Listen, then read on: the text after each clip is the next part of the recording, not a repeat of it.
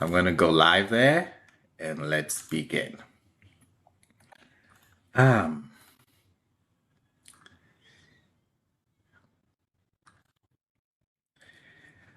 Okay.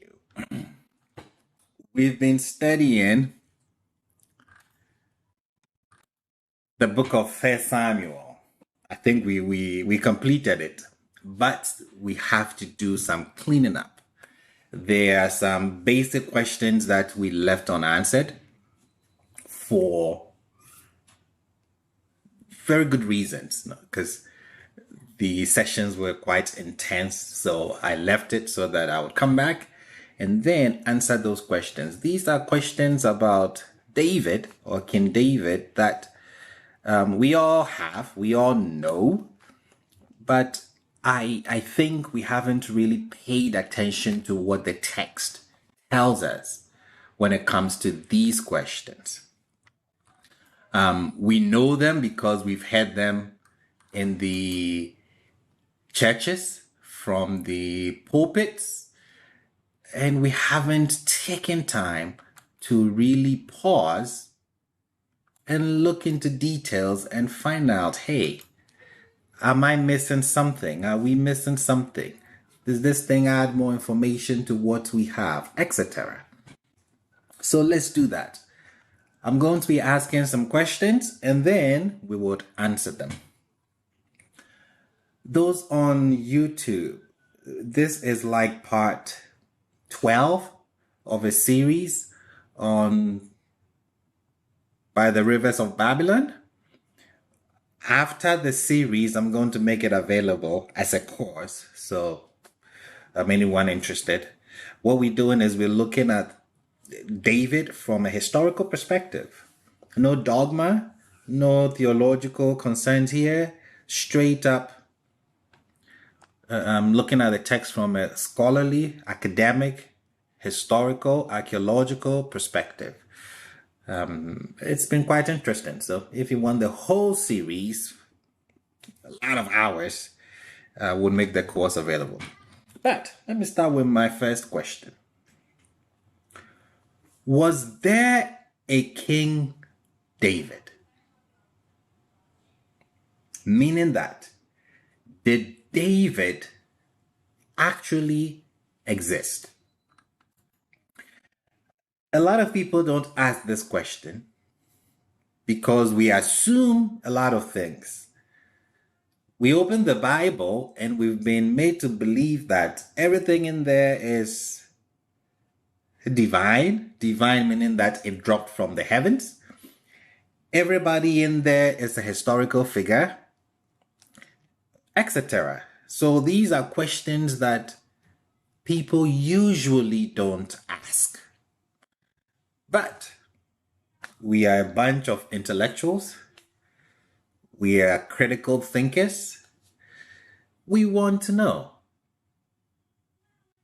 was there a King David, a historical David, a person that walked this earth called David?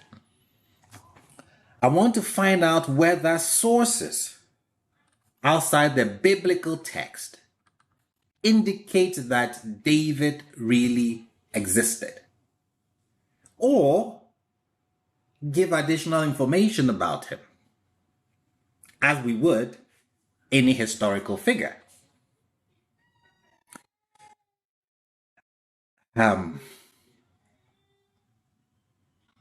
You would think that a person as famous and active as David is in the Bible would have left plenty of indications of his historical existence,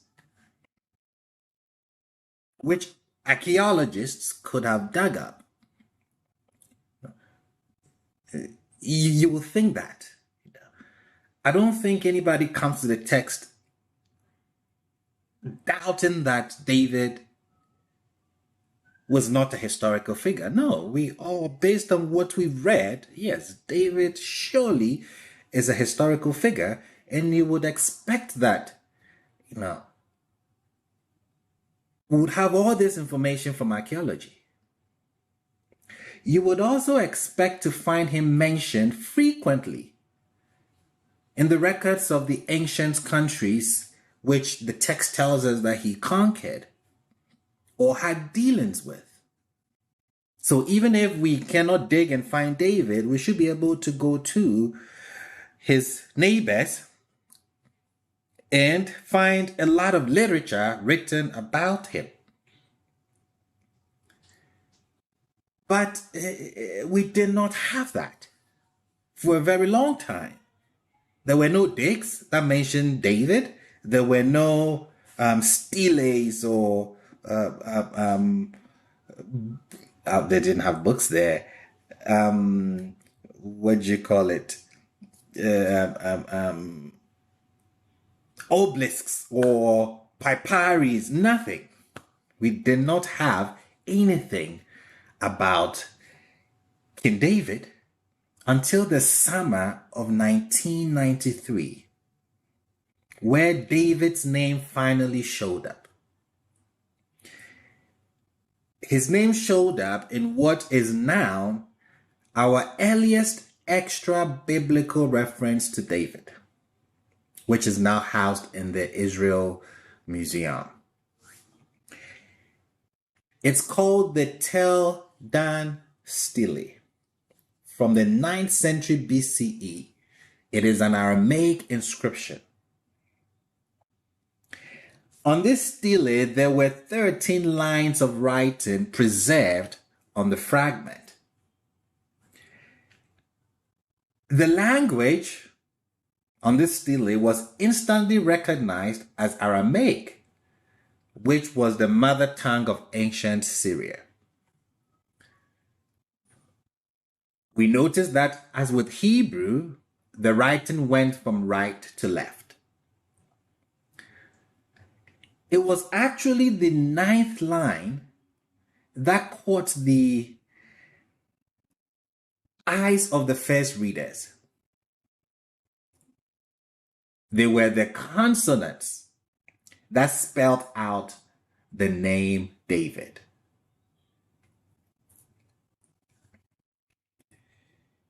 This is what they found on the Tel Dan Stele. But the name did not stand alone.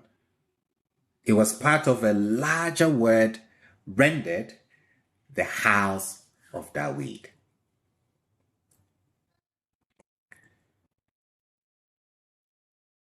This inscription, when it was dated, meant that it was written within 150 years of David's life.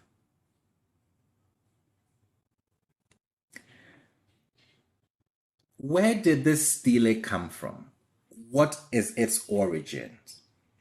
Well, the monument was erected by one of the kings of Aram, which is ancient Syria. The stele mentions the names of Jehoram, king of Israel, and Ahaziah, king of Judah, both of whom the author of the inscription claims to have killed. The author of this inscription mentions two people that are attested in our text. The author claims that he's responsible for the death of these two kings, the king of Israel, Jehoram, and then the king of Judah, Ahaziah. Well, there is an issue here because the claim here contradicts the Bible, because the Bible takes credit for an Israelite general named Jehu. He's credited with the assassinations of these two. So let me repeat that. The stele, or the one who erected this stele, mentions two kings, a king of Israel and then a king of Judah. And he tells us that he was the one who killed them. This claim contradicts what we read in 2 Kings verses 9, where General Jehu is credited with the assassinations of these two kings. 2 Kings 9, 23, 24, 27. And Jehoram turned his hands around and fled. And he said to Ahaziah, treachery, Ahaziah. And Jehu put all his strength into his bow, and he hit Jehoram between his arms, and the arrow protruded from his heart, and he fell to his knees in his chariot. So, the book of Kings is telling us that it was General Jehu who caused the demise of this king in the book of 2 Kings. 27, we read, and Ahaziah, king of Judah, saw, and he fled by way of the garden house. And Jehu pursued him, and he said, strike him too in the chariot. And they struck him at the ascent of Ger, which is near Iblim, and he fled to Megiddo and died there. So we have these two accounts, both of them claiming, or with different claims, of who killed these two kings. So now, a question that we would ask is, which of the accounts is actually correct? Any takers? Who is giving us historical data? Historical fact? Which side would you choose? The Teldan's delay or the account in 2 Kings 9? I would choose the Teldan's delay. Okay. Because it doesn't, the stele may not come with an implicit bias where the text may come with implicit bias. Correct. That is true. And I also hold to the Teldan's delay, given as the accurate historical data and not the Book of Kings.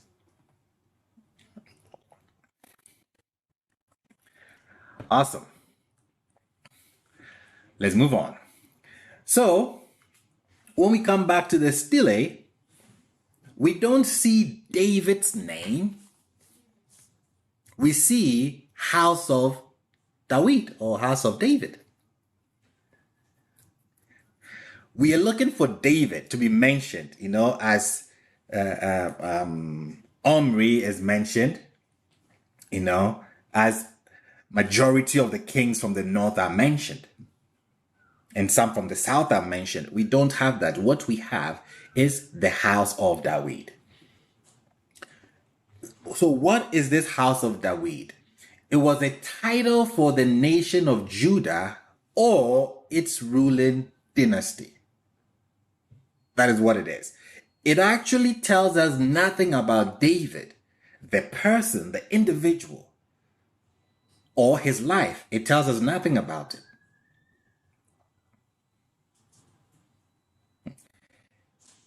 Its occurrence in the Teldan stele does seem to support the biblical claim that David was the founder of the country of Judah and its ruling family. It does seem to support that. But the Teldan inscription does not prove that David was a historical figure, though it does seem to tip the scales in that direction.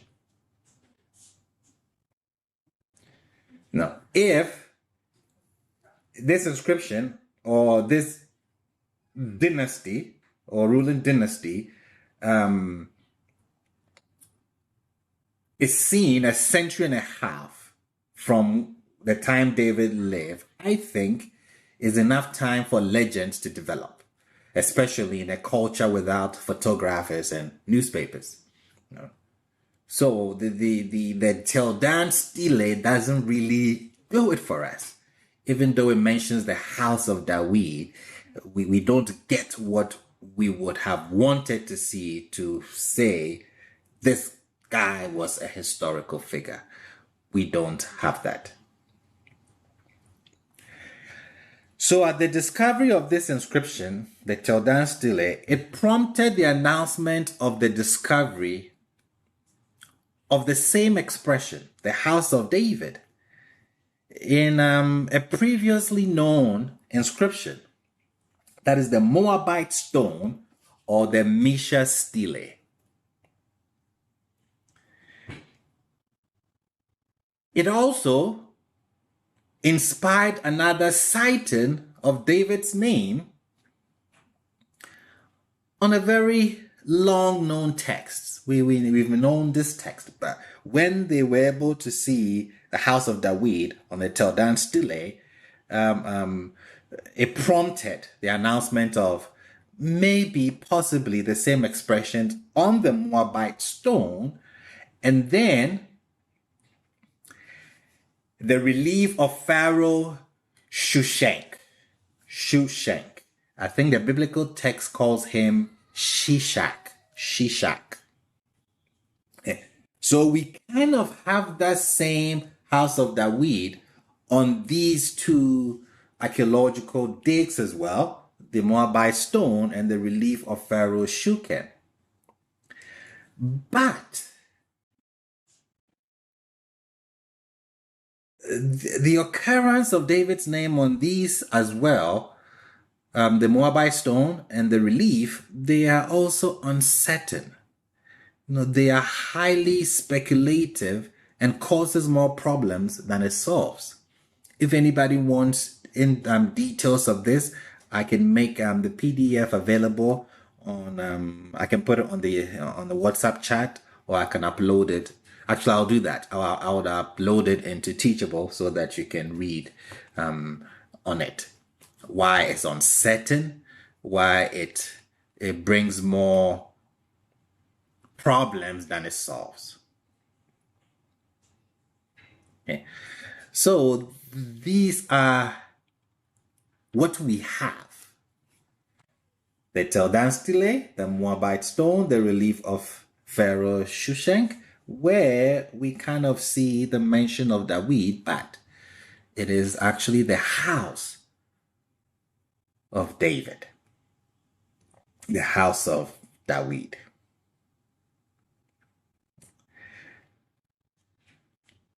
It does not refer to the individual, but refers to the nation or dynasty established by the individual named David. Neither of these inscriptions tell us anything about David or proves that he actually lived, as I said. But the fact that they mention him by name as an important figure within such a relatively short period after the years considered to be his lifetime, I would admit it makes it unlikely that he was a complete fiction. That I would have to admit. I don't think that he was, David was a fictionary figure. I don't think so. Even though we don't have his name, I don't think that he is a fictional figure. No archaeological discovery can be securely linked to him. That I must admit. The links drawn between David and archaeological discoveries which has been made to date that I am aware of are far from secure. Certainly none of them could be used to prove that David existed. At the same time, I must admit that the lack of certainty about these, about their connections, the data that we have with David, does not disprove his historical existence either. So this is what we have from archaeology about David. Nothing solid.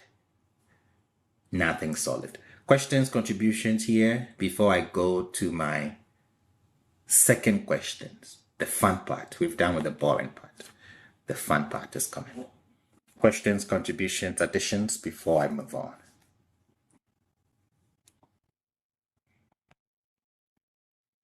Is it? Yeah, go ahead. Mr. Jason, go ahead. The Mesha, the Moabites stele. What time was that from? I think it was from Omri's time frame, right? Doesn't it mention Omri? Correct. Yes. Yes. Okay.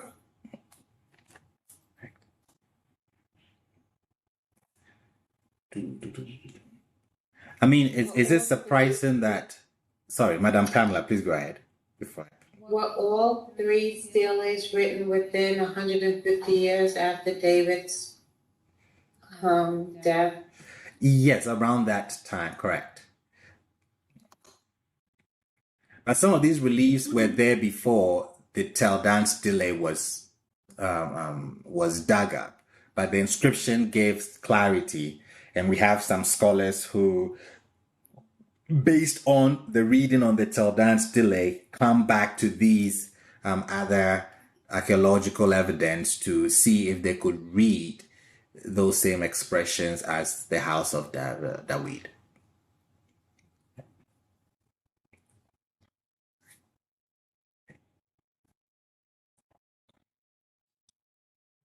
Is it interesting that a figure like David, we are having difficulties concluding whether he is historical or not, and we don't have a lot of data about him.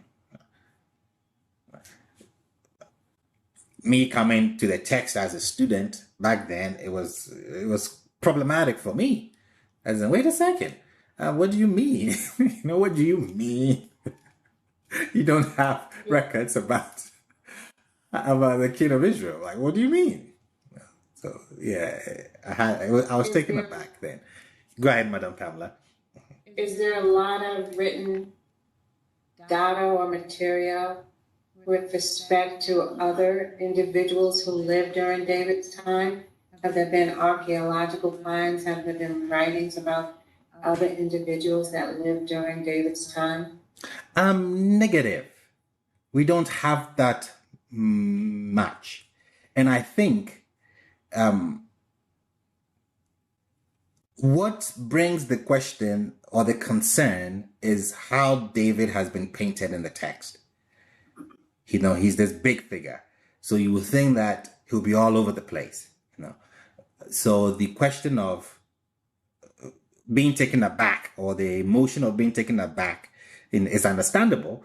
But then you start studying from the historical or from the academic perspective, and you realize that, okay, I mean, he was just like any other guy, and if he's not mentioned in, if he's not mentioned extensively in these historical references, yeah, I mean, it's really not a big deal. But the big deal comes because of how much he's mentioned. I mean, we have more information in the text about David than anyone else. So, Rabbi, Mr. Jason.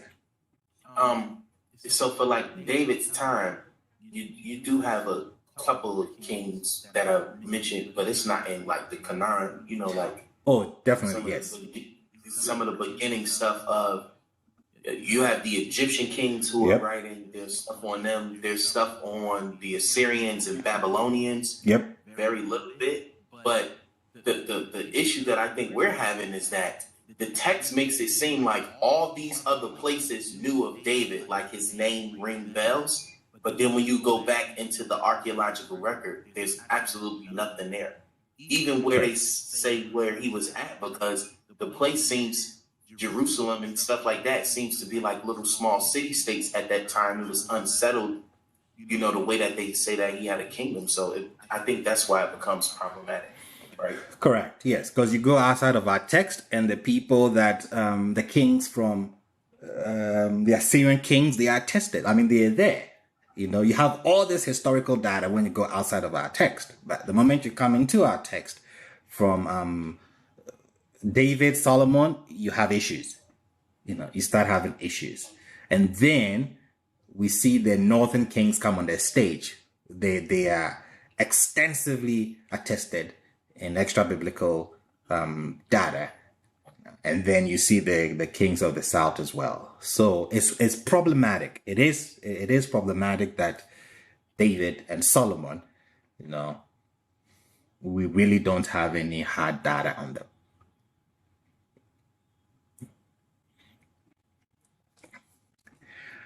Awesome. Now let's go to the fun ones. Was David a shepherd? Was David a shepherd? I would pose it as a question before we get into it. Show by hands who think she was a shepherd. He definitely wasn't a sheep.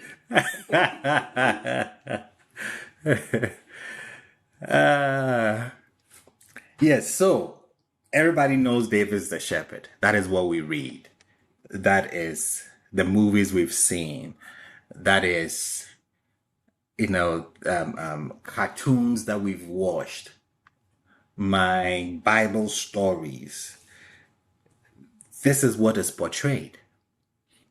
Well, the entire idea that David was a humble shepherd,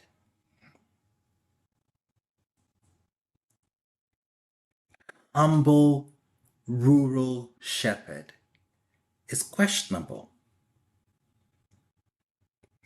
This idea owes more to the 23rd Psalm, Psalm 23rd, than to what we read in 1 Samuel and 2 Samuel, where it is relatively rare. Most of our imagery of David being a shepherd comes from the 23rd Psalms. But if I should ask you, from our studies, all the hours that we spent on 1 Samuel, how many times was he mentioned as a shepherd?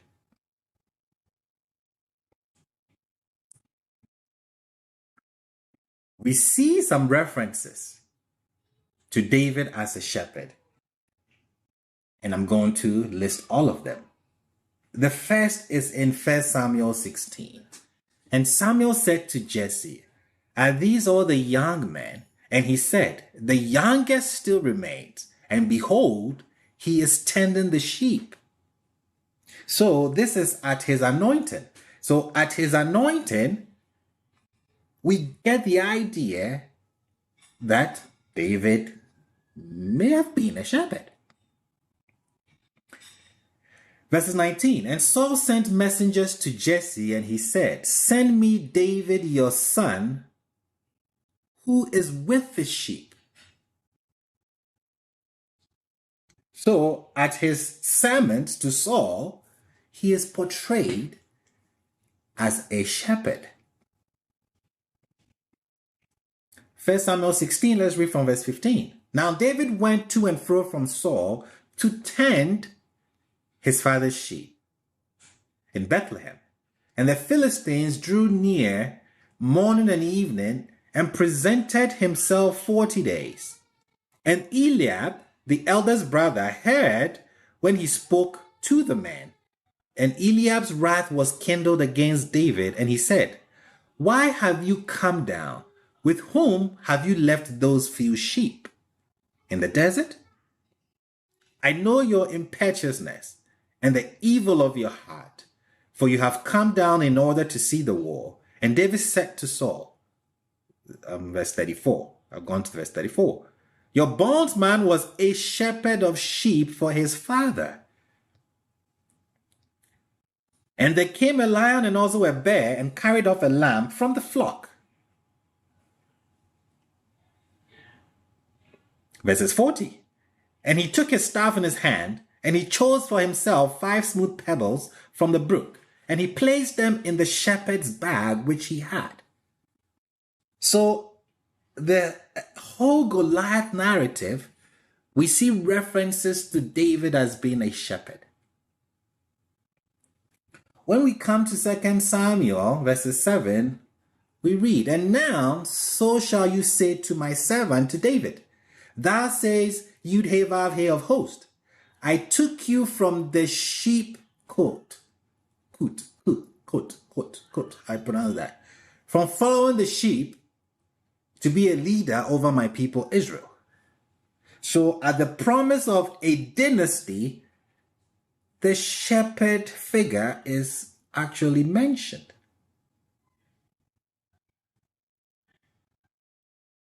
So this well-known image of David's youth as a shepherd occurs in only 4 contexts: his anointing, his sermons to Saul, the Goliath narrative, and then the promise of a dynasty.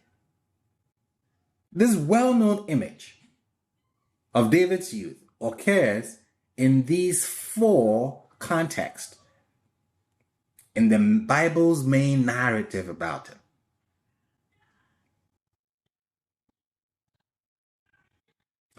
Well, what we see here is a literary creation in each of these contexts rather than a historical reality. I repeat that. What we have here is a literary creation rather than a historical reality.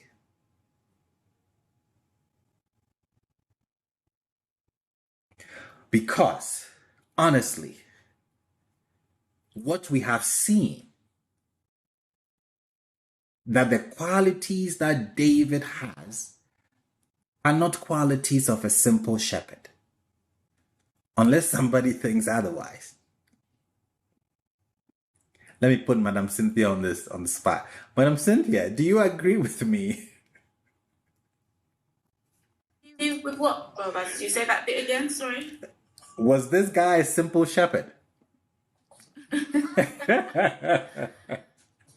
No, he was not. He was not. There's something very odd going on here. Correct. He wasn't a simple shepherd at all. I don't even know why we thought he was. Anyway, I just keep quiet. Sorry. Correct. Because the qualities that we have seen belongs to someone with experience as either a statesman or a soldier. It is unlikely that a man of such qualities and experience would be serving his father as a shepherd. So one must be skeptical about the historical validity of this depiction.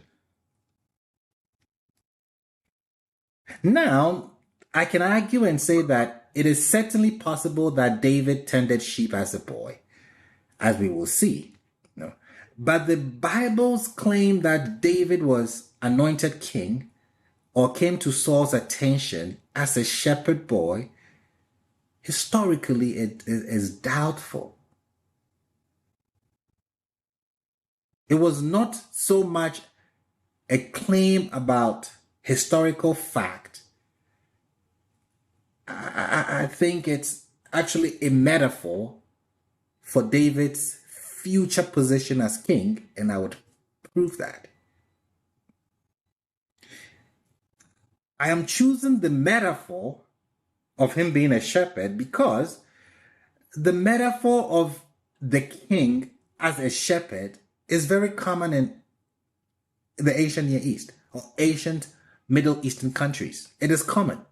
For example, the pharaohs of Egypt, I think Mr. Jason mentioned this, the pharaohs of Egypt are sculpted holding a shepherd's crook in one hand.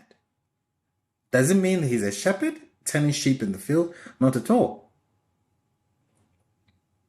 This metaphor of kings being shepherds also occur frequently in our biblical text. Look at Ezekiel 34. Then the word of Yud-Heh-Vav-Heh came to me, saying, Son of man, prophesy concerning the shepherds of Israel. Prophesy and say to them, to the shepherds, so say Yud-Heh-Vav-Heh Elohim, woe, shepherds of Israel, who were shepherding themselves. Do not the shepherds shepherd the flocks? You eat the fat, and you clothe yourself with the wool. The fatlings you slaughter. The flocks you do not shepherd. He's addressing the kings.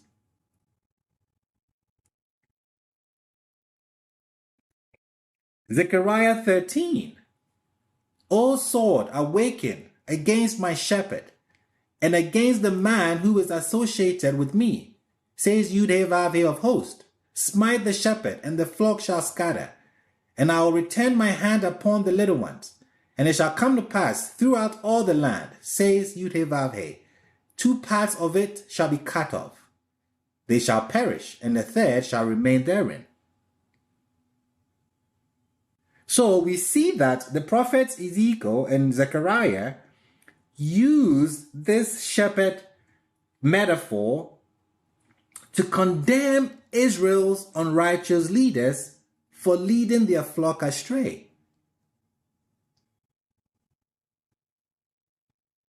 Micah 5 also gives us a good example. Therefore, he shall deliver them until the time a woman in confinement gives birth, and the rest of his brothers shall return upon the children of Israel. And he shall stand and lead with the might of Yud-Heh-Vav-Heh, with the pride of Yud-Heh-Vav-Heh, his Elohim. And they shall return, for now he shall become great to the ends of the earth. And this shall be peace. Should Assyria come into our land, and should they tread upon our palaces, we will appoint over them 7 shepherds, that is kings, and 8 princes of men. So Micah also prophesies the coming of a new shepherd who is to rule in Israel. So when they say someone is a shepherd, it always doesn't mean that the person is in a field shepherding. When a king is referred to as a shepherd, this is what it could also mean. Even a foreign king like Cyrus, the Persian Cyrus, can be called a shepherd as well. We see that in Isaiah 44.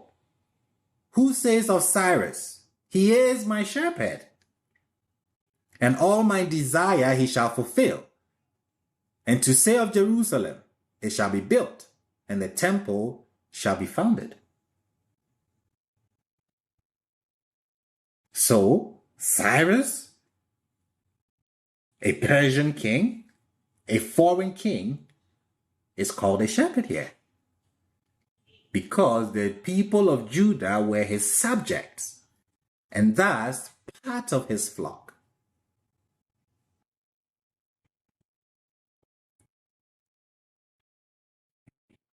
When we come back to the book of Samuel, the metaphor has been taken, it's been adopted to explain David's origin. 2 Samuel 5. And all the tribes of Israel came to David to Hebron and spoke, saying, Here we are your bone and your flesh.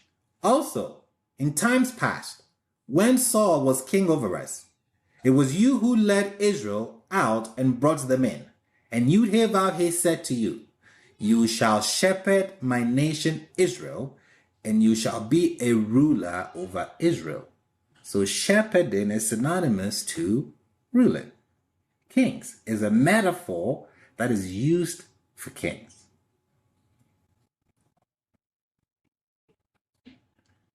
So the picture that is painted of this humble, innocent shepherd, is that really accurate? I don't think so. I've showed you it could be a metaphor. Now I'm going to prove my case with what the text actually tells us.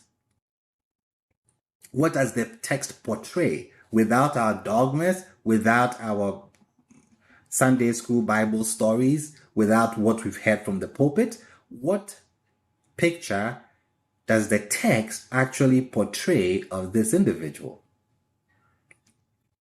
To make my argument, I want to start by saying, The Bible rarely describes either the physical appearance or the personality traits of its characters. It rarely does that. Think about Moses. Think about Yeshua. The Bible says nothing about what they look like.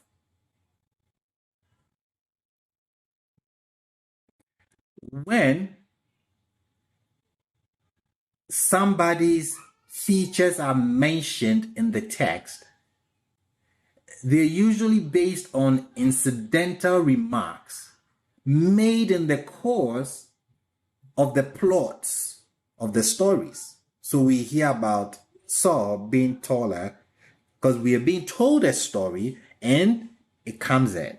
The text never pauses and gives us a description of Saul, and it doesn't do that. It rarely does that. But when we come to David, there is this verse that contains a remarkable concentration of descriptive terms. 1 Samuel 16, which gives us a true portrait of who David really was, and it wasn't that of a shepherd. 1 Samuel 16, and Saul said to his servants, "Provide me now with a man who plays well, and you shall bring him to me." And one of the young men answered and said, "Behold, I saw a son of Jesse the Bethlehemite." Listen to his resume. You are HR, you're trying to hire somebody to play music. "Behold, I saw a son of Jesse the Bethlehemite, who knows how to play." Okay, I like that. "A mighty man of valor." Interesting.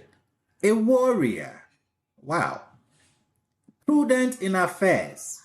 Okay. "A handsome man." You'd have Aves with him.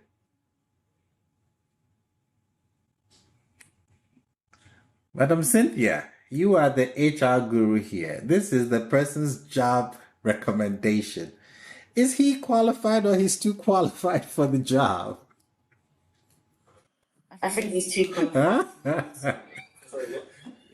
Yeah. I think, do you know what? I just feel like this whole thing, I don't, to be honest with you, Bola, I don't even believe, like, what they're saying. Does that make sense? It's like, I don't actually believe it. Does that make sense? You know, when someone writes a CV. Correct. Take the CV. Am I making sense of what I'm saying? Like, Yes. I'm a superstar cook, and I'm, you know what I mean? And it's like they overinflate the CV, but the CV isn't like it over. It's like the CV looks too good to be true. Does that make sense? Correct. Yes. Like it feels like somebody else is writing his CV. Even if you had to ask David himself, I don't think you'd be able to put something like that together. If it makes sense. It does make sense. Yes. Like if you was to sit him down and say, right, can you tell me about your life and your qualifications, he won't be able to give you this sort of CV breakdown. Sorry. But it feels really, I feel really sad because I like David. Keep liking him. No, he's likable. He's likable. Yeah, I mean this guy has come to play music, and this is his qualification. Mr. Jason, go for it. That's what I was gonna say. Why do I need to know he's handsome? Why do I need to know he's a warrior and a mighty man of valor if his goal is just to play music? Mm-hmm. Like nobody ever asks for that on, you know what I mean? Like, hey, I need a guy to play the flute, and then he show up and you're like, well, what's your qualifications for playing the flute? Well, I'm a warrior, I'm handsome, I'm a mighty man of valor, and the Lord is with me. I wouldn't hire him. Like, that has nothing to do with playing the flute. And that's what the issue is here. Yes. So the same thing. I was wondering, what does his looks have to do with how his music sounds? And like you said, if he came to me and said he could do all these other things, but it only said about his music, he knows how to play. Awesome. Awesome observation. Because the first grader the second grader that just started music in school also knows how to play. That's awesome. Awesome. He may not know what to play, but he knows how. And Rabbi wrote this resume, was so busy trying to make David qualified to get the post in the future that he wasn't really qualified for. That now they're selling him as a musician, but not as a musician. Rabbi, Bingo. how do we take into account the writer's perspective, right? So when is he writing? And is he writing from a historical standpoint so that we're not getting David in one particular period of time? As the writer just providing us with all of his qualifications. The writer is looking back at the individual and not just placing him at the age of 4, at the age of 5, at the age of 7. How do we rectify that within the text? Yes, good point. I'll come to that. Madam Alita, go ahead. And I'll answer both questions. I think the sister just hit on something that this is an overinflated resume, but this is the resume of an older man. This is not a child. This is not the young David, the shepherd. This is a resume of an older man. To become a mighty man of valor, to become a warrior, you're no young kid. And to be prudent in your affairs, you're not a young boy. You're not a child still living at home with your dad.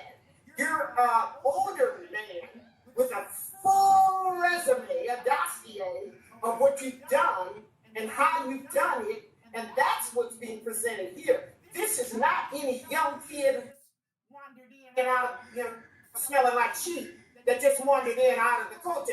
You're not that guy. This is the resume of an older dude, an experienced man, a mercenary, a guy who has experience at this. Yeah. Rabbi, Bingo. Awesome. Mr. Jason, go ahead. really quickly, it says a mighty man of valor. Is that unique? Because that's the same term that was used for the men in the beginning in Genesis. These men of valor, men of renown. Awesome. Gibor, haya, Gibor, I think is what is used here. We'll come to that. We'll come to the Hebrew term there. Beautiful, beautiful. You see what happens when we take our time and check what we've had. This is a job recommendation. I mean, the description stands out from its context because it does not fit with the image of David as a shepherd boy, as Madame Alita and Madame Pamela Jean points out.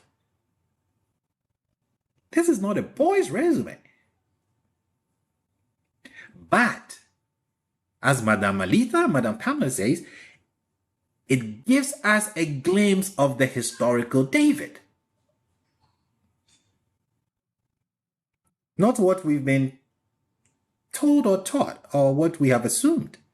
This is the man's credentials. So we have to look at the credentials that has been given us to paint a portrait of this historical individual. So the shepherd picture is problematic. Let me rephrase that. The humble shepherd picture is problematic. Rabbi. Mr. CJ. Shabbat shalom. I see a lot of parallels, I would call them, I think one of them that I didn't pay attention to was the one that Jason just brought out about the mighty men of valor that we see in Genesis, right? But then also like recurring themes of men as leaders being shepherds, like all throughout the Bible. Yes. And then also a parallel between David as an individual and Israel as a nation, kind of like how the text says that we are called to be a priest to the nations or a light to the world or whatever to that extent. David was also among the sheep. That's what a coat is, right? David was also among the sheep, and it's saying that Yah selected him amongst all the other animals to now lead the animals. So now you're not going to just be consumed and led by the dogma of the day or the popular thought. Now I'm going to make you a leader, and now you will lead people in a way of thinking. Correct. All accurate. Yeah. You can point out all those parallels. Absolutely. Okay, so when we are forming a portrait of King David, we're putting everything together and then we'll hit the nail on the head. Any questions about him being a shepherd before I go to my next question? I'm asking all these questions and then we'll put it all together. Madam Pamela, go ahead. If you treat it as a metaphor, and you just look at the quote-unquote historical figure, and you treat the narrative as a metaphor, you treat shepherds and sheep as a metaphor, you don't necessarily have to say that David was a shepherd boy, but you can point to the characteristics, perhaps, of what it means for a shepherd to lead sheep and walk away with a better understanding of the text, I believe. I agree. I don't know that we have to literally believe that he had a staff in his hand and he was walking around hitting sheep to get them to go one way or the other. I do agree. Yes, I do agree. I would come back to the shepherd's theme again, and we'll look at it, the historical analysis of what they may be actually telling us historically, but then adding theological consents to it.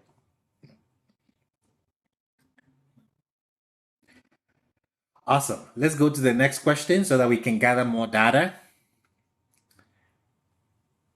What number child is David? Meaning that, was he the first, the second, the fifth, the sixth, the 12th? What number child was David? Was David the 7th? Or was he the 8th son? Let's find out. 1 Samuel 16. And he said, peaceable. Context. According to the text, Yah has forgotten Saul. Samuel is mourning that Saul had failed. Yah comes to Samuel and says, why are you mourning? Why are you concerned about this guy Saul, whilst when I have forgotten him, abandoned him, rejected him? Take your horn, fill it with oil, and go to this guy I'm going to send you to. He's going to Bethlehem to meet Jesse. Samuel comes to Bethlehem and he says, prepare yourself. So this is the context here. And he said, peaceable. I have come to slaughter a sacrifice to Yud-Heh-Vav-Heh. Prepare yourselves, and you shall come with me to the sacrificial feast. And he prepared Jesse and his sons and invited them to the sacrificial feast. And it was that when they came and saw Eliab, that he said, surely, before Yud-Heh-Vav-Heh is his anointed. And Yud-Heh-Vav-Heh said to Samuel, look not upon his appearance or the height of his stature, for I have rejected him.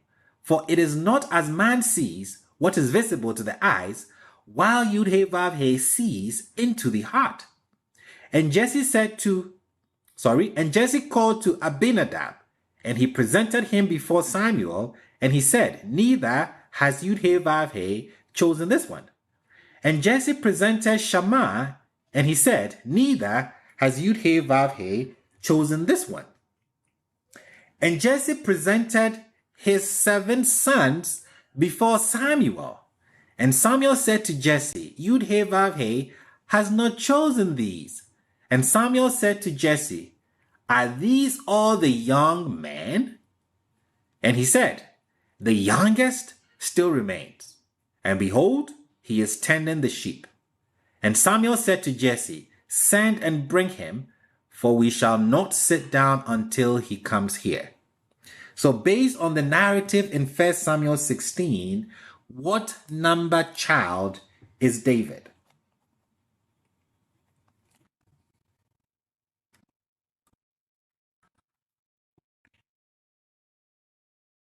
He's the 8th son. Thank you, Mr. CJ. So David is the 8th son. Awesome. We get another narrative, 1 Samuel 17.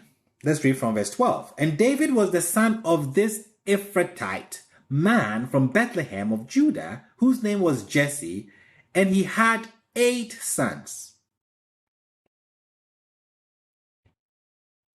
Right? He had 8 sons. Which number son is David?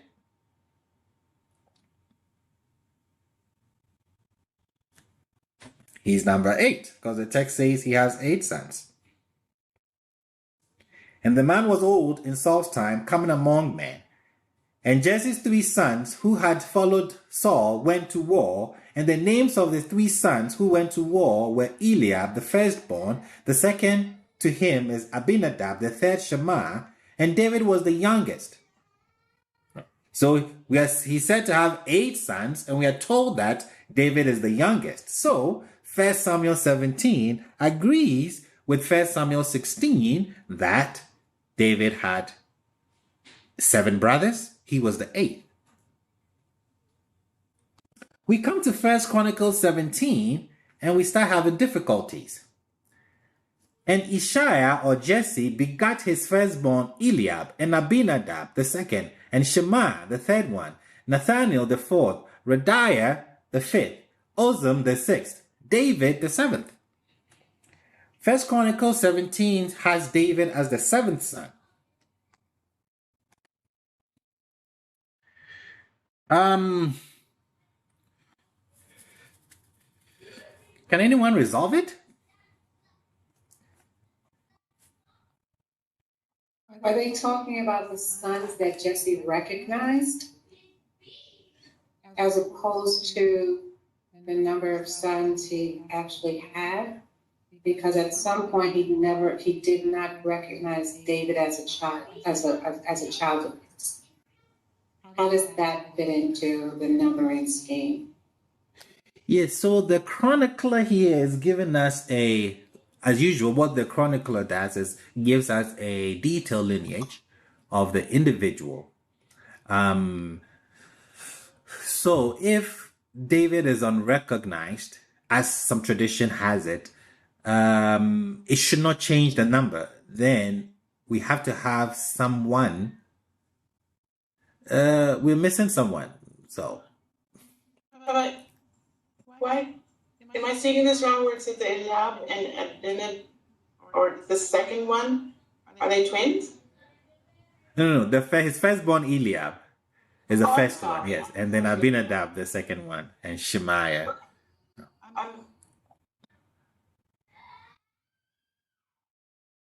It could be that one of the sons died. Like, we're missing some information, obviously, right? But it could be at this point one of the sons died. It could be something about tribes, going rogue. It could be a whole lot of different things. It could be somebody just trying to conceal some information. So I want to see what's going on. True. Could it be a gematria thing? Oh, Number 8. Okay. Is new beginnings. So David is seen as a new beginning because of what Saul had done in a new era of rulership. So it could be a gematria thing that they're trying to swing in. Awesome. Beautiful. So, the idea, yes, I think that is just, it's a mistake.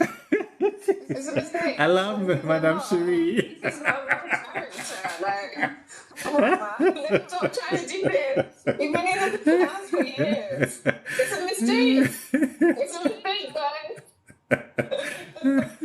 Madame Cherie, I like that.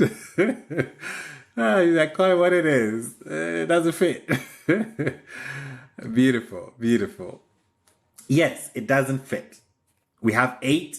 We have, if you should ask me, I'll go with 1 Samuel, 2 Samuel. Any day when it comes to information about David. 1 Samuel, 2 Samuel, 1 Kings, 2 Kings. Chronicles, yeah. I would have issues with, I do have some great issues with Chronicles and what they write. But here, the numbers, his position, whether 7 or 8, is theological. First Chronicles is making a theological stance. This is why I say that.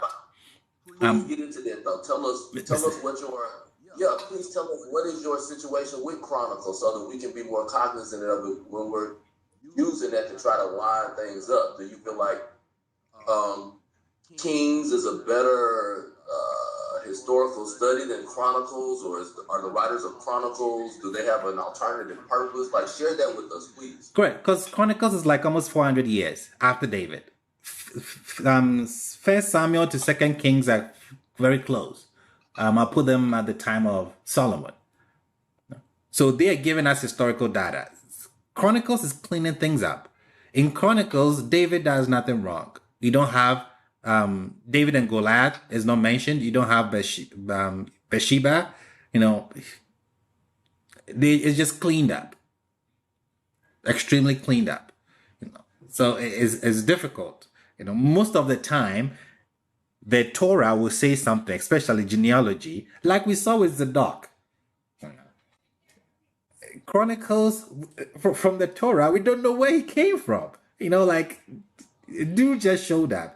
Chronicles has a whole lineage. So we find where did you get that from?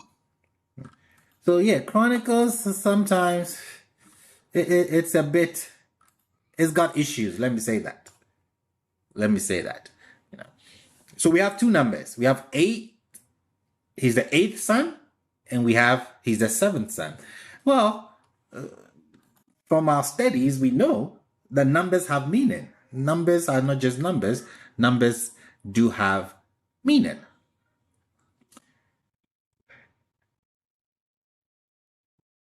The book of 2 Kings or Exodus tells us that from the time of the Exodus to the building of the temple by Solomon was 480 years. That is not historical data. That is a multiple of 12. The issue is when we take that historical account or that number, that date that we get in the book of Kings, and then we go backwards, it changes the date of the Exodus. So some of these numbers, 400 soldiers, 400 years, all of these are symbolic numbers. The idea that the 7th son is special and favored is common in Asian literature. And that is what I believe lies behind the chronicler making David the 7th son. Okay, what about the 8th? So I'm not arguing which one is historically accurate. I'm arguing the numbers. So the chronicler knows that the number 7 or the 7th son is usually special in Asian literature. So he may have just eliminated one person from the genealogy and made David the 7th. When we come to the 8th, the description of David as the 8th son is the author's way of emphasizing David's low or lowly beginning. Rather than being the seventh son, as one might expect in light of his future greatness, David is said to be the eighth son, making him a nobody, which means that his greatness is due to Yah's choosing him, not to his birth order.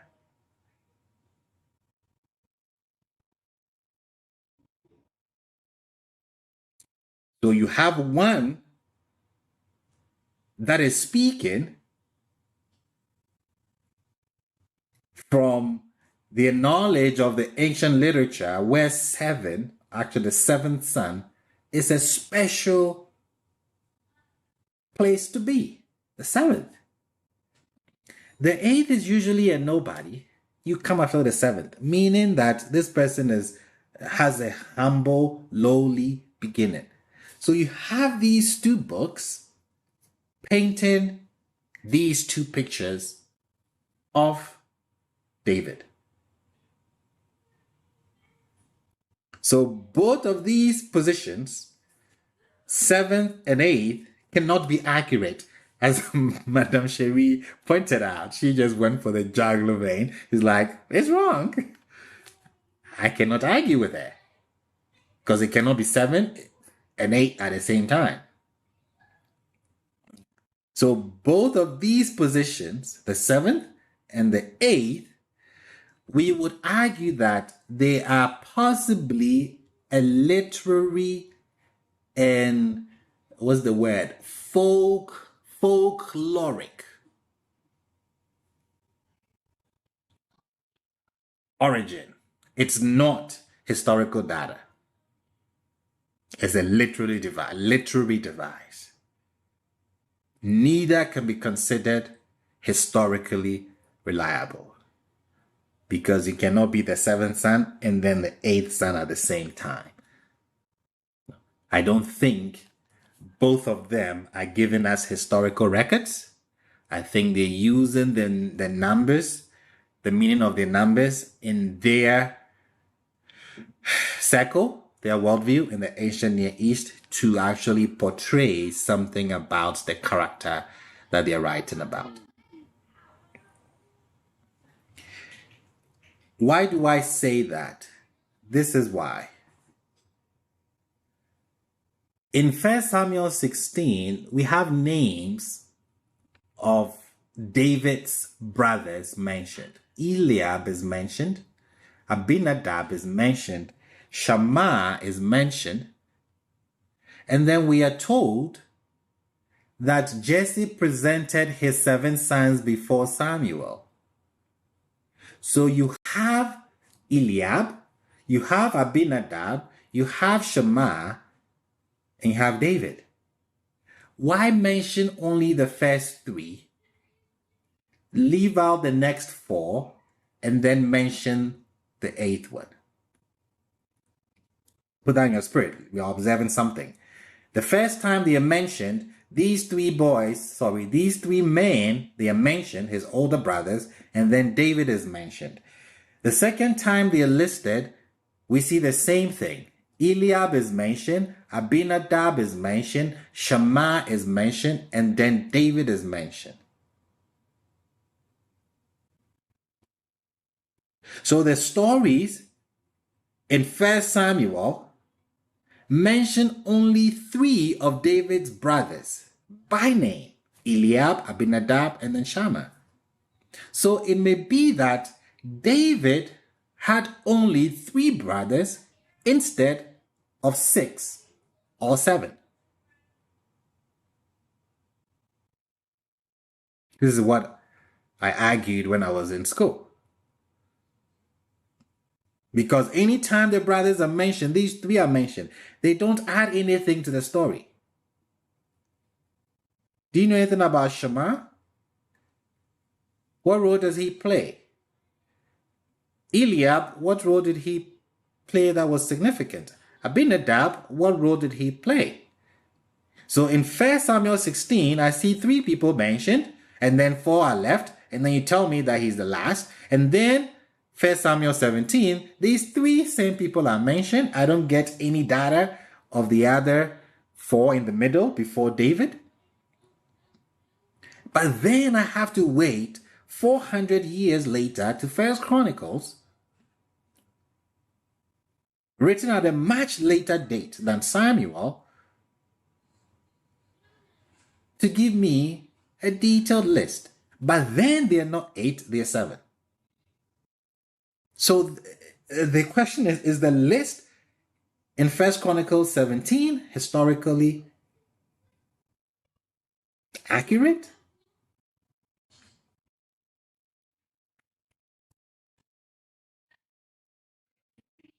Cannot tell. So, do the names of the other 6 sons, like we know what the names mean? But I also want to point out that I think Eliab serves a purpose for us as like 2 situations.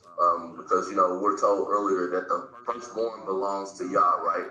Even though we've got questions about whether, whether,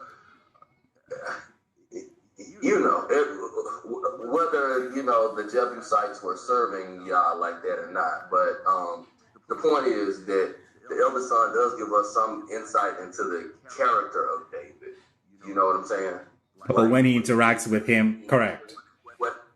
He questions him like, I know what kind of dude you are, man. What you doing up here, bro? Correct. When he came to the war, yes.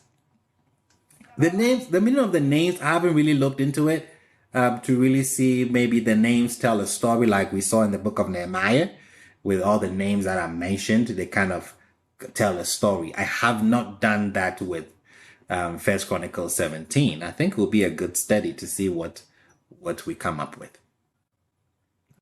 Rabbi? Madam Alita. Rabbi? You know how sometimes in some people's families, we count the children that that are by a certain woman or the first wife, or correct. The other children not so much because of where they came in on the line and who's their mother. So it is. Some of them may have been identified or unidentified or misidentified because of their parents, because of the mother. Very good point. Very good point. Laudable. Yep. You can make that argument all day. Yes. That's what I was thinking too, because I'm the second son, but according to some people, I might be the third son, if you understand what I'm saying. Correct. That would require a whole lot more explaining, though, you know what I'm saying? Correct. Yes. Very good point. Very good points. Yes. That could explain the 1 Chronicles 17 contradiction with 1 Samuel 8. But one thing all these lists agree with, they don't agree majority of the time, the list in 1 Chronicles and then the list in 1 Samuel, one thing they agree with is that David was the youngest. This may also be to accommodate, literary and theological considerations. Why do I say that? The book of Genesis, for instance, describes a series of important characters. Isaac, Jacob, Rachel, Joseph. What do they all have in common?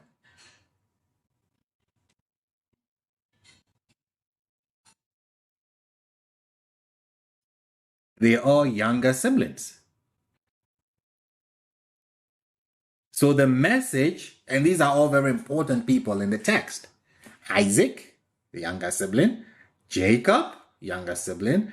Rachel, younger sibling. Joseph, younger sibling.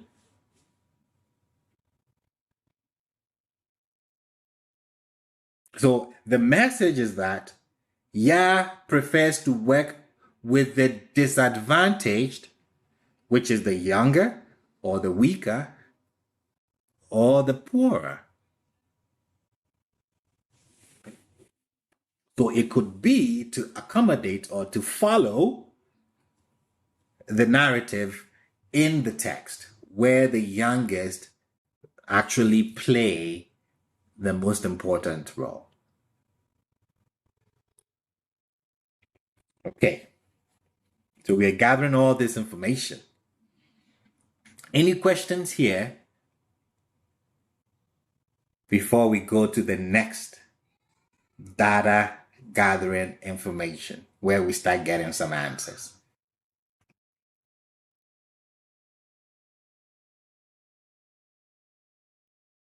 Okay, Madam Cynthia's favorite one. Was David a psalmist? Was David a psalmist? I'm not going to go in depth in this one because it's next week's class, but we'll cover it.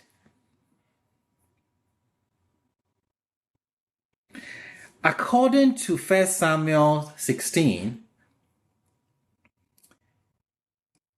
it was David's musical talent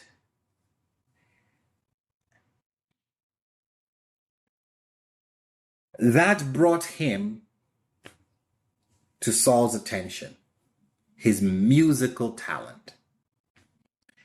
1 Samuel 17 tells us, and the spirit of Yud-Heh-Vav-Heh departed from Saul, and an evil spirit from Yud-Heh-Vav-Heh frightened him.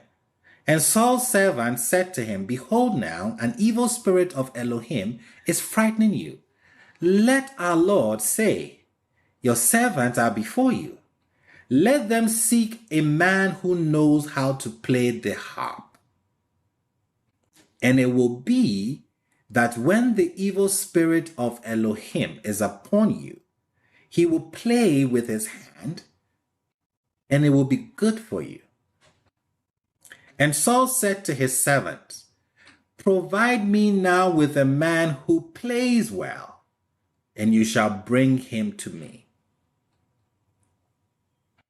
And one of the young men answered and said, behold, I saw a son of Jesse, the Bethlehemite, who knows how to play, a mighty man of valor, and a warrior, and prudent in affairs, and a handsome man, and Yud-Heh-Vav-Heh is with him. And Saul sent messengers to Jesse, and he said, send me David your son who is with the sheep. And Jesse took a donkey laden with bread and an earthenware jug of wine and a kid, and he sent them with David his son to Saul. And David came to Saul and stood before him, and he loved him very much. And he was his weapon bearer.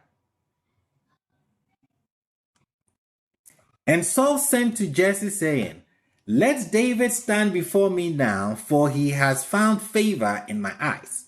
And it will be that when the spirit of Elohim was upon Saul, that David would take the harp and would play with his hand, and Saul would be relieved, and it would be good for him. The spirit of evil would depart from him. So this is where we see that it was David's musical talent that brought him into Saul's attention, because Saul, according to the text, was suffering from melancholy. It says an evil spirit. Do you know what is ironic here? Who is the one causing Saul's distress? That's exactly what I was thinking. The Lord. Who said the Lord? Was it Mr. Jason? Time out. Yud-Heh-Vav-Heh, that's what the text says. You gotta put a T on the end of it, the Lord. Who is causing his stress? It was David. I mean, it's ironic. David, of all people, he should not be the one comforting Saul, since he's really the source of Saul's stress. But hey, don't we like narratives, huh? Now, let's be serious. an evil spirit of Yah comes on Saul, why would he need a musician? It wasn't for entertainment. What Saul was looking for was something more powerful than that. Because in the ancient world, music served more of a religious and a magical function. I repeat that. In the ancient world, music was not just for entertainment when we sing, dance, no. It had some real meaning to it. It served more of a religious and magical function. It played an important role in the temple worship. As we have seen, Saul is told that he would meet a band of prophets. They'll be drumming and dancing, and then he will be caught up in ecstasy. So it played an important role in temple worship. It was also used to induce prophetic trances. So music at that time, and still today, was believed to possess magical powers to keep away or exorcise demons and evil spirits.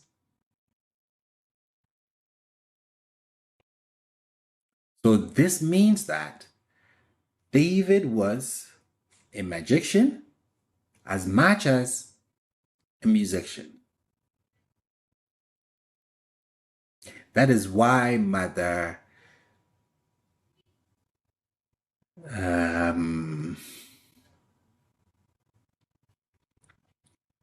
Howard, I'm trying to blank. Madam Susanette, yes. That's why Mother Susanette's question about David, a musician, was important. The text doesn't say that he was good at playing music. No, that wasn't what he said. That wasn't what it said. So it's not really music like, Jay-Z is playing music. No, not at all. It had a skill to ward off evil spirit. Very good catch by Mother Howard. So this casts a different light on David's initial presentation to Saul as a musician. Even if Saul wasn't depressed, even if he did not have melancholy, it still made sense that he would have someone by his side who had the skill. Why? Saul would have wanted a musician as a regular and necessary part of his entourage to ward off evil spirits and bring good fortune. So he does not need to be plagued with an evil spirit. He does not need to have melancholy for him to have this kind of service in his entourage. Not at all. Like today, when the president is going somewhere, he has a medical team. Is he sick? No. You cannot conclude because he has a medical team, it means that, he has COVID. No, you cannot make that conclusion. But somebody can use that against him. So the writers behind the biblical story, however, exploited this information against Saul on behalf of David. They portrayed Saul as the man driven out of control by an evil spirit. We've debunked that in our numerous classes that we've had.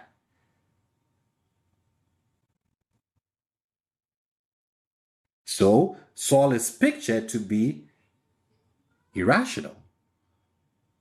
And only David's music can calm him. And even if it does, it did not always work, as we see. So David, without this historical background, just reading the text at face value like a storybook, gave rise to the tradition that David was a psalmist. Not only that, it also gave the tradition that it was David who arranged the temple music.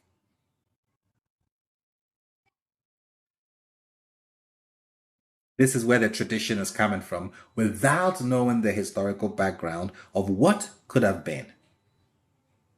The king would have somebody in his entourage who would have this skill to ward off evil spirits and bring good fortune.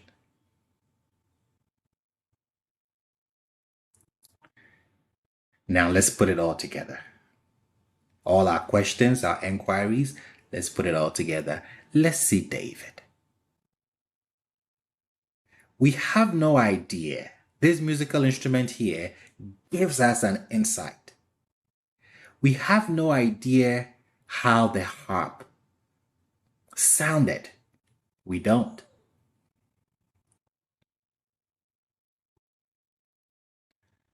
But we have a nice drawing of how one looked on a seal from Jerusalem. I posted an article on Teachable. I will point it out. I will put it in the WhatsApp group so you can read on it. We have this musical instrument, the harp, Kinnor, Kinnor, how they call it in the Hebrew. We see a picture of it on a seal that was found in Jerusalem.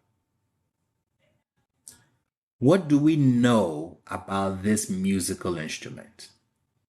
They were expensive to make and were used mainly by the aristocracy.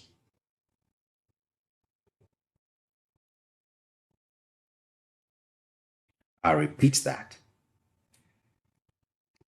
This was a very expensive instrument. Common folks did not have one. Those who had one came from a very well-off background. Well, David could play this. He had one in his possession.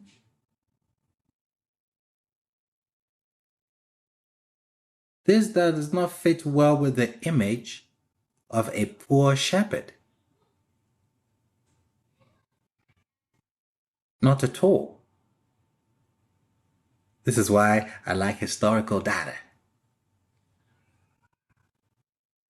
You would think everybody is walking around with one. Not at all. A poor shepherd would not have one. I can guarantee you that. He can play it. You have to have access to it to play it. So it does not fit well with the image of a poor shepherd, but it does agree with a description that we have about David. His resume that Madam Cynthia rejected and did not give him the job. What are we told? Let's look at them very carefully. Behold, I saw a son of Jesse the Bethlehemite who knows how to play, a mighty man of valor, a warrior, prudent in affairs, a handsome man. Okay. I have an issue with number 2 and number 3. Does anyone else have an issue with it?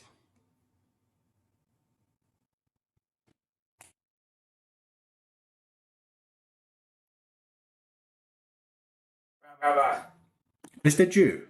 Rabbi, you said a mighty man of valor. That reminds me of Ruth and her husband. Ooh. A mighty man Yep. of valor. You know what I'm saying? Because Yep. or a woman of valor. I'm sorry, Ruth, the woman of valor. Yep. You know what I'm saying? Ashet higher. Yep. Yes. That's what I have. Like I said, the warrior part. Okay, I thought you like 17. You like, are you a warrior? What? Okay. Yeah. And if you are a warrior, warriors don't play the harp. They don't write music. What in the world? You're either a fighter or a lover. You're not both. You're not a musician. You're not, number one. Your hands draw blood. They do not pluck those little angel strings. So I have a problem with being a warrior and a mighty man of valor. And then you're on the other hand, you're you're Yo-Yo Ma. No way. It doesn't happen. But like you said, as you said earlier, if he had a harp, he stole it. He didn't get it honestly. So I don't bit more believe that man in the moon he can play that hard and then kill people too. It's possible. It's possible. I mean, it's possible. Yeah, it's possible. You know, I mean, you know how you put like this. But in order for you to do all these things, you would have to have culture. Right. Or you would be part of the aristocracy. Correct. You know what I'm saying? Because we've seen movies, countless on top of countless movies, where the aristocracy would be playing, learning music. They'll be learning different languages and stuff like that, and then they'll go out and kill somebody. Yeah, we have seen that. We have seen that. So, and rural countries and stuff. But like I said, the regular common person, they ain't got time for that. They got to eat. They got to go get water. They got to do basic stuff. You know what I'm saying? They got to, herd some sheep and stuff. They ain't got time for all that, man. Yeah. Thank you, Rabbi. Thank you. Yes, Mr. Vincent. So yeah, like I see what it's saying right there. Like if you take away the man of valor and the warrior, then you describe a political figure in my eyes, right? Like an aristocrat, like you said, someone that would be able to afford and be learned, just like he just said, in these other languages and stuff like that, and to write and to do things, to be on the political scene, and that's how he was able to put together his plan like that. I kind of see that from this text. Correct. Beautiful. No. I'm going to add something. Number 2 and 3. Do you see anything interesting there? I have an issue with 2 and 3. I do. This David had to be trained to be, because the king was supposed to be mighty in battle and a warrior also, but prudent in affairs. Now, the most interesting part is he knows how to play, because you imply magician and musician. The only difference is one letter. Mr. D. He really had to be. David is super special. Not since you put it in this type of context, because I've had the exact opposite, that he was alone by himself. But from all characteristics, David is special trained. He was an elite soldier. to say that. Correct. I think somebody answered my question in the chat. What's the difference between number 2 and 3? I mean, if you tell me the man is a mighty man of valor, you shouldn't tell me he's a warrior. Huh? Yeah, Rabbi, to me they seem like they're like synonyms or like Correct. the same thing. Yes. So it's like King, River, and Quincy. Hey. Correct. Yes. You know, it's like he's a mighty man of valor. Okay, he can fight. Awesome. And then you tell me he's a warrior. Then I sit back and say, wait a second. So, Madam Drew. Sorry, Madam Alita. So the word psalmist means you're a wordsmith. You're a poet. Yep. At some level. You also put words to your music. Yep. That's a skill that wasn't listed here. That wasn't listed, and I don't see. Oh, yeah, that's true. I don't see that a warrior could wax poetic when you out there running people through with a sword and hacking them up with tomahawks or whatever they were using, rocking them in the head. Those men were not the elite, the aristocratic, well-trained, well-spoken, men of verse that the Psalms portray David as. He's quite the wordsmith, quite the poet in Psalms. In Psalms, so correct. I see him more as a hatchet man more than a poet. Poet, correct. Rabbi? Mr. Vincent. So can we? So with the warrior type, more or less, so not be literate. You know, reading and writing. You know what I'm saying? You know, that wasn't a big thing for everybody. Correct. You have to be among the 1% to be able to do the writing and the reading. And to compose music, yeah. So that would be against him being a psalmist then. Yes, he could. We could fit him in the psalmist. We can, but we know that he did not pen. Well, that's next week. I won't go there. Rabbi, Mr. Jason. I find it hard for, oh my God. He's just like the jack of all trades. Correct. This guy can play the harp. He can fight. He's handsome. He's a lover boy. He's the protector of Israel. Then on top of that, his pen skills is off the chains. It is just mind-blowing to me because when you look at like Babylonian writings of the time, Assyrian writings of the time, things of that nature, most of these things were done by scribes. Like the kings were not literate men. Like they wasn't, you know what I mean? Like they wasn't penning stuff. Like it didn't work that way. But when you come here, it's like all of a sudden David can do, like in Israel, David can do everything. Whereas in the actual history that's going on at the time, these other men are not doing that. They got men writing and stuff like that for them. So it's just different. This was written by the Stan Lee of this time. I forget the sister who said it a while ago. Like this is like he's like a Marvel character. He's a poster boy. Like this, it's just too perfect. You know, this is the real hero. Like it's just too perfect. Correct. Well, now you remind me of Joseph, because Joseph could do everything also. True. Yes. So Mr. Drew mentioned something. So we mentioned the harp, and I said it was for the elite. You have to be among the top 1% to even have access to one, let alone learn how to play one or compose music with one. Can we prove that? Easily.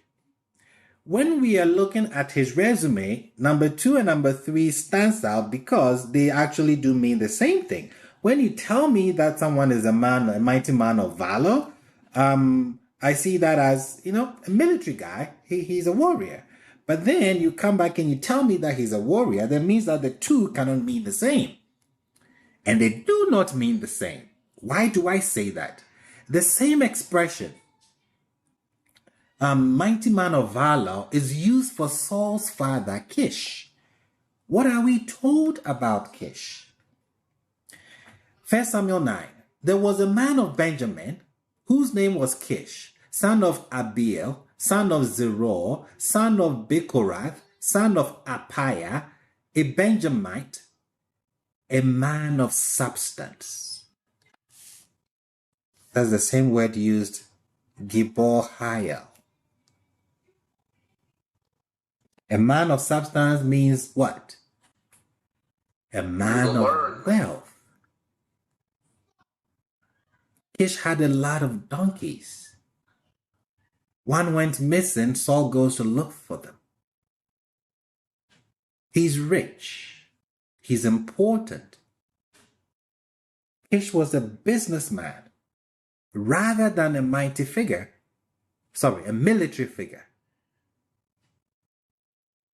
So when we get the resume of David,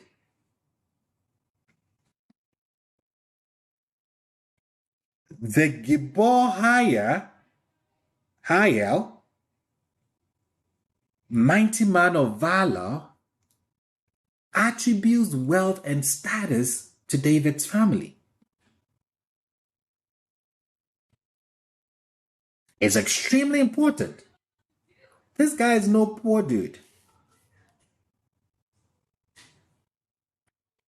This provides another explanation for his being known as a shepherd.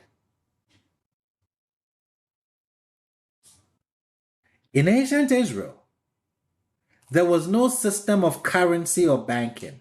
Wealth was measured in land and livestock. So as a powerful man, Jesse would have owned many sheep, David's father. David could have been a shepherd, not in the sense of a lone and lowly herdsman with a staff, but in the sense of an owner or a sheep rancher. That is wealth there. Remember the Misha Stele? The king of Moab was a shepherd breeder. Doesn't mean that he was there chasing sheep at night. No, not at all.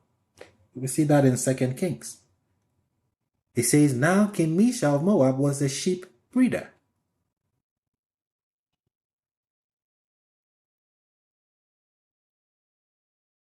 So that information from his resume gives us the critical information that David is from an upper class background.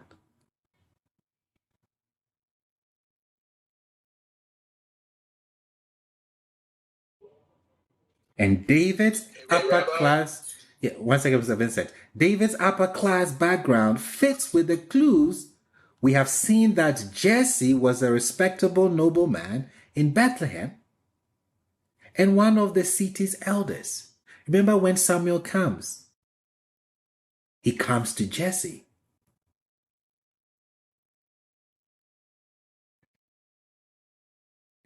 Mr. Vincent, go and then I'll give some more information.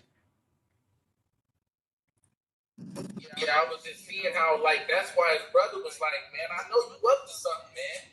You know, because like you say, you see in the movies with these top-notch people, like how they move, and like he knew his brother was up to something, man. Like you always up to something. Because they got the freedom to move around like that. They got money. They got, you know. Yes. So we're not looking at a poor guy. Not at all. This background would have been an important item in the recommendation to Saul, because it identified David as a young man of good upbringing. Do you think a commoner, anyone from the boonies, will be brought to be by the king's side?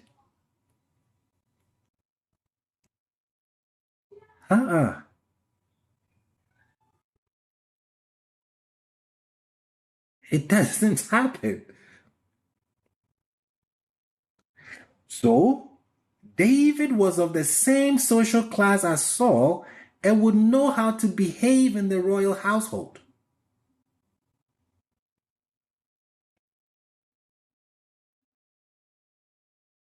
An extremely educated individual. This status would also have helped David in his later negotiations with the elders of Israel and Judah concerning the leadership of both peoples. In both cases, he was dealing with people of his own social level.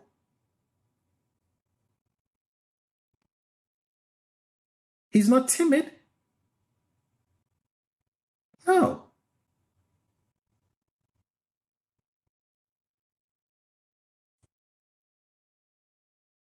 And this social class that he was in did not pose a barrier to his being considered a king, as it might have if he had arisen from that inferior stratum that the text tries to portray. Why do I say that? You just don't become a king because you're strong. Your background matters. Look at Judges the 11th. Jephthah was driven out of his clan despite his leadership qualities because of his low social status. Let's read it. Judges 11. Now Jephthah the Gileadite was a mighty man of valor. This man means that he could fight. He wasn't rich. And he was the son of a woman harlot. That alone would make people shun you. No matter how strong you are, they only come to you if that's the last resort. And Gilead begat Jephthah, and Gilead's wife bore him sons, and his wife's sons grew up and drove Jephthah out, and they said to him, "You shall not inherit in our father's house, for you are the son of another woman." A harlot. Her status is what is being questioned here. You? And Jephthah fled from his brothers, and he dwelt in the land of Tob, or Tov, land of good. And idle men were gathered to Jephthah, and they went out with him.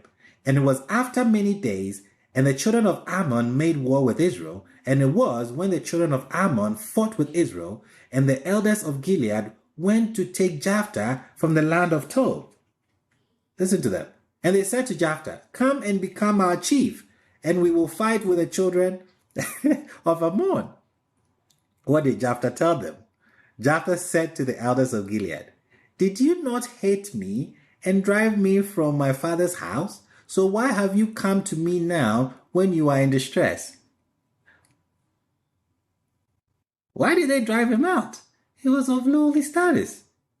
Not only that, he was a child of a harlot. Who wants this guy to be king or chief? The only reason they go back is because they are in distress. Last, you know what? You're hiring somebody and all the qualified people, this guy doesn't deserve or doesn't look like a CEO. But then you come back and hire him. Why? All your potential choices couldn't work out. So your status matters. David's status mattered. He was from the 1%. And his status as a noble, as coming from a place of wealth, is also supported in the book of Ruth, as Mr. Drew mentioned. In the book of Ruth, the main characters are Ruth and Boaz. David's, according to the book of Ruth, great-great-grandparents. Boaz was a wealthy landowner. And the same phrase that is used for David, mighty man of valor, the same one, meaning that he was a prominent rich man, is used for David here. The same word. I comment in my commentary on the book of Ruth, chapters 2, when it says, "Now Naomi had a kinsman of her husband, a mighty man of valor, Gibor Hayel. Can't go to the middle, I'm going to read from there. Gibor Hayel. The phrase Gibor Hayel is one that makes an appearance in several places in Tanakh. Interpretation of the phrase is dependent on two different words. Gibor, which generally means mighty, manly, manly, perhaps powerful, and Hayel, which has something to do with war, fighting, or battle. The term Gibor Hayel may therefore be a description of a fellow's military experience or his physical might. A courageous person. Two problems arise, however, with this explanation. Firstly, the word Hayel, when associated with the description of a person, does not necessarily mean army.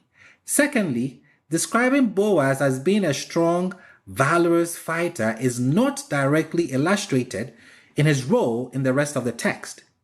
We therefore have no interest in knowing this about him. There must, however, be an alternative meaning to the phrase Gibor Hayel. Hayel is used in other places throughout the Tanakh to denote a meaning that has to do with wealth.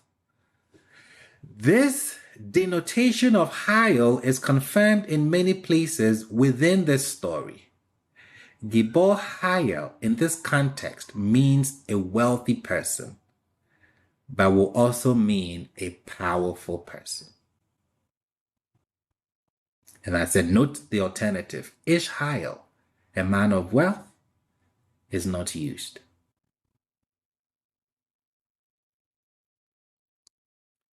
So, as Mr. David puts in the chat, old money, coming from great-great-grandpa. We are not looking at a poor, lonely shepherd man sitting somewhere in rags. Not at all. We're looking at an educated, high-class 1%er.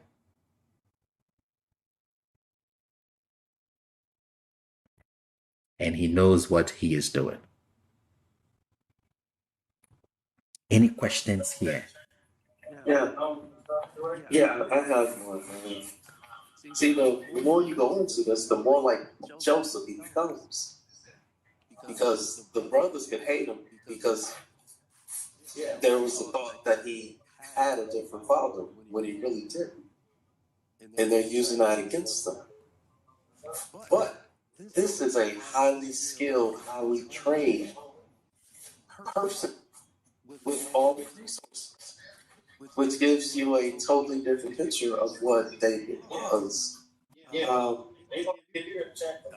have to thank you for that. This is very, very good. You're very welcome. Thank you, Mr. D. Any other contributions, questions, additions? Rabbi, I have to ask. Forgive me. No problem. When we talk about rich and poor, I never read the story to mean that David was poor in finances. I don't know why, but I never attributed his finance to his status as being poor. So my takeaway was always that he was poor in spirit, lack of fatherhood, lack of brotherhood, poor in friendship, poor in family, but not necessarily poor in riches. And I think I married the concepts of the poor shepherd boy with respect to relationships, and how he grew from nothing into something. So that's the way I read it. Okay. Yes. You can say that. Yes, Madam Alita. Mm-hmm. Even now, etymology has come down, and we still use the word Hayel. When we used it with Hitler, they salute him and they would say Hayel Hitler. Now, the Hayel meant that he was mighty and influential and powerful. highly connected, highly ranked, and he was at the top of protocol. And it also meant that he was cruel, and he had a mean intent. So it was that how is not just a great word or a good word, it also has a negative content. So it is that when we use that word, we have to be careful with its with the etymology, because of course, you know, things change, and you know, things do seem, you know, we can make it seem a certain way. And the sister that just brought up the lack or the poor, I always thought that there was something psychologically wrong with David that had happened from trauma, perhaps from a child, from his childhood. So all that, those words like lacking and being alone too much and needing a parent, a father, those things have psychologically traumatized him into that cruel, intentional adversary that he becomes later. Callous, Sister Drew. Callous. That's what he is. Amen, sister. Amen. Callous. Yes, I would piggyback on that trauma. It's my next question. I do agree with you, Madam Alita, on that one. I would argue that very shortly in closing. Because we're looking at somebody who is wealthy, who is coming from a very good background. Is there something that triggers his behavior? You know, is there something that made what we have actually, I mean, I think we have bashed David more than we did Jacob. I think so. Yeah. The thing is, Brother Basil, you know what? I think sometimes, you know what?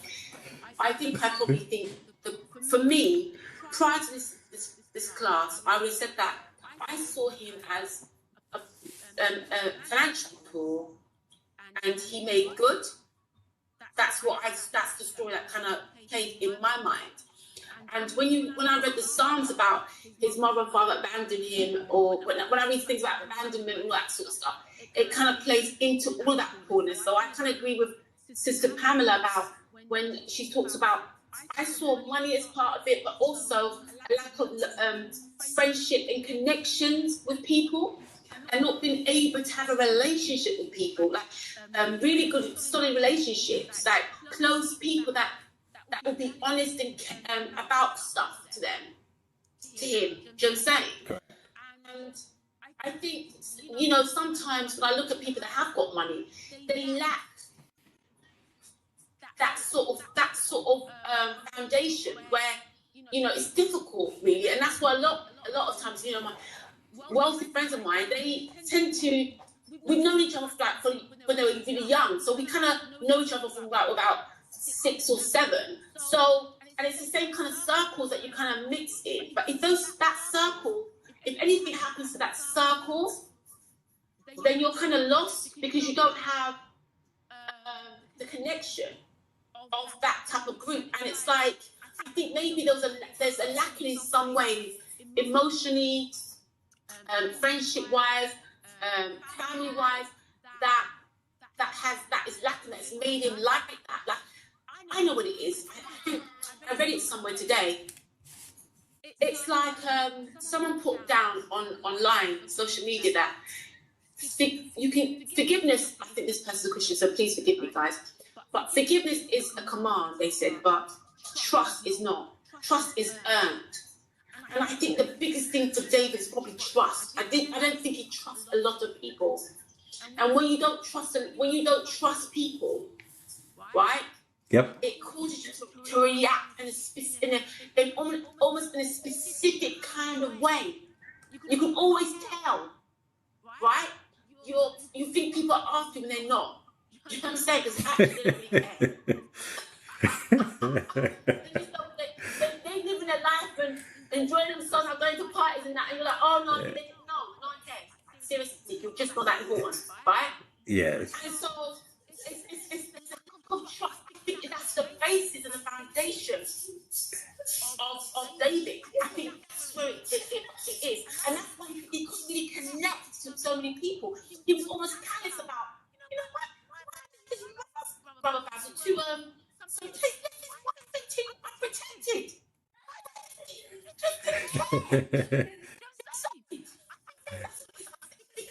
Foundation of it is a lack of trust. A lack of trust. Okay.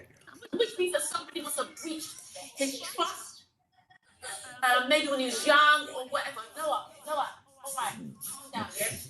Okay? Stop laughing, he's enjoying himself, what can I say? Right? So I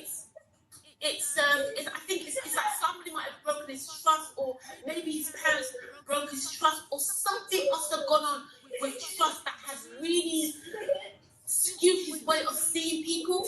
Yeah. And it's like in Proverbs, you know, you run when no one's chasing you kind of scenario. And it's changed his way of thinking and his way of viewing things. Noah, let's see each other, right?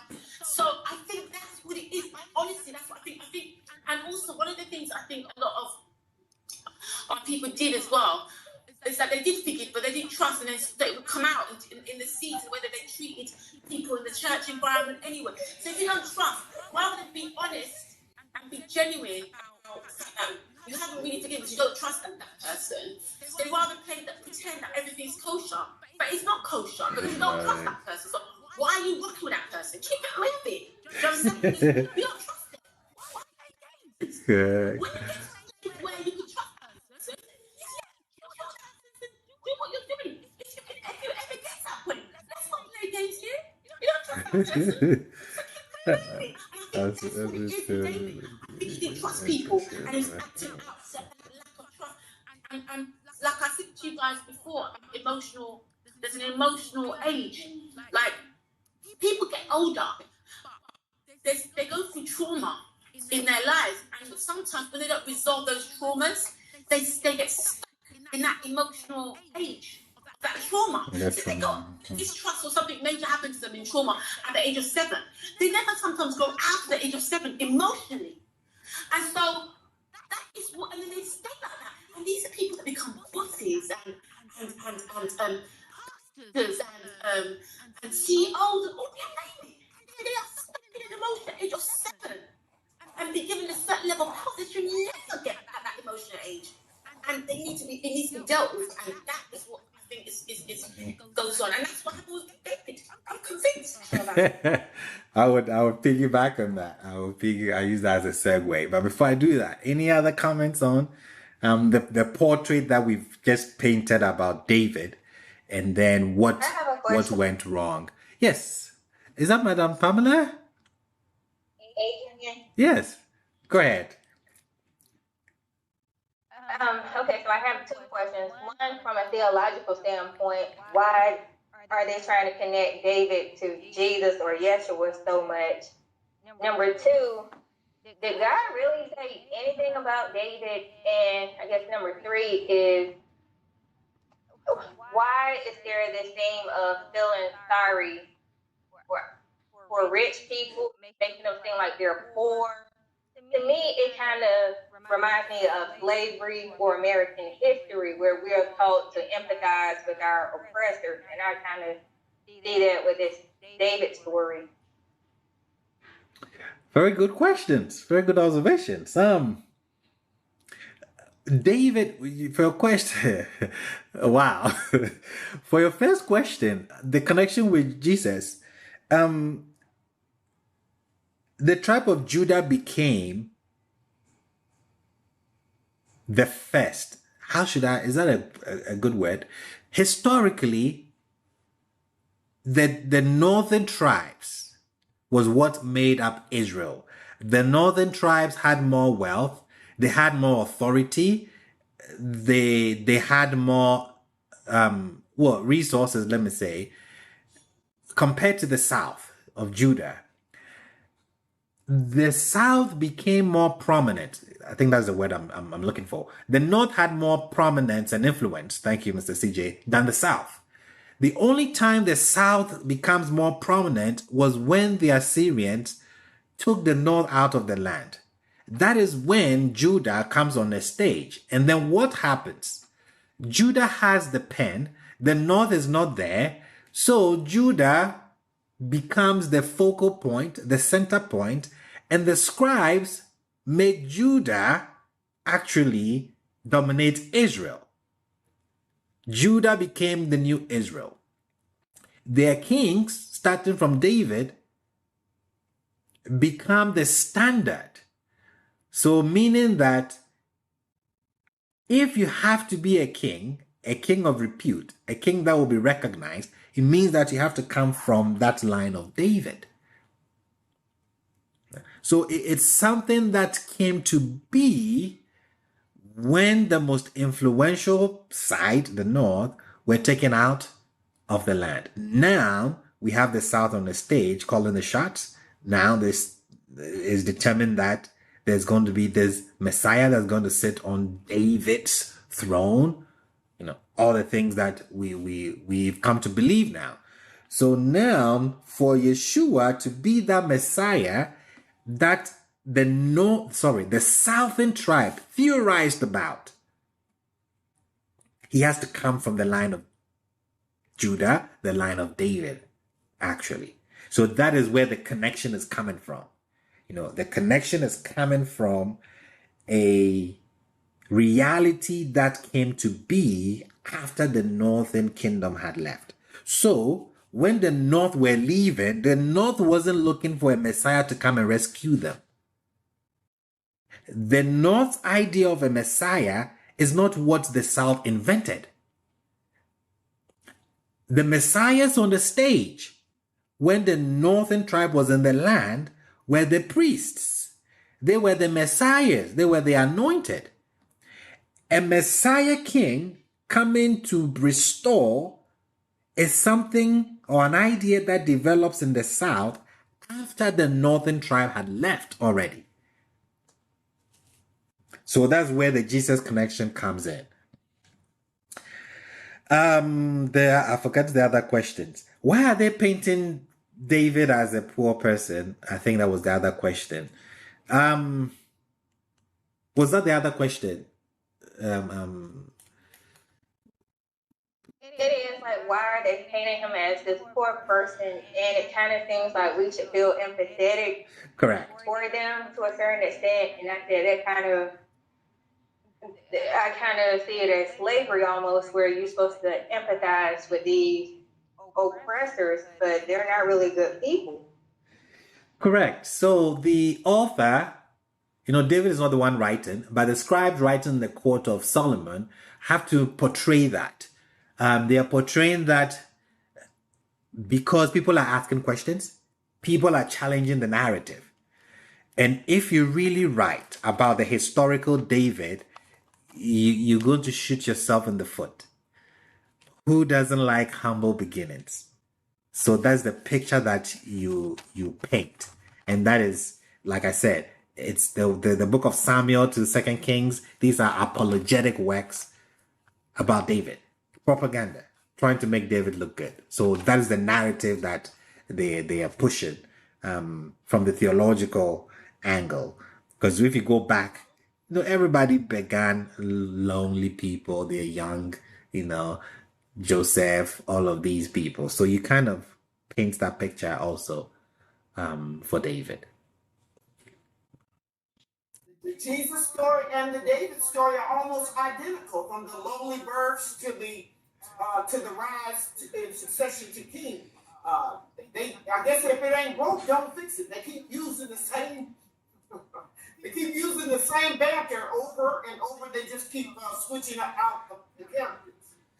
Yeah. Yes. It looks like they blended the Jesus narrative with David and with Moses. So you see parallels. Like Moses went up to the mountain with when he came down from the mountain, Moses was greeted by Aaron and his sister.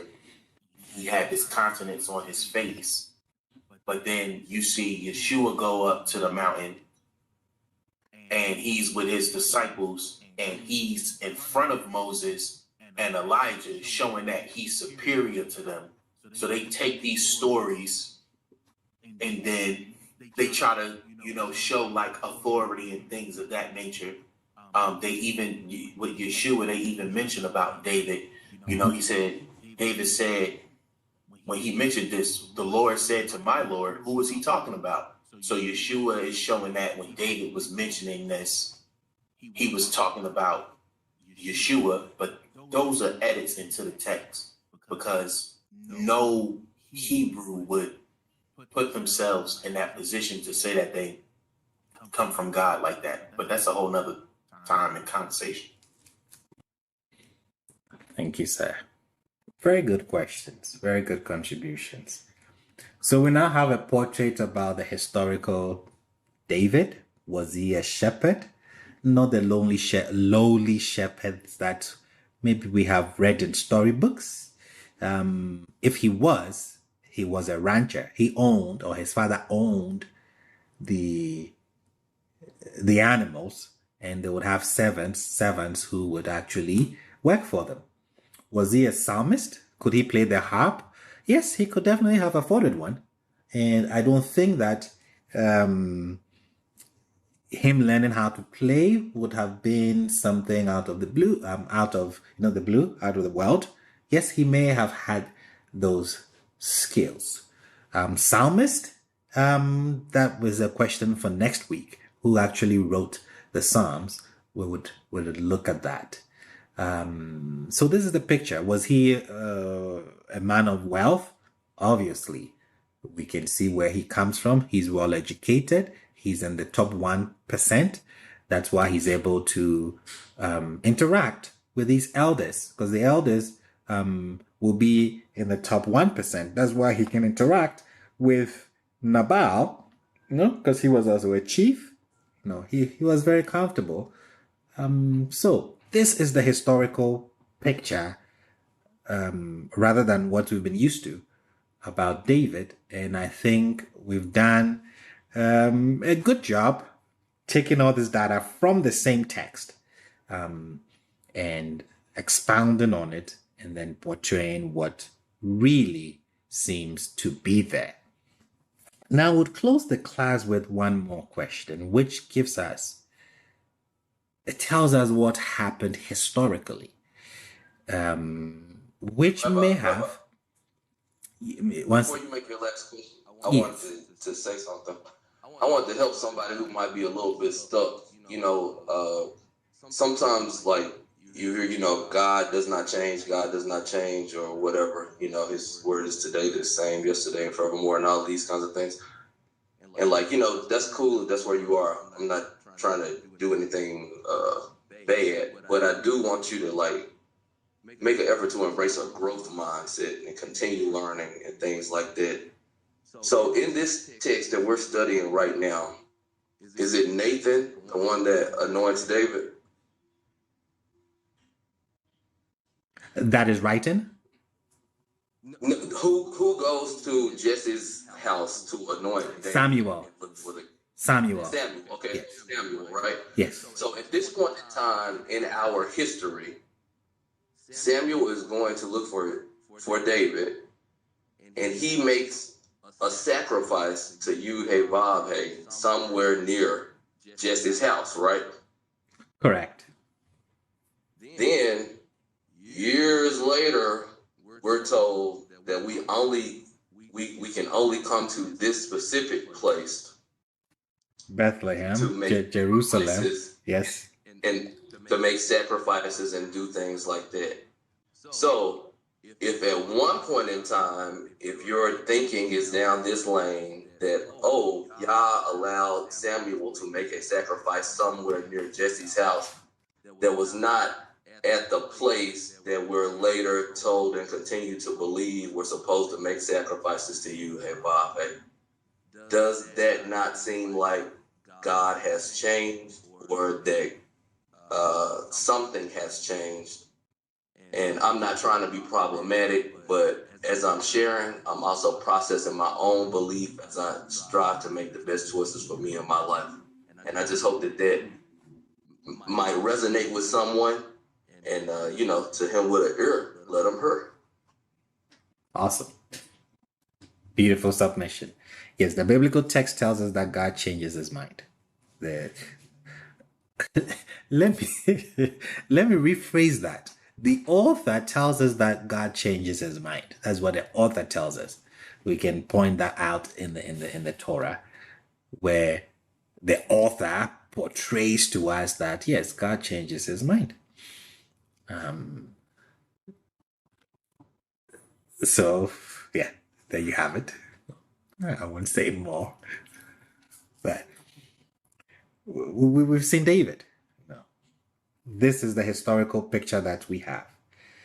He's not a lowly shepherd. He's not someone who lack resources. He's well educated, well trained. He's in the upper class. His father is a man of wealth. So it makes sense that he was the one brought into the courts of Saul. Keep it in the family. Jesse is a chief, so we would not expect anything less. What happens historically to make David into what we have seen he really is from these long hours or these sessions, 12, 13 sessions of the book of Samuel? I think we can answer that question by posing this question here. Was David a warrior? Meaning that, was he a man of war? What I'm asking here is David someone with considerable experience and success on the battlefield? Answering that question gives us some more data on David. Before the battle with Mr. Vincent?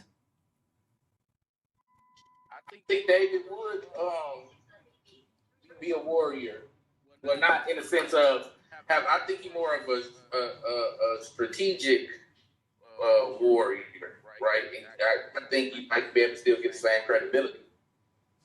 Okay, you have a point. Yep. Means someone who's been trained is not. Yeah. Exactly.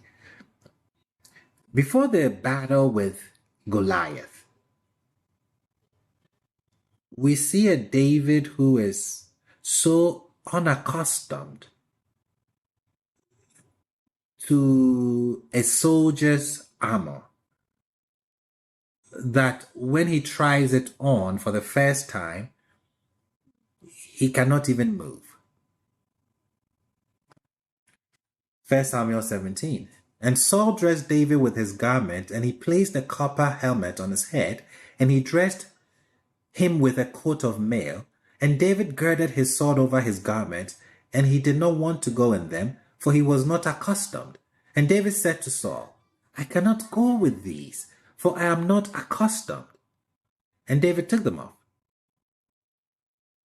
So this is the impression that we get. The first time that David is involved in any battle. But then, we are told that he's a warrior when we looked at his resume in chapter 16.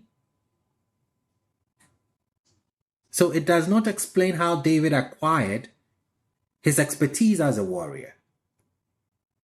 So we need to chase that. How did he become a warrior? How did he gather that expertise? As Madame Alida said, these extraordinary adjectives used for this man. I mean, he has to be well-trained, an elite fighter. Where did he gather that experience from? And let me tell you, it's not from the bear or from the lion. Mr. David, stop that. It's not from wrestling the bear or the lion. No, not at all. Madame Cherie. Are you going to say that this is the reason why he was on the rooftop looking at Bathsheba? Because he actually wasn't. Oh my goodness. So, like this whole issue with Nabal and him leading this gang of like waifs and strays. Yeah. Is this where they're getting this idea of him being a warrior? Like he's a he's a rogue warrior, but he's not actually a warrior, and that's the reason why when all the other kings were going out to war, he was looking at naked women. Oh Lord. Well, Class needs to come with some sort of warning, you know. let's see. Let's see. That's odd too, right? Like you said, all these other kings are going out to war. Like, and when you read like outside of the text as well, like you always see the kings on the front of the battlefield, right? But then you come here and David's at the house chilling while his whole army's out at war. It's crazy. Yeah. It's all crazy. Because apart from this whole thing of like, oh, Saul has killed his thousands and David his 10,000s, I'm not sure where else we really see him go to war. Even when his own sons come against him in war, he just kind of retreats. He doesn't get into action. He doesn't, like, he has his mighty men of valor, but I don't know if he's an actual, I don't know. I don't trust any of this right now. I don't even believe that Samuel even anointed him. I'm just like... Oh, that wasn't private. That anointment, yeah. That anointing of Samuel was in private. He's anointed again, so we would look at that. Why is he anointed again as king? When he's already anointed as king by Samuel. So yeah, we'll look at that maybe next week. Do we start 2 Samuel next week? No. In 2 weeks, we'll look at that, his anointing in Hebron again. Well, I'm going to call it a bit of Samuel wasn't there. Samuel was not there. Awesome. Yes, Madam Alita. See David more so as a hired killer, one who had been privately trained, so that when he went to war, he was sneaky and scully, and he knew how. It was like trying to fight a ninja, rather than he wasn't trained by the military. He was trained by some hired assassins. So he had a different kind of background as a warrior, not like the ones. So when Saul tried to put the military uniform on, no, he wasn't trained that way. Even though like the Navy SEALs? Bruce Lee had a sword. He didn't need that big helmet on it because he wasn't trained that way. I see David as being trained privately, by the ninjas. Yeah, like the Navy SEALs. You come in and... That's exactly right. Brother Drew was in the Navy. Yeah. So he knows how to kill a person, but he's not a SEAL. They know how to kill you, and you can't tell nobody. So it's the way that David has been trained. I think he's been trained like an assassin, and that's how he operates. Awesome. Hey, Beautiful. yo, Rabbi. Mr. Vincent. I'm gonna piggyback off of that. Maybe the sea people, the Philistines, wherever, they send a little scout. You know what I'm saying? And they met David. And they planned this all the way from the get-go, because that's why he was like, man, you know what I'm gonna do. When he, did all that, you feel me? Yes. So yes, very good point. Like I'm saying, this here, 1 Samuel 16, does not explain how David acquired his expertise as a warrior. It only lists this as one of his attributes, which he brought to the court of Saul. But archaeology provides a clue about this aspect of David's life and career. What does archaeology tell us? I have this, I've uploaded the article, the full article. I think it's 39 pages. I've uploaded it on Teachable for your reading, those who are interested in reading this article. If you want, I can also put it on the WhatsApp page for you. When we read the archaeology of the family in ancient Israel by Lawrence Stagger, we get some information. I'm going to read what I've highlighted and then I would summarize it. After 1200 BC, the landscape of this sparsely populated frontier changed as newcomers established hilltop villages, cultivated intermountain valleys, and terraced the slopes. Spatial patterns within villages and certain toponyms were influenced by patrilineal kingship. Heads of household and their lineage or lineage mates exercised rights over inheritance and succession into landholding. Inequalities developed within tribal Israel long before the monarchy, probably through a process of lineage capture. And clientship, with its dyadic relationships between superiors and inferiors, became more common. Tensions developed within Israel's society from the interactions of kingship, clientship, and kingship.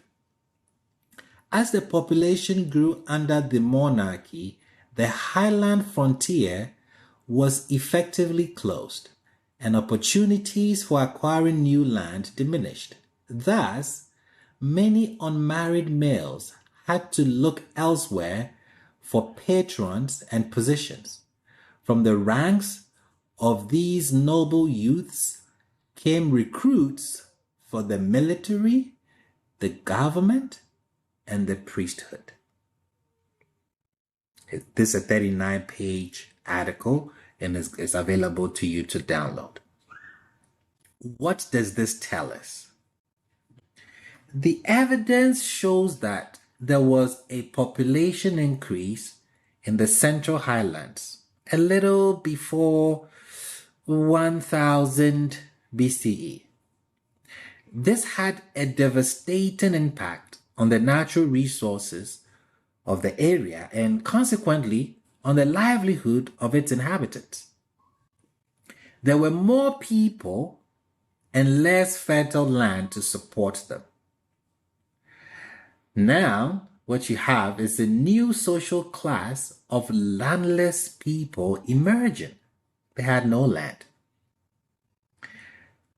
Some of them attached themselves to existing institutions as mercenaries, priests, or squires to the wealthy. Others lived as outlaws in competition with the established institutions. David became a member of this new social class. All three that I've listed. For part of his career, according to the biblical stories, he was attached to Saul as a musician and a squire. Later, he was a mercenary pursued by Saul and employed by the Philistines. He became the commander of a small army of persons who were discontent with or refugees from the structured society. So we see him fall into the three categories that I've highlighted. He falls into the new social class. They had no land. He falls into the category of a mercenary. He was a squire. He carried the sword, as we are told, of Saul. And then we know that he falls into the outlaws because he was a Hapiru or Apiru, people who were being wanted or refugees. What happened? When this population increase happened, naturally, David's place as the youngest son would be affected. It would draw him into a new social class because his brothers would have been married and they would have had children, they'll be living close proximity with their father Jesse because they're helping with the business, and there's more demand on Jesse's estate. So the first three children that are mentioned, they have first takes. There may be nothing left for David. So by the time that David may have gotten to marriageable age, there may have not been enough land available to sustain him with a family of his own. So despite his noble and affluent origins, David would, and I think accurately, when he referred to himself as a poor man, and he could not pay the bride price of the king's daughter, could be accurate.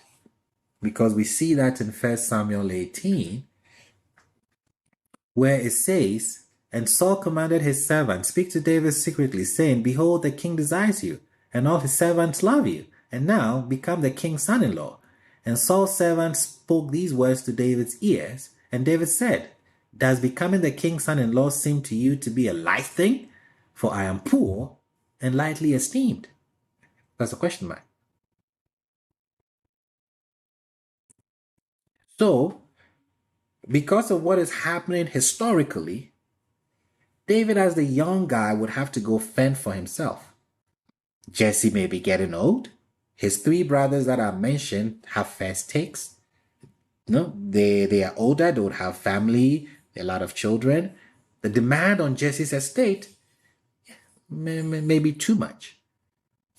So away from the prosperity of his family, David learned to live with his wits and with his arms. His skill as a warrior was the single most important attribute to his rise to power. He quickly became Saul's armor bearer. His late success in the army, first as a soldier, then as a commander, eventually brought him into conflict with Saul himself. He gathered a band of outlaws around him and became their chief in direct rivalry to Saul.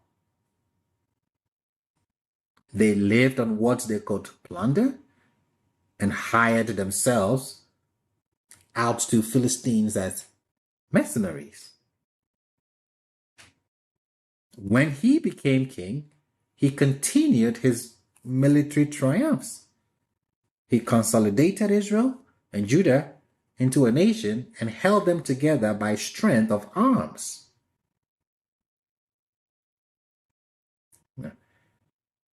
So David's skill as a warrior became a key ingredient in the Bible's description and probably in the career of the historical person as well. So if I'm supposed to argue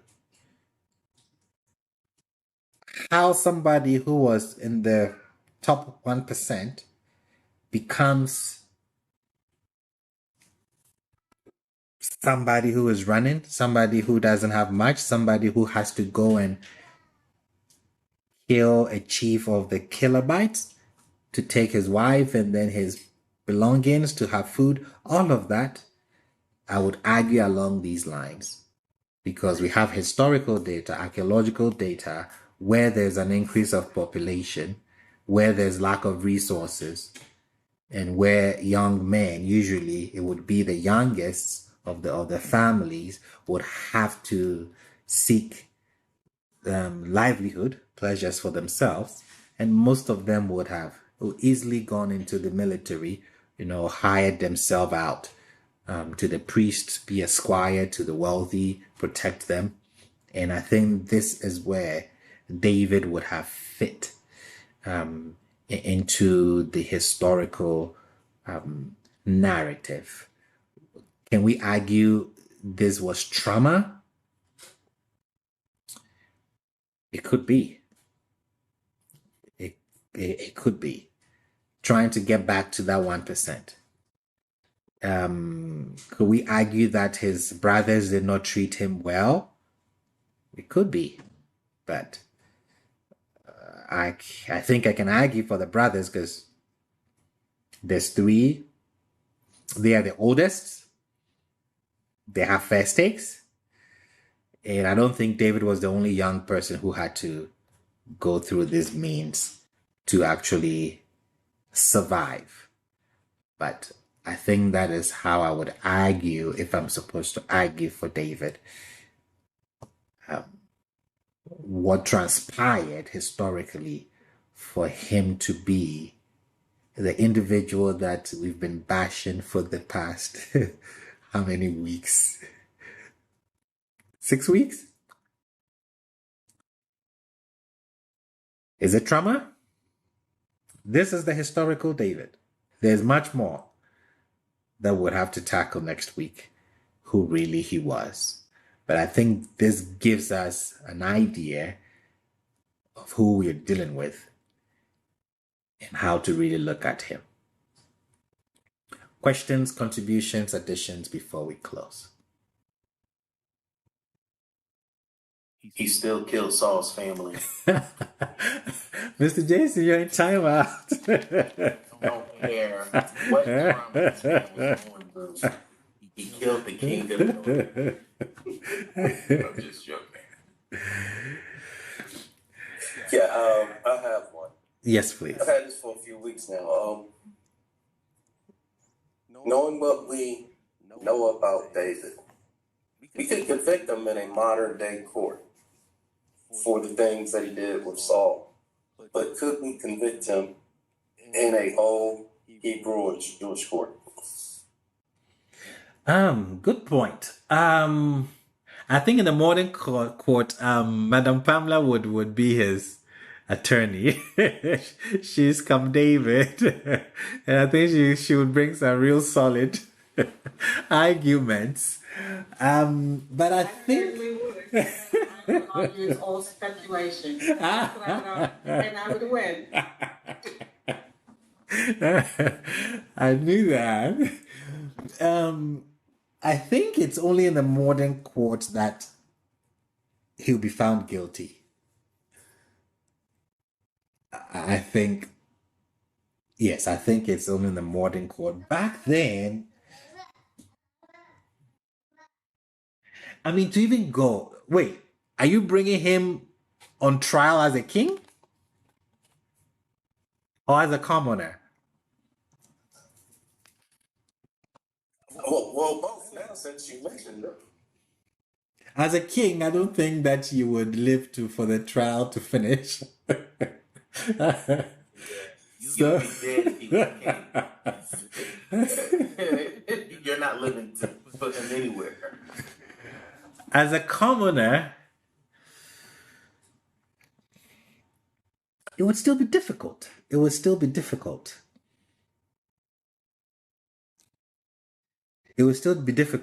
if you look at what happens afterwards, the Northern Kingdom, they had a lot of coup d'etat, back to back. So it's something that people were doing. If you were a king, you had to be careful. Your commanders could kill you and take your throne. Look at what happened when Alexander the Great, passed. His generals, everybody was grabbing for power. So everybody was power drunk. So somebody can make a very good argument and say, hey, that was the order of the day, Unless you have written laws that says that, even with that, back then it would have been difficult.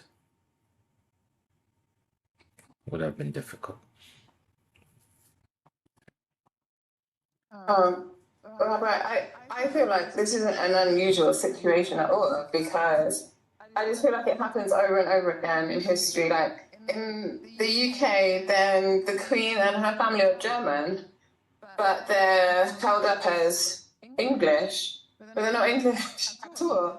Her husband was from somewhere else in Europe, and her own family is just German. And I studied history till, I don't know how the American grade system works, but till I was like 16 at school. And I still don't even know the full details of how she came to be queen, because it's just kind of glossed over. And I think this is just what people do when they come into power, and the establishment around them wants to make them look really pure and legitimate so they can maintain their authority. And I think it's the same thing that's happened here. And I think that it just happens all the time throughout history and in different countries. Correct. I do agree. Yep.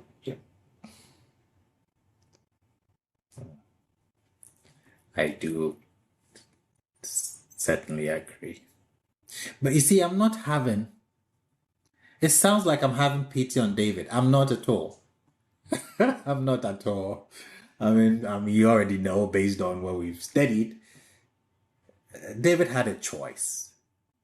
He did not, regardless of the population increase, regardless of what he may have lost, he was employed by the king. I don't think he was going hungry. No, not at all. I have another question. Go ahead, please. I don't understand how you can remain so biased when you teach the class, because from a Christian standpoint, from church, David is golden and he's after God's own heart. But after coming to this class, I'm like, what God? This guy is Christian. The whole Bathsheba teaching, which I thought it was a love story. I thought, maybe Bathsheba wanted David, but at the same time she was married. David is terrible, and I think he should be tried, and I think he should go to prison. I do agree with you. I think the North felt that way. That was why they say we don't have a portion in David, Jesse's son. I think the North felt that way when Saul's family member rained curses on him, insults, and David told his soldiers, don't harm him, because, he has a point. So I think the author or the authors of 1 Samuel to 2 Kings knew about this. And their only way out of this whole situation is that one saying from Nathan. Wait, was it even Nathan? David being a man after Yah's own heart.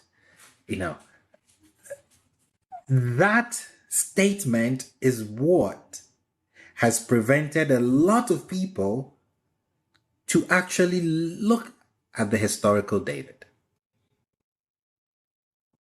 Rabbi, first of all, I don't think that statement is a New Testament. It's an Old Testament statement. I think it's a New Testament. We saw that, correct? Yeah, but what I did want to say was, based on what the sister just said, was man, I forgot. Oh my goodness, it was a good thought though. Remember it. There was something about that.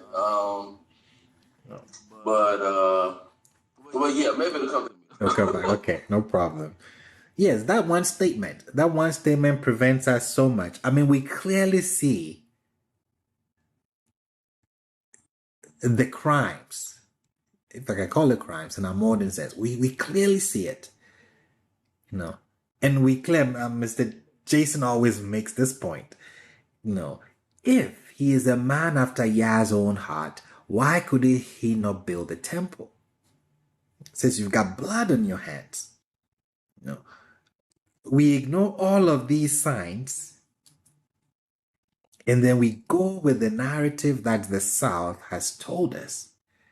And we know that the genre of what we read, 1 Samuel to 2 Kings, they are all an apology, because people were now questioning the legitimacy of David. It would have been in the time of Solomon. So now you have to come up with, these narratives. So that is, this is something a lot of people haven't done, and it's good we're doing it, because we're going to see how David changes Israelite worship. So, Rabbi, what I was going to say was like, I could really just see the scribes and everybody sitting around, and most everybody is from Judea or Judean, ancestry. But, you have those few people from the north who may have trickled down, you know what I'm saying? And now they're staying in Judea, and you're still trying to incorporate their traditions and things like that. And when it comes to David, the people from the north are like, we have no part in David. We have no part in the son of Jesse. Like they're writing the story, the Judeans are writing the story, and they're like, all right, y'all, so this is what we got so far. What y'all think about it? And all the north people can say is, we have no part in David. We have no part in the son of Jesse. You understand what I'm saying? Correct, yes. That would be an interesting, picture. But that is what was really happening. You try like propaganda. You try to speak well because someone is asking questions or people are talking. The legitimacy of Solomon as the king. And we should not forget that David, after Saul's death, David just did not become king. No, it took him 7 years. And it had to be negotiated. The north had to make a covenant. It was like a deal. If you break the deal, we're gone. And that's what happened. They separated.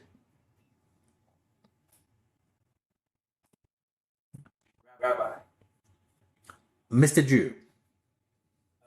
Real quick. What happened is I've been reading a little bit further and stuff like that, and I read up to the part where Rehoboam took over the reins from Solomon.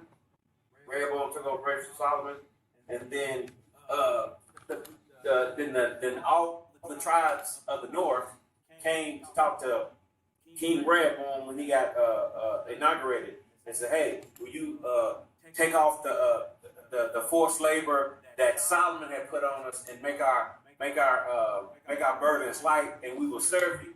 And then he told them to come back in 3 years. I mean, not 3 years, but in 3 days. And then he asked the elders. The elders said, "Hey, serve the people, and they'll be your people forever." You know what I'm saying? And then he said, then he went and asked the young kids that was raised up with him. And the young kids said, "Hey, if Solomon, I guess, chastise you with whips, I'm going to chastise you with scorpions." And so he heeded, according to the text, heeded to what the young people said. And when Jeroboam came to Rehoboam, and he asked him, "Hey, so what's your answer?"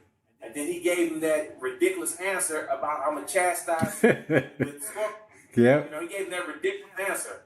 But then Jeroboam said, "Well, hey, we ain't got no part with you. We ain't got no part with the son of Jesse." They said it in Rehoboam's time. You know what I'm saying? So we still got this issue. They keep breaking up the same repeat. We don't have any part of you with David. We ain't got no part in Jesse, in the son of Jesse. It's like you on your own, player. And then last when they went off and kept it moving. So, I mean, that thing is crazy. It's like they keep saying the same thing. They keep repeating the same thing over and over again. It's like we talking about what, at least 80 years, and you still talking we ain't got no part in the son of Jesse? I mean, something ain't right. We're not looking at, like I said, we at, what am I trying to say? Is that we were so enamored by the so-called holiness of the scripture. And I'm going to say that lightly when I say holiness, because what you said before, holiness is the ability of the book to change based on the times that we're living in. You know what I'm saying? Holiness is not to say somebody said it one time and that's it. You know what I'm saying? So that's why I said the holiness of the scriptures. You got to realize what's really going on and really understanding what the scriptures teach. So yeah, but they keep saying the same, they keep repeating the same thing. We don't have no part in Jesse. That means something that Jesse, the sons of Jesse were doing. They doing something crazy. So that's it. Thank you. Beautiful. Thank you too. Beautiful. One last question. Oh, I'm sorry. Like all out the text, like from Genesis to Judges, it has to do with, with Israel. And then after that, it's Judean and David driven. So we can tell who's the writer of the text is after the book of Judges, because throughout from 1 Samuel all the way through, it's all about Judea. It has nothing to do with the Samaritan side of anything. Like those writers are gone after the book of Judges. Like they have no part in any say. Like they just totally just took the whole Samaritan culture out and just made Judean just the main source of everything. Facts. Please go ahead. Is Adrian your name, Madam Adrian? Yes, it's me. Okay, go ahead.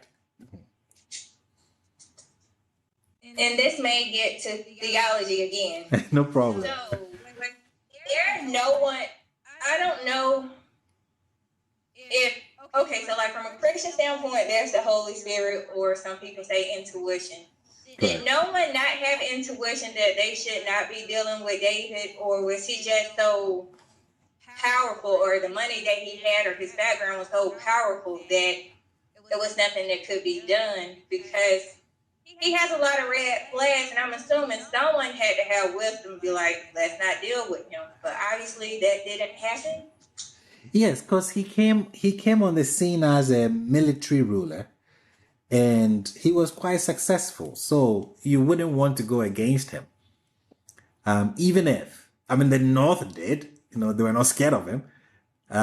But the commoners, who maybe information will be going around that, hey, this guy is illegitimate, and he was, did not recognize him. They still recognize the sons of Saul till that deal is made. So yes, it would be suicide to actually, even though maybe you would have the intuition that, hey, Abiathar had that intuition, when David dies, Abiathar goes to support, what's the name of David's son? Absalom. And then Zadok went to support Solomon. See, so why does Abiathar support the Shilonite priest? So I don't know whether you know my argument that Zadok is a Jebusite priest.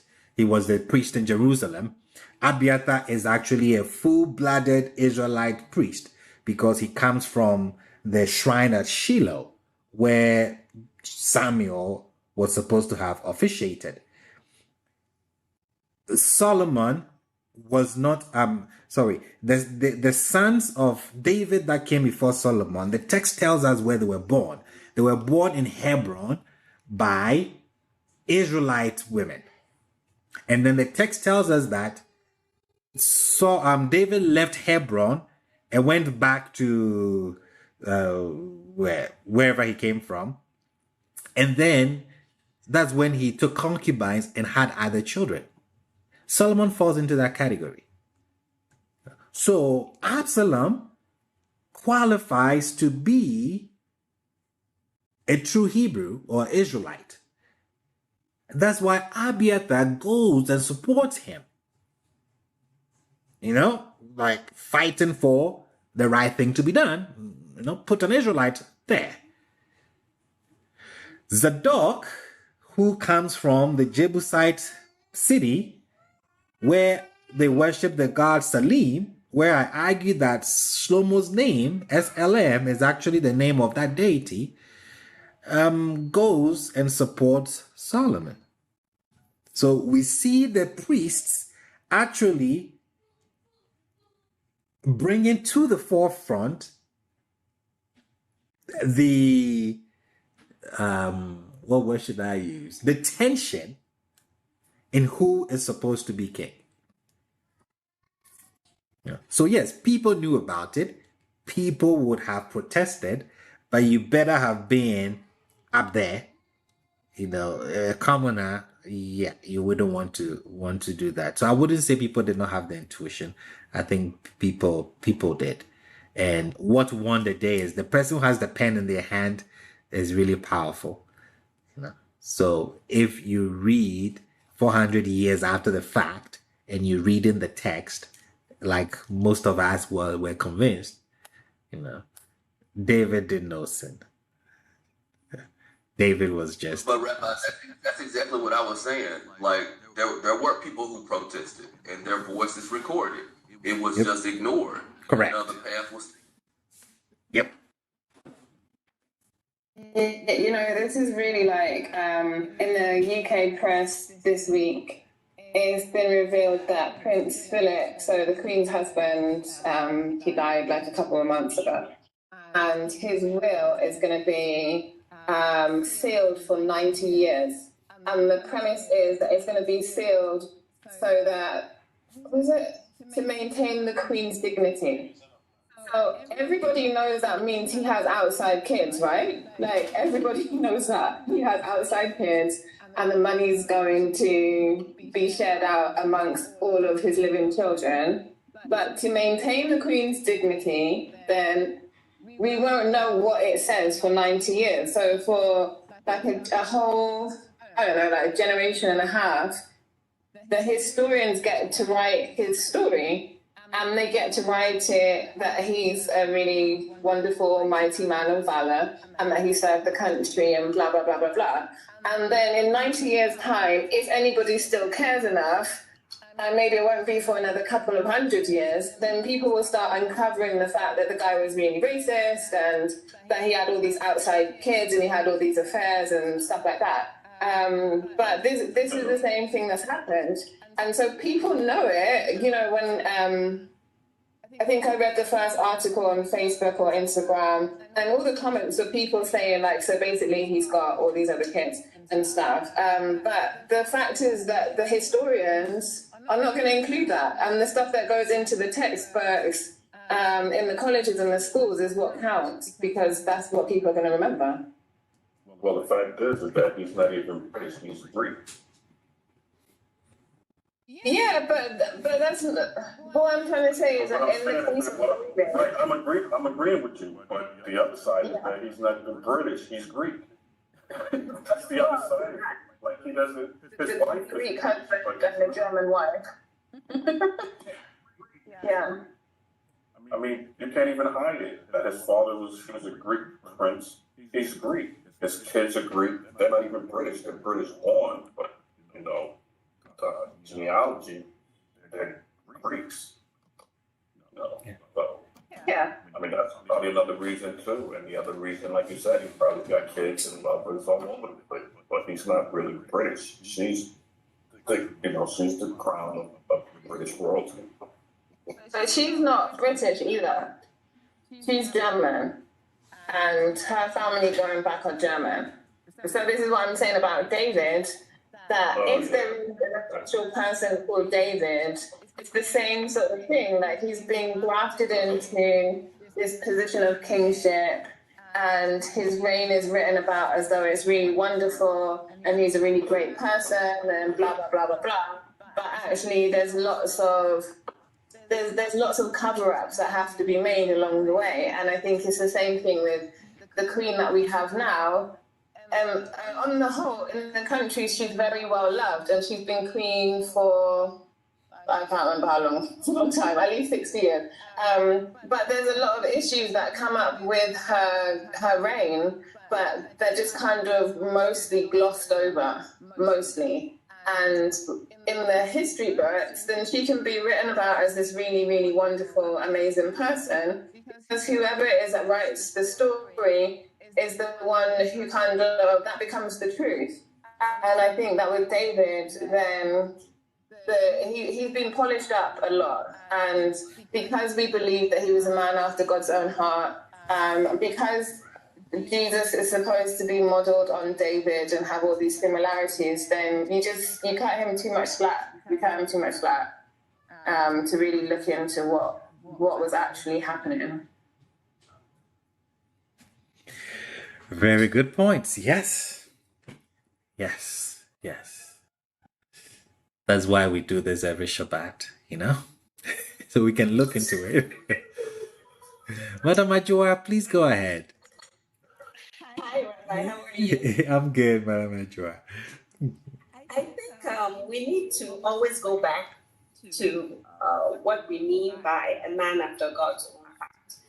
You know, repeatedly in the Word of God, we see that God has used people who seemingly, I'll put it in inverted commas, bad to make, to tell a story. So he's most of the time not using good folk. You know, Okay. and there's a reason why, even from the time of Adam, these are weak people, people with excuses, people with issues, unresolved issues. And so, to me, when I hear the word a man after God's own heart, it means that no matter what you're going through, you still remember to worship God.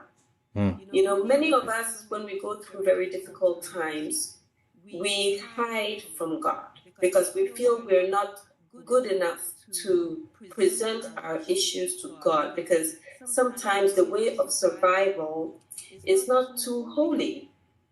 And because of that, we would rather not pray or seek God. We remember God and we'll say, oh, when all this is over, I will worship God. So we are stuck, and then we go down a spiral of depression and aloneness and a difficult time. Yeah. And so, to me, David, knowing God through all his criminalities, is what the Bible keeps preaching to me, that God wants us just as we are. And every little thing we are going through, he wants us with him. He wants to be with us along every little step of the way. And that is our process of redemption, is what God is interested in us. He doesn't want us after redemption, because after redemption, we're there. But the process of redemption, I believe, wants to be with us there in the darkness, in the mud, you know, in the muck, in the criminalities, in all the shortcuts we've been taking, all the anger we've been feeling, all the tricks we've been up to. God wants us to remember that. And that is something that I believe David was able to do. But, you know, now that you've used the word a man after God's own heart, then now the word, the sentence sticks on him. And then 10 years down the road, everyone wants to insist that a man after God's own heart means that everything he did was holy, and holy means pure and correct and right and righteous, and, you know. Yes. Yeah. So we have to keep going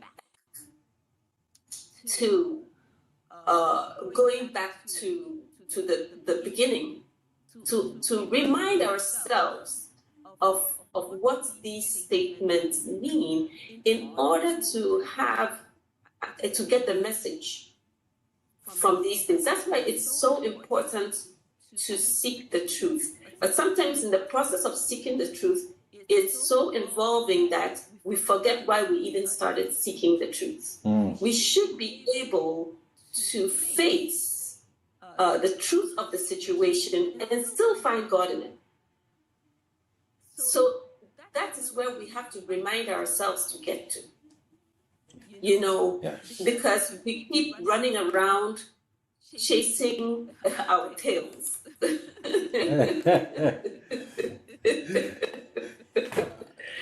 So let's remind ourselves, what does it mean to be holy? Yes. Being holy doesn't mean the man who beat his wife is still loved by God. And God wants that man who beat his wife to remember him and say, God, I did this. Do you still accept me? And struggle through that process of cheating, of stealing, you know, of beating, taking advantage of people, bullying. Through all these things, we should allow it takes a lot of humility to allow God into your darkness and into your badness. And through that process, we can come to redemption, and I believe that's why they said Jesus didn't come for the righteous, he came for the sinner. That statement, I always remember to say that, no, God is not waiting for me to be pious and holy, and I wake up and all I think about is worshiping God and being good to people, and that's when God wants me. The day I wake up in the morning and I'm angry and I'm upset and I'm stressed and I want to lash out at somebody and I want to curse out at somebody, God wants to be there. Awesome. And that's the hardest part, and that's the most humbling part. So I'd like to remind us all, I try to remind myself every day, and it's a different, the road is not wide, the road is narrow, it's rocky, it's difficult, it's uphill. That's where, so we have to keep reminding over and over and over and over. So when somebody does something that we want to criticize, after we criticize, let's go back. Why did he do it? Where did he come from? What was the root? Okay, how is he going to be rehabilitated? We can't just tie them up and put them in a corner or cut their heads off or something. No, God doesn't want us to do judgment on them ourselves. God wants us to rehabilitate. God wants us to bring him in our process of redemption. And personally, I believe that's the purpose of my life. And we have to keep reminding ourselves. Awesome. Thank you. Thank you so much. Bye-bye. Thank you so much. Mr. Jason. The text says that God is a man of war, right? Yes. Okay. So God's a man of war. So we know that. He's a man of war. He's a thunder deity. He's a fighter. Things of that nature. It also says that he visits iniquity to the children that despise of him. That's what the text says. That he visited iniquity to the children that despise of him, right? Yes. But then later in the text, it tells us, oh, he's merciful. He's loving. He's slow to anger. But in Exodus, he was about to exterminate all of Israel in the wilderness. Right. Secondly, this is what is mind-blowing to me. When we read about Josiah, the people didn't know they were doing wrong. Neither did Josiah and them know until they found this supposed book of the law.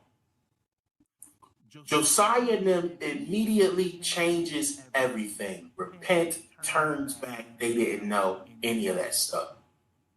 And the text says that God was like, because you burnt incense to this other deity, I'm still going to destroy you. What type of mercy is that? What type of forgiveness is that? What type of love is that for people who don't know and you still destroy them because you mad they burn incense to somebody else? So the text says.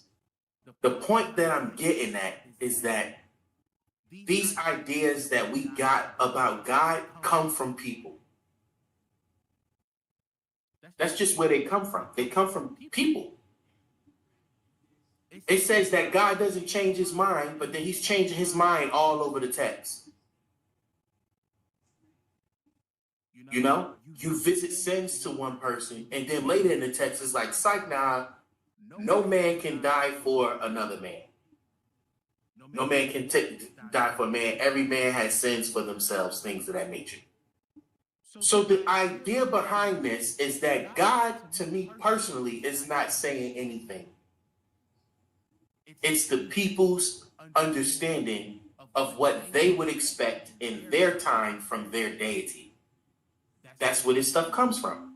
And it's normally laid down by wealthy, aristocratic people. Because the authors of the text did not anticipate us being here today. That's why they put it together that way.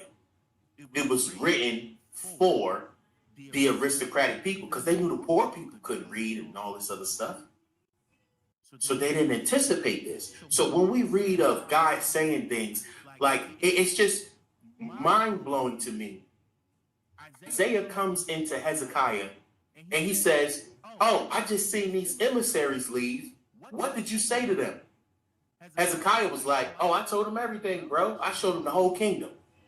Immediately after that, Isaiah said, thus saith the Lord, they're going to come back and destroy everything. Duh, I don't need God for that. You're showing the Babylonians your entire kingdom. Of course they're going to come take this stuff. And the thing that bothers me is that we cannot see, because we don't look outside the Bible, we're such a holy and religious people that we don't even see the fact that Israel in their time was like Cuba, whereas Assyria was like China and Babylon is like North America. I don't care how much, if you follow every rule of Torah, I don't care what you did. There was no way small old Israel was going to beat Assyria. There's no way. But when you read the text, if you don't have outside perspective, you don't know these things. You think God is punishing people for sin. Well, guess what? The Moabite stele says that. The stele of Merneptah talks about that as well. Osiris and them punishing the people because they wouldn't listen and he got to go and restore order and all this other stuff. All these kings say the same thing. Moabite, because you disobeyed Chemosh, he gave your land to the hands of Israel. But now I'm the king and he loves me and he told me I could go take the land back now because God forgives you. Did Chemosh really say that? It's from the lens of the people who are writing. And sometimes we don't understand that these people are all writing with agendas. This is a political stance. So of course, hindsight, you can come say, so like, and my last thing, and I'm gonna be quiet after this. So like, with Josiah, right? They go see this woman who tells them the future. The woman says, hey, listen, no matter what you do, the people and the inhabitants of this land gonna die. God about to smoke everything here. All right? But Josiah, you're not gonna see none of this because you'll be going back to your ancestors. Okay, obviously that was added in there later. Why do I say that? The very next verse, it says, they brought the report back to Josiah, and Josiah says, okay, and then he starts all of this reform. Why am I doing all this reform? The deity gonna kill me anyway. Doesn't make sense. The doctor says, hey, listen, 2 weeks you dying from cancer. I could try all these different things, but 2 weeks I may die from cancer. Why am I doing all this extra stuff? And that's the kind of concept it is. The thing is that it doesn't make sense. And I know we could be like, okay, you know, this brings about hope and stuff like that. At the end of the day, the deity still destroyed the land. And the people were exiled. What hope is in that? That's false hope. What hope is in it? What hope is in the fact that you're supposed to be the most powerful deity in the world, and you let these Assyrians come over here and slap us? And then the writers later tell us, oh, it's because of sin. You were sinful. Yo, that's in everybody's text. It's in the Assyrian text. When the Assyrian king, I forgot his name, I think it's Anuserupal, I forgot the guy's name. Ashur-Surupal. He started worshiping Marduk. He lost the kingdom. The next king said, because you turned away from Ashur and worshiped Marduk, you led the people into sinning. That's why God took the kingdom from you. When we read the Bible, we see the same thing. They all write in the same way.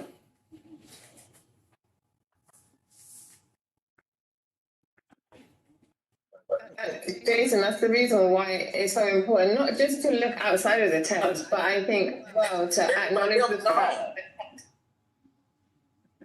that the text is not, it's the anthology. It's a library of like Hebrew history and stuff like that. Like it's written from different people's perspective and different people's understanding of the deity that they're following. And that's why we found out, that that's this last year where it's been brought to our attention that there's El and there's Baal and there's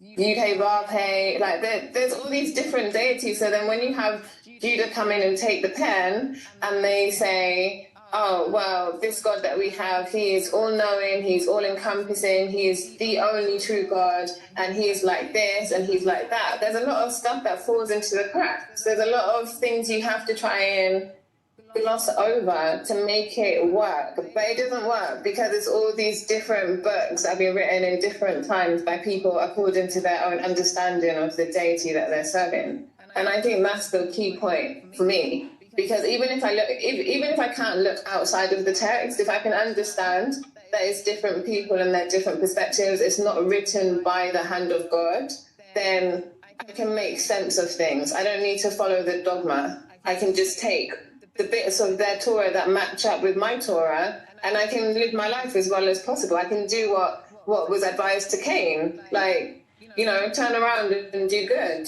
and maybe things will go well for you. I feel like that's the whole crux of the whole Torah to me. Yeah. And our people. I'm sorry, Vince. Hey, our people still, you know what I'm saying? If it was like, could you make it sound very, very like it? And but if it was like that, then we wouldn't be here talking about it today. And then everybody else's things that have the same text, they really ain't survived like that. You know what I'm saying? And then we wasn't back there. Their whole concept and the way they thinking, and who's to say when they prayed, it didn't work for them. You know what I'm saying? And so we go to the Maccabees. Are we saying that when they fought, that they didn't win with them little numbers? You know what I'm saying? Like, things do happen, and we can differentiate between this and that, but I would never discredit something that I cannot understand, because through science, technology, everything, there is still some unexplainable stuff that is involved with experiences that people have, that people can relate to, something they can't explain, but they know it's there.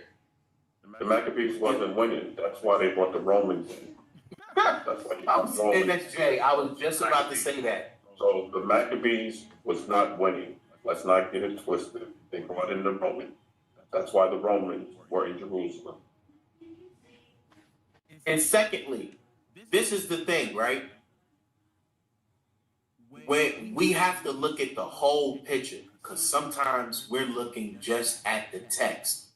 For example, how was Josiah able to do reform?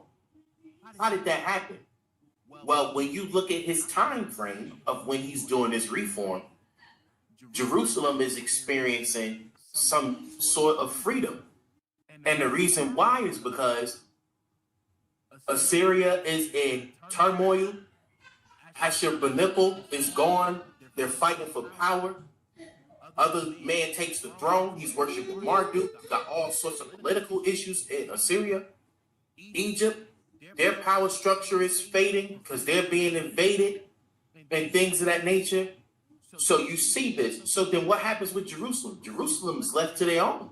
So of course, he could be able to do this reform and things of that nature, because the power structure in the land where he's around is off. Now, guess what we could say? Guess what could have been put in the Bible? And Yud-Heh-Vav-Heh confounded the enemies of Israel. And Assyria was no more. Egypt was no more. And Yud-Heh-Vav-Heh took over the land and kept Israel. That could be in the text. Does that actually mean that Yud-Heh-Vav-Heh did that? Hey, Jason, though, because so you don't believe in you, hey, Wave. You just like, this is like strictly like just a straight learned experience for you. Like you don't believe that no gods have no power, that none of that. You just looking at the fact. All the gods have powers. Listen, I believe all the gods have powers. What I'm trying to say is this. But I don't. Go ahead. Sorry. But this is what I'm getting from you. So I'm trying to get, you know what I'm saying? Because it seemed like, you know what I'm saying? But you like, all the gods have powers, but ours didn't. Like, this, I don't, you feel me? I just want to know, like, where you're speaking from. You know, I know we're not getting theological, but in the background, I want to know my brother Jason. You know what I'm saying? So there are things where I do believe Yuhei has power. I have experienced the power of my deity personally. He's a personal deity. So he's personal. So he has come to the rescue of Israel many times before. The issue that I have is when we're losing and we want to be like, oh, it's sin. Oh, he didn't do this because 18 generations ago, your forefathers were disrespectful to him. I have issues with that. And the reason why I have issues with that is because when it's almost like your grandmother, right? Like your grandmother say to you, like, you know, oh, you just like your mom. And because of this, and because you did this, this is why this stuff is happening to you.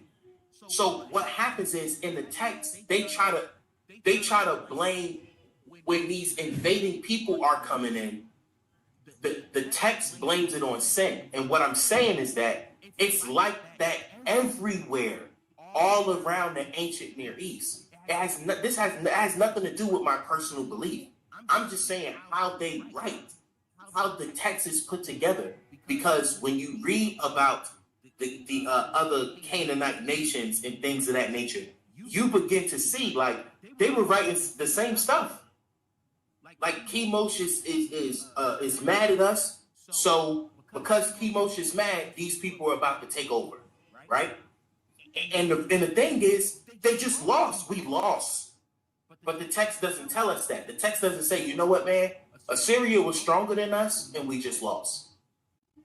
They blame it on sin and things of that nature. And this is what I'm saying. All this reform you're doing, when you read the text, how the text has it laid out, they bring word back to Josiah about all the people gonna die. So Josiah is issuing all this reform for people who not gonna be there. The deity, the text says that the deity said, my decision is final. I'm destroying the inhabitants of this land, period. And they're going to be carried off, period. So issuing reform and doing reform is different than, it's different when you know that the end is near, like it's over, you know? You're trying to salvage a relationship and a woman told you she going her own way. It's over. Doesn't matter what you try to do. You could change, bring flowers, things of that nature. But once she falls out of love, it's over. There's no rekindling that. And that's kind of the situation here. Like, it was over, and then there's nothing there. So why do all that? And I'm of the belief that they didn't tell Josiah that God, Yuhei was gonna destroy the land. I just believe that because the way he goes about doing the reform is unprecedented. What he puts in place and things of that nature. So it's different. And every circumstance is different. We're not talking about the children of Israel when they're in the wilderness. We're talking about an established monarchy with world powers pressing in on them. So how they deal with stuff like that is different. And my personal belief is not going to change. Yuhei is my personal deity. He's the deity of my ancestors. That's not changing. It is what it is. but I don't necessarily have to believe that things operated or went the way that they said, because I just think differently. I would like to add just to what Jason just said right there. I feel like exactly how he expressed it right there on the end is where many of us are able to hang our hat. I believe that Yud-Heh-Vav-Heh was the ancestor, was the deity of my ancestors. Do I believe also that at one point in time they worshiped El Elyon? Sure, I do. But the final recorded deity that we have of the ancestors is Yud-Heh-Vav-Heh. Do I believe everything they say about him in the book? Maybe not.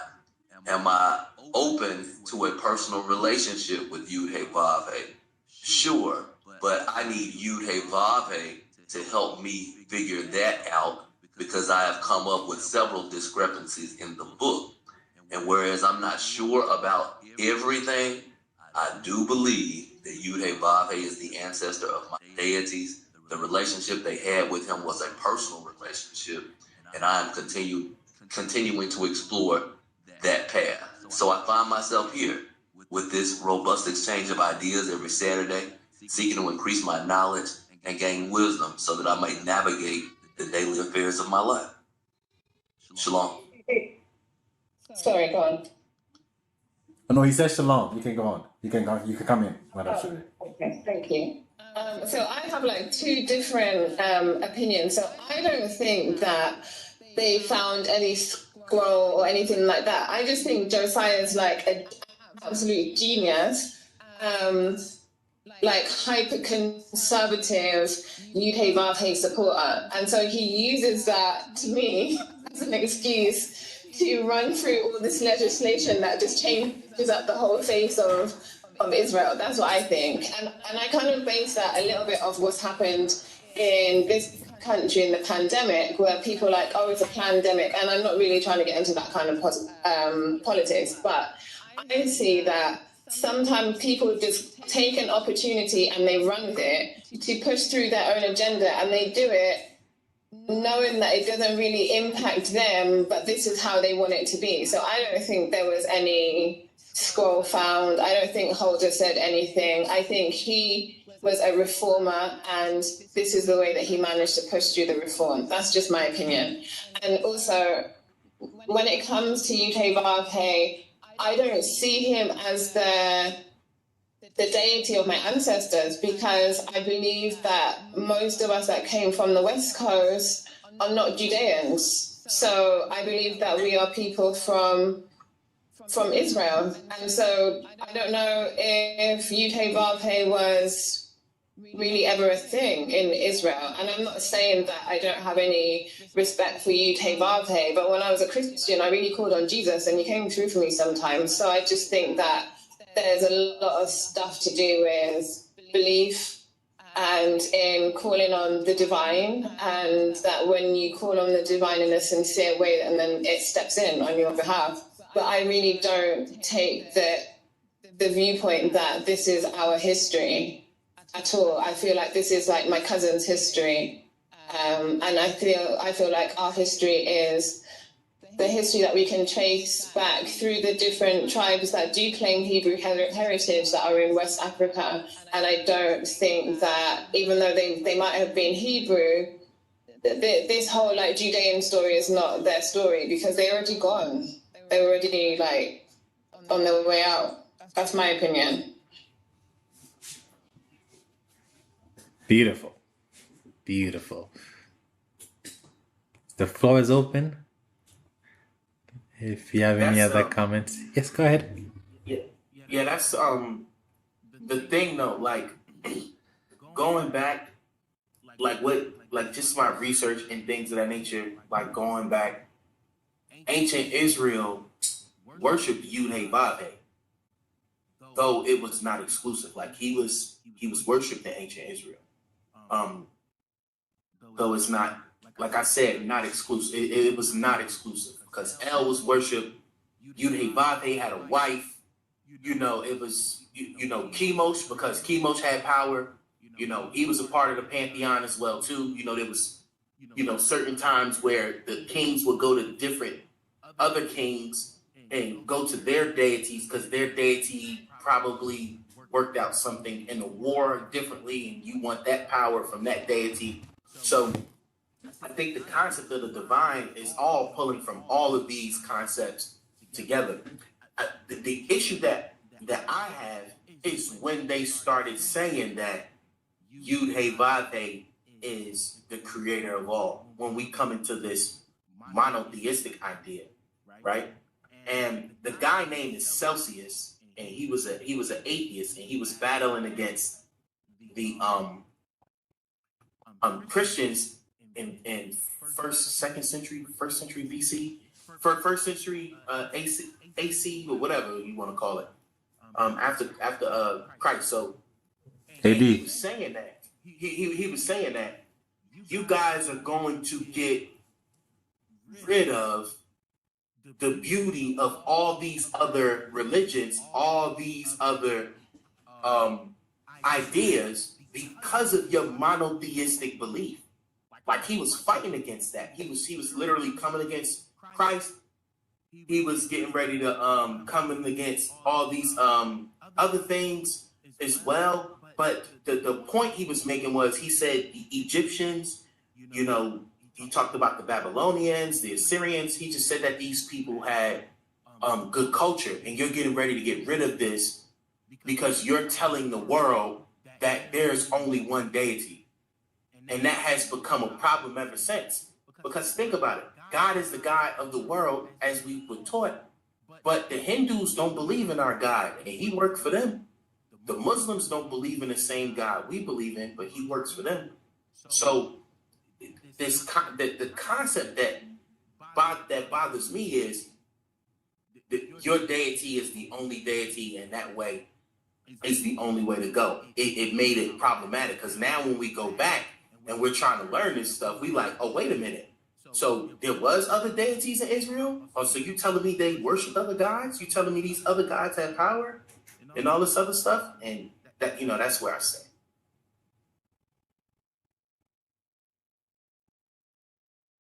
Awesome. Can I ask another question? Please do. Okay, so I asked this question, I think last week or when Jason was teaching. And it's about the whole Christmas thing again, because, the weather's starting to change. So where did the idea come from that the whole Christmas tree was like, I don't know, you bowing down to the Christmas tree and you're serving another God? I don't understand it. Jeremiah, you can see Jeremiah 10:1. I mean, yeah, Jeremiah 10:1. Yeah, that's what they use, but that's about the Asherah.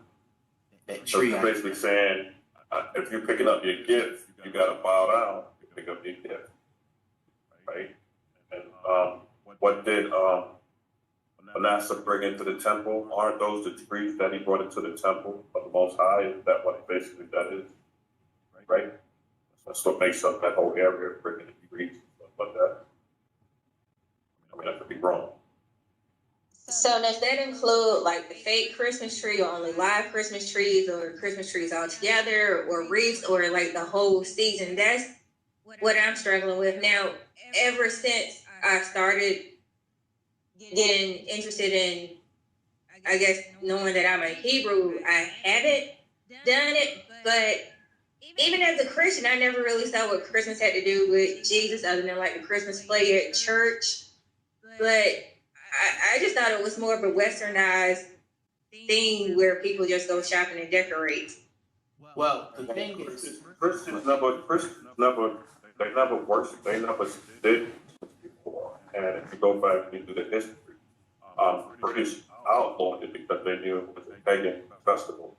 And in the United States, they only made it legal like late in the 1800s, early 1900s, when they know that they could use it as a commercial-based stuff product. But before that, Christmas was always outlawed. It just started at the early 1900s, and the British and the Europeans crossed it out because they knew it was a pagan culture, and it means more than just Santa Claus and get a gift. It was something a little bit more sinister than that. You know, you can go back and do some research on the Christmas holiday, and then you can draw conclusions from that. But Christmas was never celebrated in the United States until the late 1900s when they used it commercialized, and it was always outlawed for income. The other side of it too is what Christmas means now today is not what the celebration is, or like where it started from. So I know a lot of times we do go back and we look at like Jeremiah and things of that nature, but Christmas didn't exist then in Jeremiah. It was more so about the Asherah, which is one of her things is like tree worship as well too. So it's more so that. So the text is outlawing like how it's put together in the text. They're outlawing everything that could possibly associate idolatry with Yud-Heh-Vav-Heh. So you'll see that being moved around and things of that nature. You'll see that concept. But the thing is, if we're going to, right, this is the thing, if we're going to talk about Christmas and like not celebrating Christmas or Halloween and things of that nature, then maybe when we have another time and we off YouTube, we could get into it, because there's a whole other stuff that we do as Hebrews to this day, and they're pagan. It didn't originate with us, but we celebrate them. We just had Yom Kippur. That came from the Babylonians. We had Rosh Hashanah. The Hebrews never counted a new year for like a year cycle. That idea comes into play after Babylon. But we celebrate Rosh Hashanah. And Yom Kippur is even said to be like the holiest day in Hebrew pantheon. But none of Nehemiah, when he came back and set the holidays, the holy days, he didn't mention it. Zechariah didn't mention it. Moses' tradition doesn't mention it. But you see in Leviticus, Moses is saying to the priests, oh, hey, now you can be able to, this is what you need to do and things of that nature, right? When you go ahead and you measure, when you go ahead and you measure how the priest and the Hebrew do it when it comes to Yom Kippur, and you look how the priest or how the king did it in Babylon, the reason why we have priests doing Yom Kippur is because when it was put into the text, we had no king. So of course it's going to be left up to the priest. But in Babylon, the king actually goes and do those things. So the idea is that our text has cultic things in it as well from other nations. But once we put Yud-Heh-Vav-Heh name on it, it becomes holy. I understand that. But the reality is, the Christmas that we celebrated back then is not the same thing as what it is today. It's just it's not. Even though it does have a very, very difficult history, the people were trying to do something in their eyes good, taking the Saturn festival, converting people to Christianity. They were actually trying to do something good, even though to us today it's bad, but that's how they viewed it. So it just depends on how you look at it. If we're getting rid of holy holidays, we need to get rid of some of these holy days as well too, because they're problematic. And we can go to the text and see that too.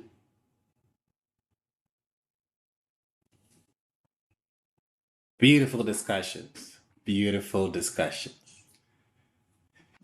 Shabbat Shalom. That last part that Jay just brought up about the holy days. On one of your Facebook posts, you made a comparison between the ones in Exodus and the ones in Leviticus 23. if you have the time, can you talk a little bit about the ones in Exodus, where you can find them, what's listed, what's required, so on and so forth? Or that's a whole class in itself. Yeah, I was having a really big problem with this.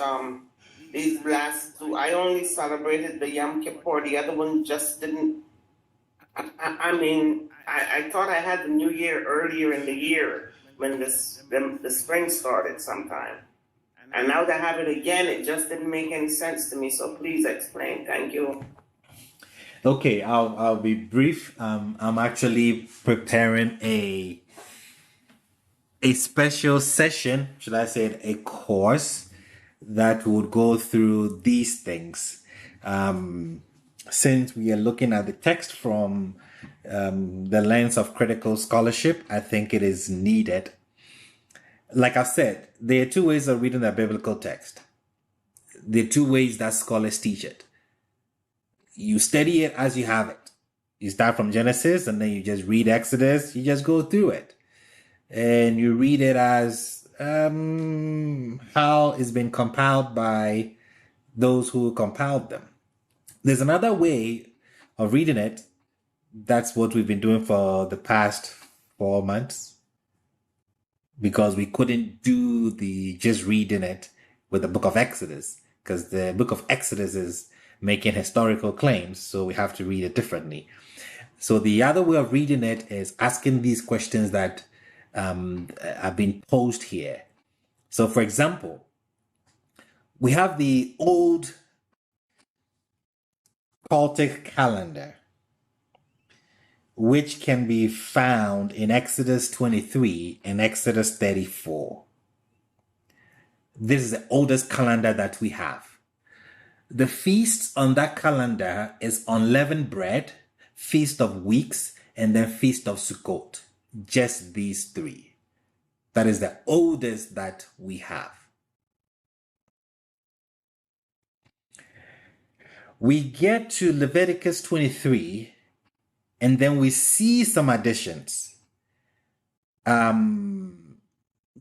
We see the Passover come in, and it's said to be a holy convocation. We see Rosh Hashanah added, what becomes Rosh Hashanah, and then we see Yom Kippur, Yom Kippurim, whatever I want to call it. We see that also come in. But the older calendar has just those three. Unleavened, Feast of Unleavened Bread, where you eat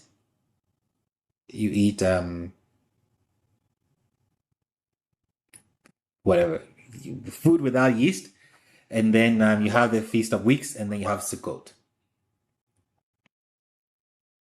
Mr. CJ, go ahead, please. No, I was just saying matzah. Matzah, correct, yes. Yes, matzah. So you would notice that the old cultic calendar, which has those three, revolves around agriculture. When we come to the book of Leviticus, the two that were added, Yom Kippur and Rosh Hashanah, has nothing to do with agriculture. They are around calendar dates that are Babylonian. So it tells us where those come in. When you look at Yom Kippur, every single activity that is done in the Yom Kippur feast, I can give you a parallel in a Hittite feast that is kept. The most oldest tradition in the Yom Kippur feast is the Azazel part, where the goat is sent into the wilderness. That is not originally Hebraic.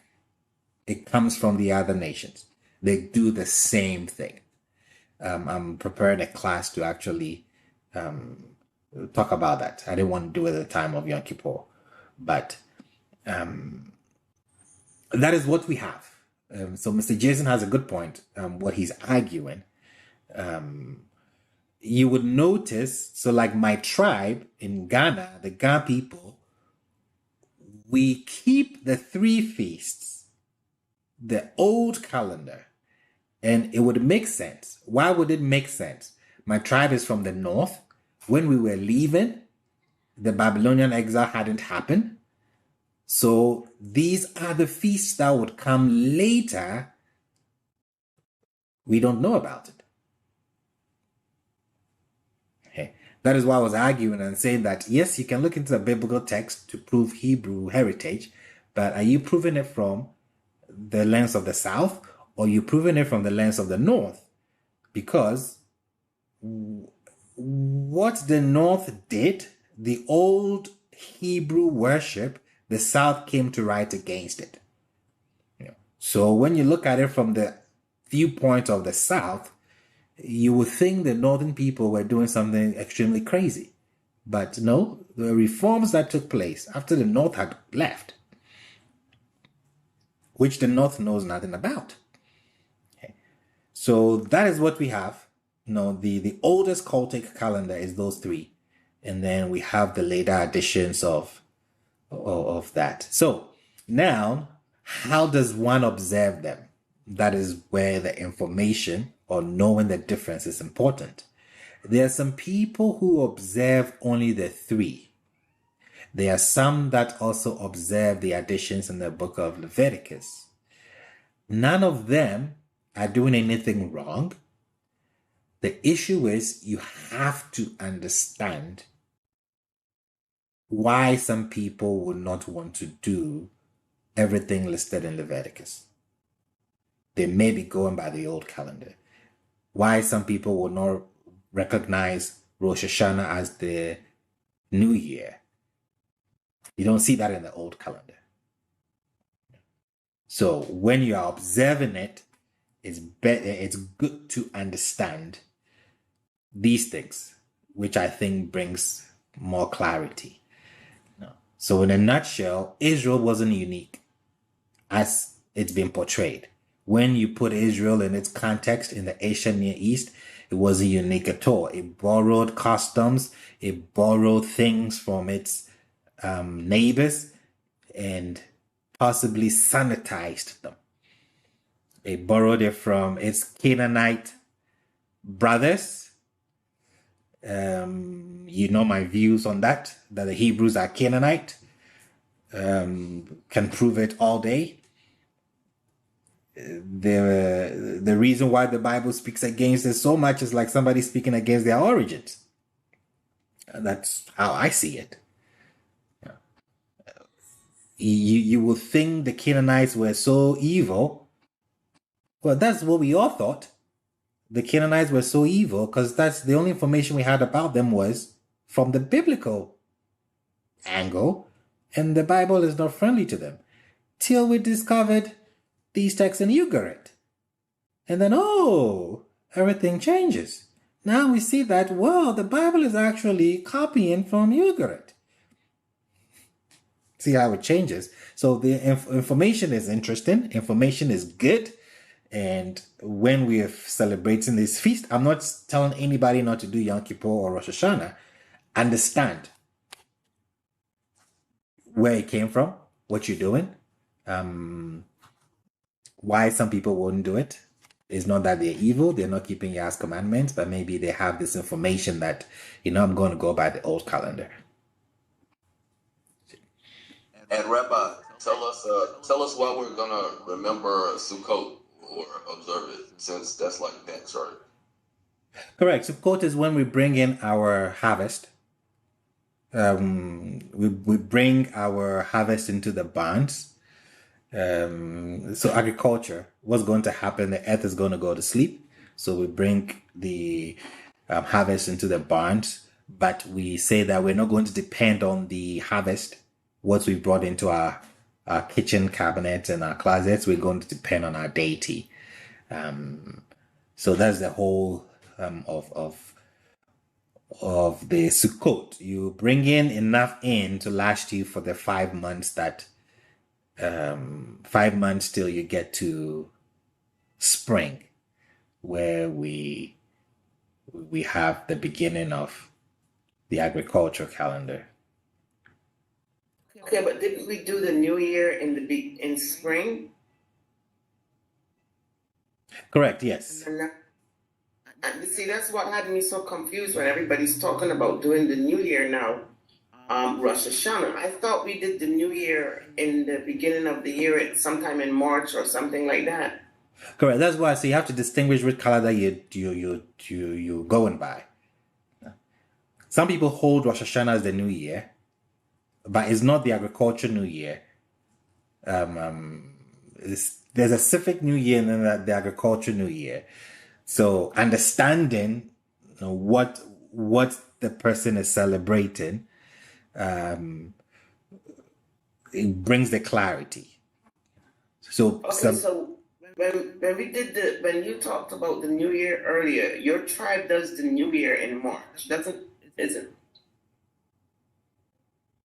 Yes or no? You did the New Year earlier when I did it. Correct. Yes. Based on your correct. Okay. Yes. So the when the earth comes alive, yes, we have a new cycle that has started. It makes more sense right now because the earth is going to sleep. Correct. The moment I'm trying to get things picked and cut and frozen and put away and all that stuff because there's certain things I try to eat all year long to help keep me healthy. So I right now everything is going to sleep and you're rushing around trying to reap. Correct. Put in the greenhouse and cover things up, and so it just doesn't make sense that the New Year would be now. And I kept saying to my friend, but I thought we did that earlier in the year. Correct. Yeah. So so I think Madam Toy put it New Year versus New Harvest. You've completed a cycle. It started with planting, and then you putting down your harvest into the barns. So that cycle, that's a complete cycle. Some people will count when we go back into our homes and then the snow starts. They count it as the new year. In the first month, it says, I'll give you the latter rain and the former rain in the first month. So you're looking for the first month is going to be where he gives you the portion. I'm tired, so I'm just rumbling. Forgive me. He gives you the double portion where they say that, okay, it is Sukkot. But they're not referring to the same New Year's, the civic calendar and then the agriculture calendar. They're two different calendars. So you as a farmer, you understand better, like you said, you're trying to reap, you're trying to gather your crops and stuff because it's going to snow. The earth is going to go to sleep. And when does it come back alive? In the spring. So that is correct. That is, a new cycle has begun. But some also hold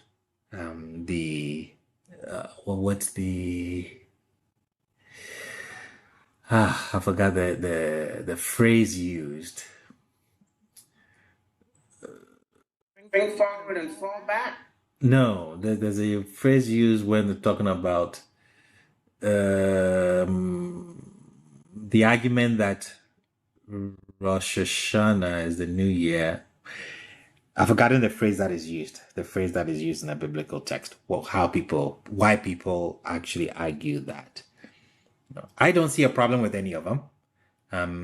So far as the person understands the origins of these feasts, so far as the person understands that we have an old cultic feast, which only had the 3, and then Leviticus has 6 or 7. Understanding it, having that clarity, and there's a whole spiritual angle to it, so it's just the understanding and how one wants to deal with based on the understanding how. So yes, so you can keep whatever makes sense and just keep that. Yeah. Yes, because I'm telling you, we don't keep the dates as it is. Based on our location, we keep the dates based on what is happening around us. Right. Which is how they would have kept it then as well. Correct. You know, what is happening around me is what determines what is happening in nature. And of the Rosh Hashanah, to help you out, Madam Susan, Rosh Hashanah and Yom Kippur, those are, they're put in there as like precursors to Sukkot, which is the actual feast we're supposed to celebrate.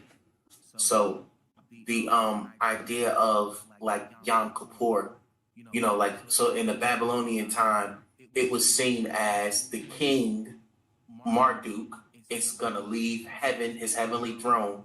He's going to come down and visit the Babylonians.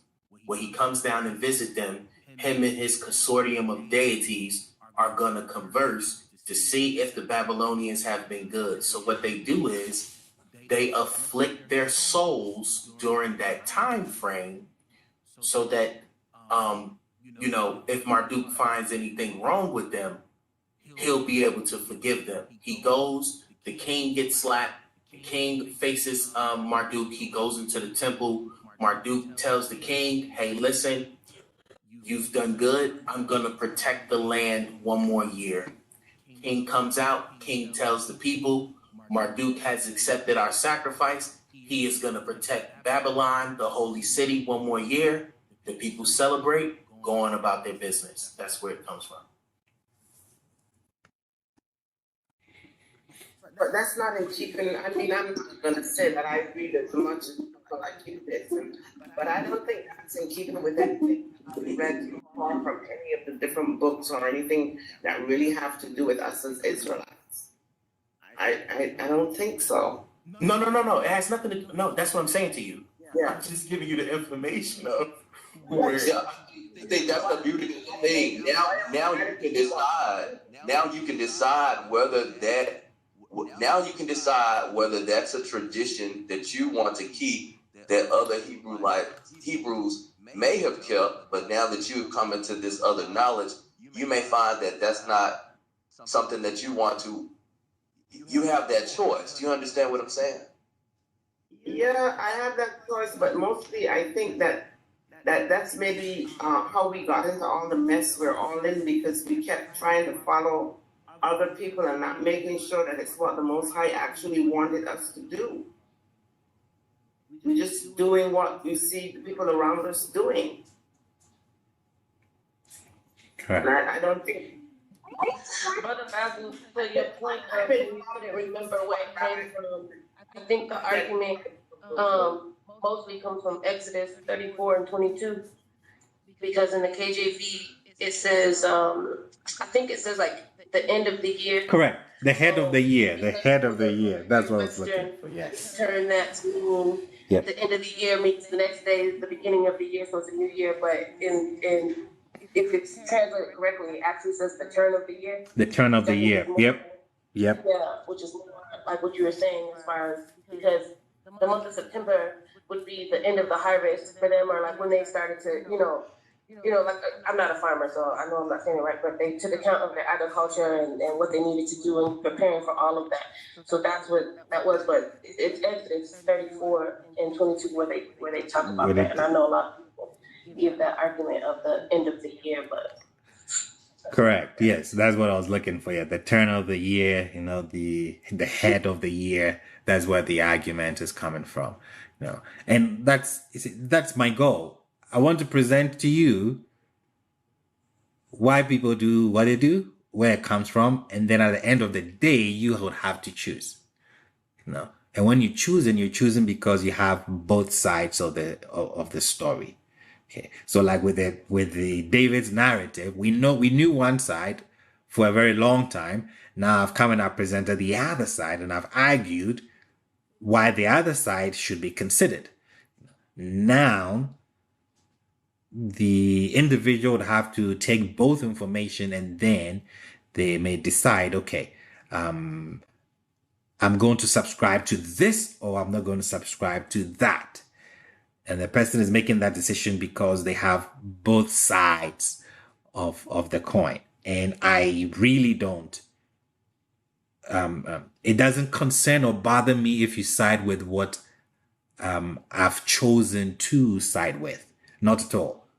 I'm happy that you chose the other based on having clarity of what is being presented for and then against. Because I have very good friends that we went to school together, we really studied this, and they hold other views than my view, having studied the same data. And that doesn't make us enemies at all. We always go back and say, okay, there's more information, there's more data. I'm leaning towards here. Nah, I'm keeping my position. Why? You can do that because you have the full data. It's not because a celebrity on YouTube or somebody who is known in the community believes this. Never do that. I submit to this. I've come to these conclusions because I've listened to the arguments for and against, and I'm making my decision based on that. It's not always the popular, point, but as an intellectual, you have done that, and this is where I stand. That is my goal. That is my goal, and I'm comfortable if anybody disagrees with my take on matters. It's not to convince anyone at all. So you should do it with everything. I've given a lot of the theological side of it. I've given a lot of the esoteric side of it. I've given, meanings, portals, and all of these things, which hold true. Now we've come to the historical facts. And the historical fact is that we really do have two calendars. We have an older one, which has only 3 feasts. And then we have the one in Leviticus, which has more than the 3 feasts. Some people keep only the 3 feasts. My tribe does. Some people keep all that they see in Leviticus. Why do they keep it? Hopefully they know why they keep it. Why should you choose the Exodus one or the Leviticus one? Now you need to know, when did they come about? What influenced them? What was happening that may have influenced the Leviticus one? Why don't we see it at a certain time? Why do we see it after a certain time, post-exilic and then pre-exilic? And based on all that data, you would say, okay, I'm going to stick to the 3. I'm not going to do these ones. No one is going to judge you. At least you're making a decision based on having everything in front of you. Brother Basil, Madam Cynthia. you remember you said I should remind you about Saul? Yes. How he treated the servant and the animal? Correct. Yes. I will bring that up. Before I bring that up, I think I'll take another 10 minutes and do that. I posted, before I do that, when you log into Teachable and you go to the book of Exodus, you would, before you even get to our week 1 all the way to week whatever it is, what week do we have? Week 69? Oh boy. Yes. You'll see documents. These documents, I have uploaded articles. When I say something, I may be quoting from the articles that I have put up there. So, for example, the king's daughter and then the lie, I think that's how they call the harp. The information I gave you about the harp, you can find it. Let it load up. You can find it in this article here. So you can go in there and then you can download it. I also posted on WhatsApp, but if you missed the WhatsApp post, this is where you find some of my sources. So when I'm doing my notes and I take a source, I would upload it here for you to see where the source is coming from. So the king's daughter and the lie, which talks about the harp. And then when we go back,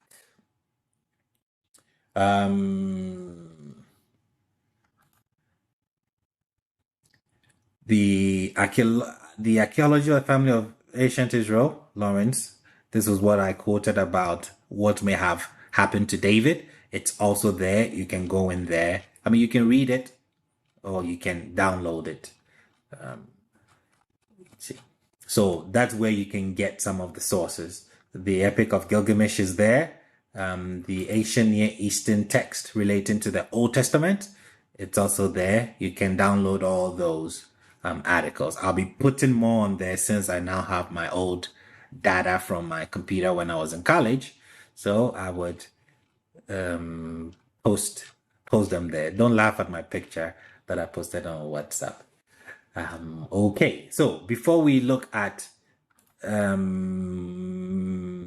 the book of Samuel, what Madam Cynthia asked about, I posted Zadok and Nehushtan, and people, I think I saw some comments. Some people did read. Any takes on it? Anything that stood out? Before I look at Madam Cynthia's request. Anything that you noticed? Melchizedek, Zadok, the serpent? Anything that stood out that anybody wants to bring up? Yeah. Hi, Rabbi. Hello, Madam Pamela. I had a few questions, but one of the questions that I had was about the author's take and how he reached his conclusion. And it seems like initially he based it on the names of the individuals.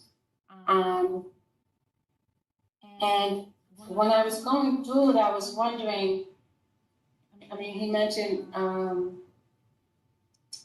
Melchizedek, and I'm looking for it right now. Put my notes to the side.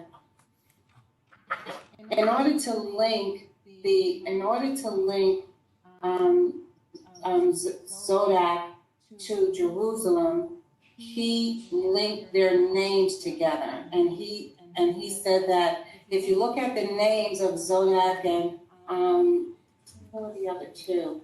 I think he chose Zadok, he chose Melchizedek, he chose Adonizedek. Yeah, I think those were the three that he chose. Correct. Yes. All right, and so although I believe most of his argument, I mean, you can come down either way on his arguments and everyone else's arguments. It was the naming and using the names that kind of maybe leaned more toward the data as being reliable. Okay. And so I wanted to just get a better understanding of why those three names. What is it that they have in common that made him choose that? And how do I use that going forward in my own research? How does he do that? What is he using? And maybe I have to take Hebrew to understand it, and if I have to do that, then okay. Not really.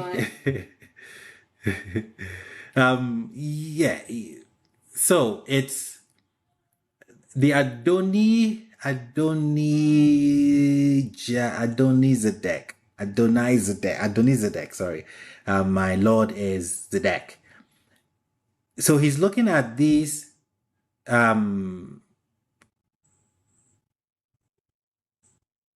he's looking at the historical data. Melchizedek, like I argued, was the king of, he was a Canaanite king.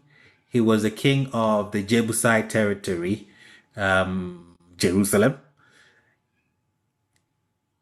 In the time of Abraham, that's what the text tells us. We have historical evidence of another king in Jerusalem, this same territory, that his name was Adonizedek. So what he's doing is he's looking at the kings of this place that became David's Jerusalem, and he's looking at their names, and he's seeing that there is a pattern there. Zedek can be argued, or it was argued, it's been argued, that is the name of a Canaanite deity. Okay. So if you look at the name Adoni-Zedek, my Lord is the deity Zedek, and then Melchizedek, my king is the Canaanite deity Zedek, one can actually make that connection and say, hey, look at the root of Zadok's name, ZDK, just as Zedek, the deity, that Canaanite deity. So he's basically arguing from that angle. That is where he makes he gets his argument from, looking at the historical data of the kings in this territory. I think he does make a good argument there.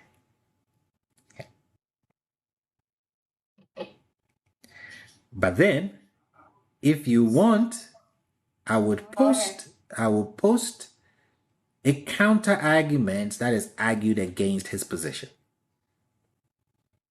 Yes, because that is the only piece that I took out that I believed was relevant from a purely empirical place. Correct. And everything else I found you could bring to bear some other fact to undermine the argument, but that stood out. And so the question that I have along those lines, and yes, can you please upload the argument, the counter argument? The questions I have along those lines, were these names limited to Jerusalem? The Zedek? Good point. Was it based simply on the belief that there was a deity by the name of Zedek in Jerusalem at the time? Correct. So in Canaan, I think it's accurate when we ask rather whether there was a deity Zedek in Canaan, that whole territory. It is argued that there is. The evidence kind of points to that there was. There are arguments against it which are not as solid as the arguments for it. Well, do we find only in this territory the names with the root Zedek? I think you will find the counter argument interesting because they argue that. I'll post that this evening. I'll let you know when I post it up. Rabbi. Which which argues that Zadok is actually Israelite. So they argue for him being part of Israel, I think from Aaron. It's been a while I read this, but they argue it's from Aaron.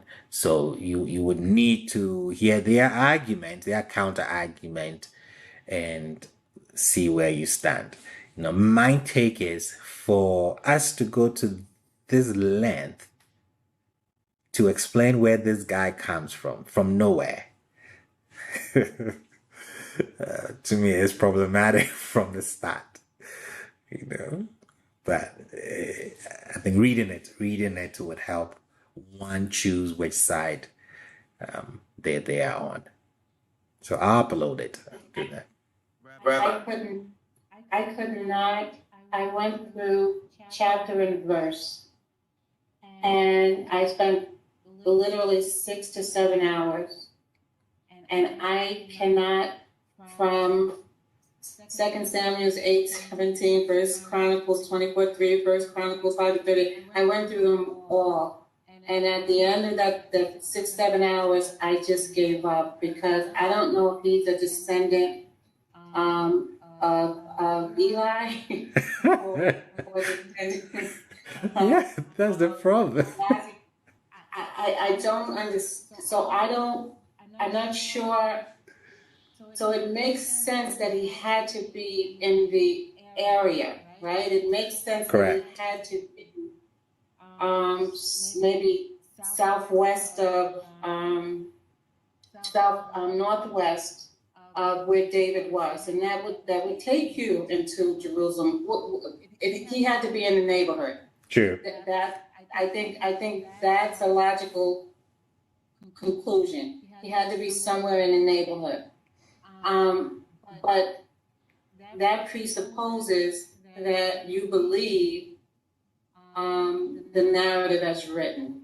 And so I haven't come across anything that necessarily places controversy, but places David in the place where they say he was at.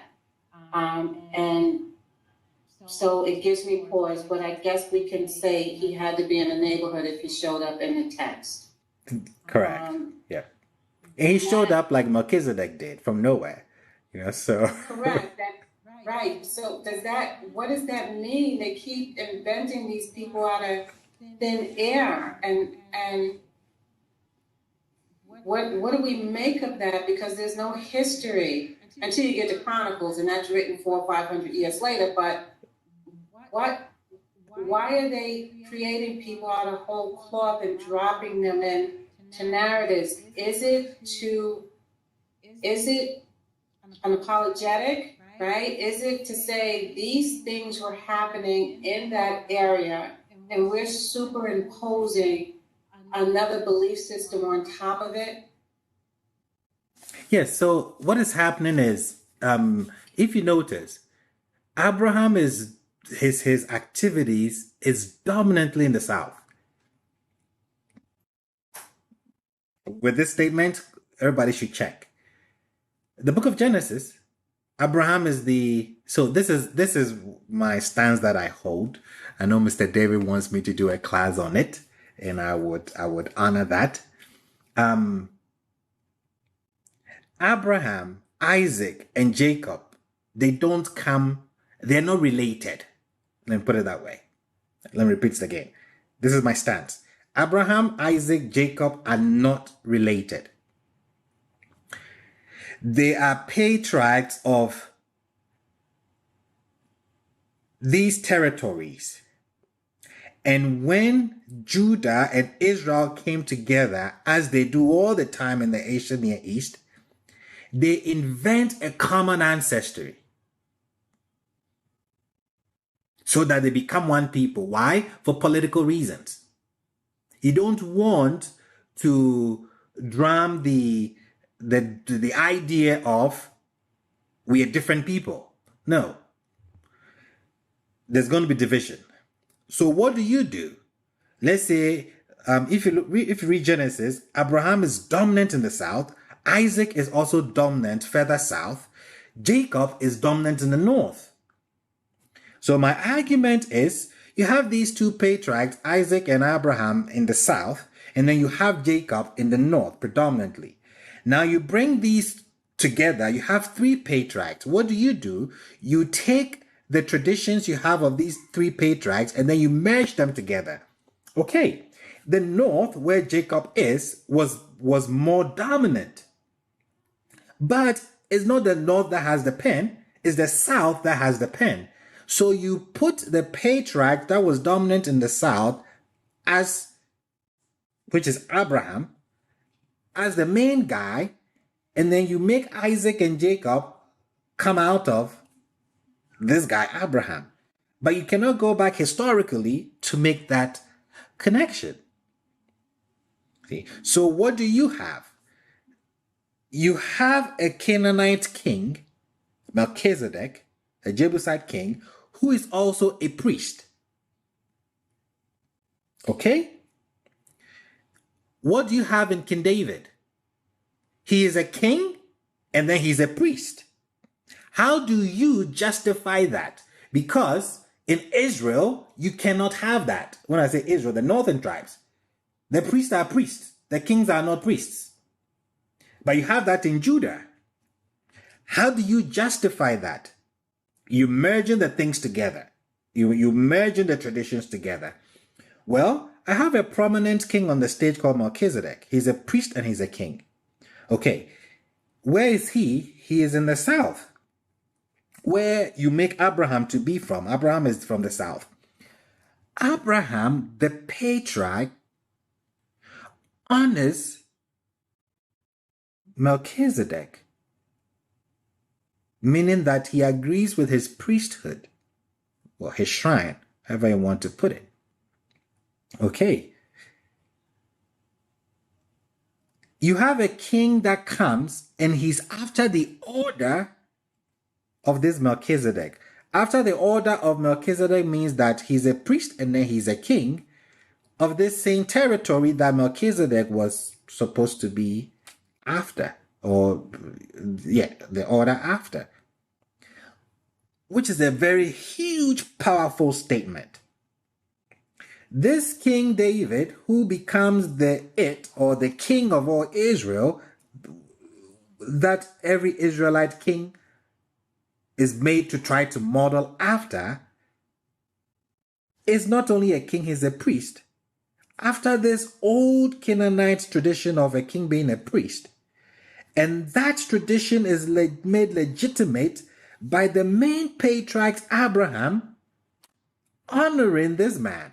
So what do you have? The patriarch Abraham endorses. Even we have the patriarch endorsing King David's priestly activities and then his kingly activities. But that was the small tribe. That was the tribe that had nothing. It was the north. That was a big tribe. It was the north that had all the wealth. It was the north, they're using the south as a buffer. So how could that happen? Well, the people in the south, in the time of Solomon, they are right in this.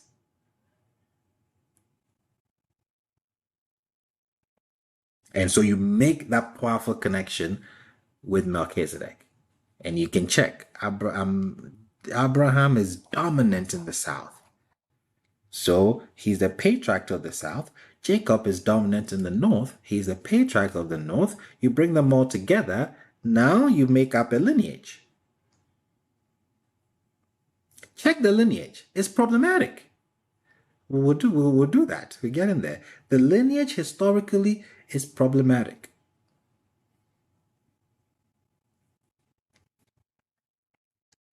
So that's, from a historical perspective, I don't think that the three patriarchs are related, not by blood. No. They are related because the groups came together and then they formed or they created a common ancestry just for political reasons to bring unity, but they're not related by blood at all. So the creation or the bringing in of Melchizedek, do you believe in that area and that geographical location, the priest king or Zodek or Melchizedek, they worshipped another deity? Yes. And Moses' staff, right? What do we call it? The Neheshutin? How do you pronounce it? The staff of Moses. That was that a representation of their deity, the snake? Correct. Yes. So Melchizedek was the king and a priest to El Elyon, the Canaanite deity. So the Canaanites worshipped El Elyon. Where people don't see this is because El Elyon, when you translate it, is God Most High. Okay. Or Most High God. That is what Yahweh is also called. Most High God. See. But when you look at the text carefully, you would see that Melchizedek distinguishes, or Abraham distinguishes his El Elyon from Melchizedek's El Elyon. Melchizedek comes and he says, "Blessed be Abraham, blessed be Abraham of El Elyon." That's a Canaanite deity, who has given you victory. When Abraham is talking to the king of Sodom, he said, let's go there. I raise my hand to you, Vave. Yes, I raise my hands to Yud He Vave El Elyon. So he qualifies it. Let me bring it up. He qualifies it. So they're not talking about the same deity. He's calling Yud He Vav He his El Elyon. Okay. That's problematic in the first place. Why is that problematic? Because Exodus 6 tells us he didn't know Yud-Heh-Vav-Heh. Correct. Yep. I didn't come through till the burning bush, so for Abraham to know him by that name, yeah, the Dane's worst problem. I see you. Correct. Because the deity that communicated to Abraham, Isaac, and Jacob was El. It wasn't Yud-Heh-Vav-Heh. Yud-Heh-Vav-Heh was revealed to Moshe at what was the name of the mountain?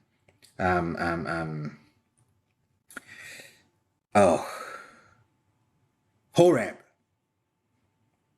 You thought I'll say Sinai, right? Now we know Sinai. So the north called the mountain Horeb. That is what the north called it, Horeb. The south called it Sinai. These things are extremely important because these two people, they are not the same. They came together to form Israel, but by blood, they are not. So at Mount Horeb, that is where the deity Yud-Heh-Vav-Heh is introduced to Moshe.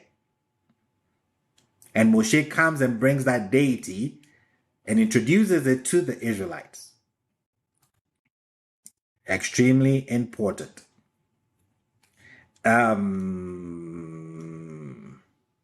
So here, 18.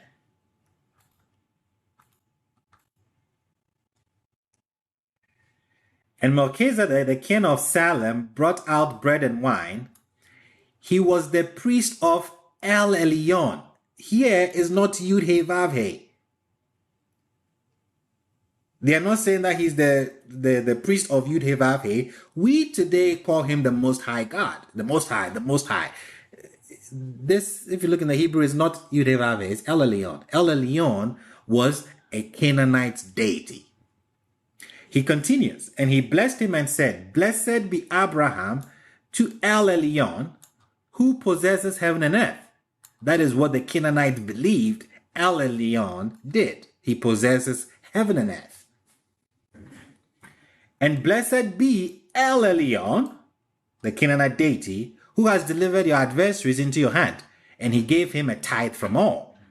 Abraham honors this Jebusite priest king and gives him tithe.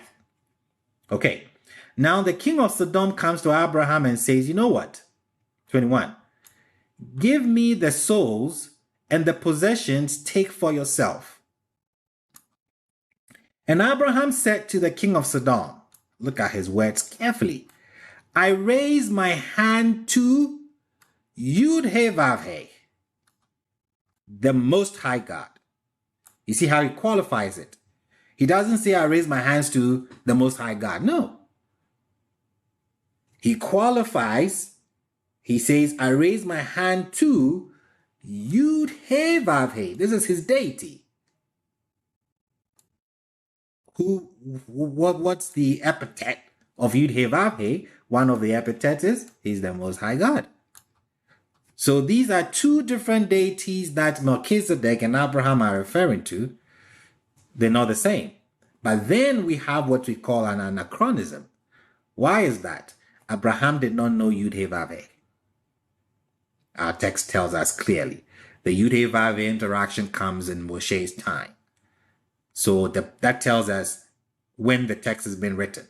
The text has been written when Yud-Heh-Vav-Heh is now the chief deity of the Israelite. Or, to say it better, the text has been written when Yud-Heh-Vav-Heh is now on the stage, having a covenant with Israel. So yes, they did worship different deities. Sorry, no, they did not worship different deities. Abraham brings the tithe to him because Abraham is worshiping the same deity. Did I make that clear? Me about the song was when David is like, extol him who rides upon the clouds by his name. But I think I've also did some research, and that was like a common thing that people would say about El Elyon. Correct. So, And then Baal as well. Yep. Baal too would have. The imagery that you have of Yud-Heh-Vav-Heh is one of a storm god. And one of the storm gods that we know is Baal. No. So Baal has the same, actually, Yud-Heh-Vav-Heh has the same epithets. He has the same depiction as the Canaanite deity Baal.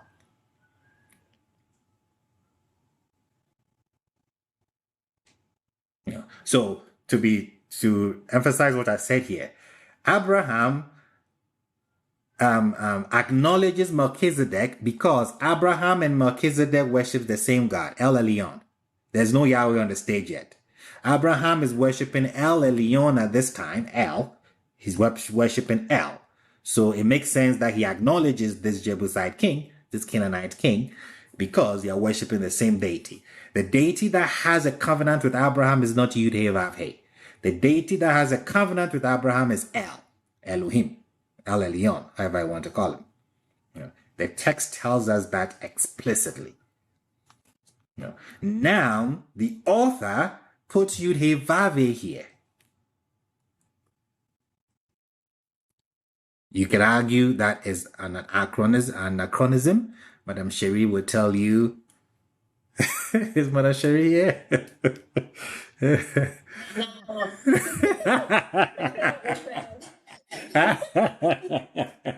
Madame Cherie would say, nah, don't do that. Hey, Rabbi. Mr. Vincent. Have you ever heard somebody? I heard that they had a belief that Melchizedek was supposed to be Shem. Have you ever heard that? Yes, there's a tradition that he is Shem. Correct. Yes, there's a tradition that he is Shem. I've mentioned that before. I think when we looked at this from the religious point of view, yes, I thought that it was Shem. Historically, it cannot be Shem.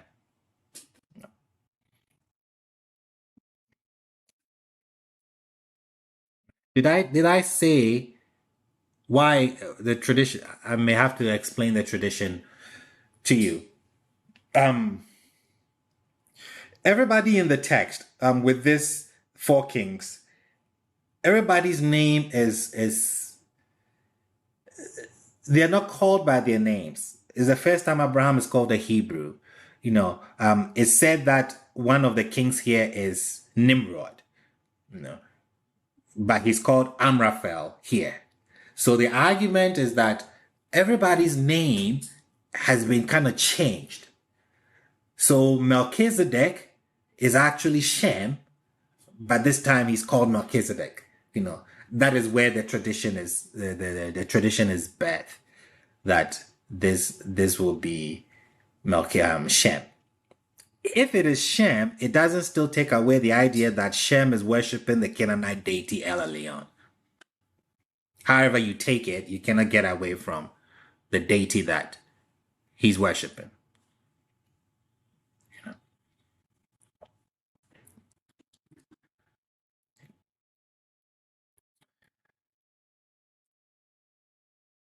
know? So I know you've gone over this, and it is within our course material.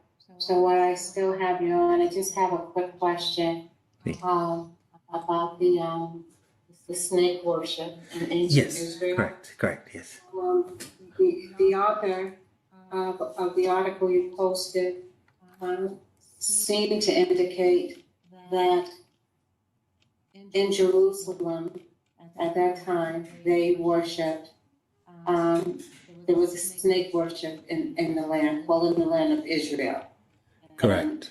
And then he talked about this, you know, Moses' staff. And one of the things that he said is that, you know, he linked the staff and the ark together, and kind of whether the staff or the rod was inside of the ark, or what happened to the staff, and if it was such an important artifact because Moses carried it, why don't we hear more about it? You know, where is it? And when I was reading through this, I said to myself, well, the narratives tell us that, Moses was raised by Egyptians. And the Egyptians had the habit of burying everybody and everything with them. Would it not make sense that when Moses was buried, the staff was buried with him? Why must we link this snake worship and Israel to Moses? That's what I'm trying to figure out.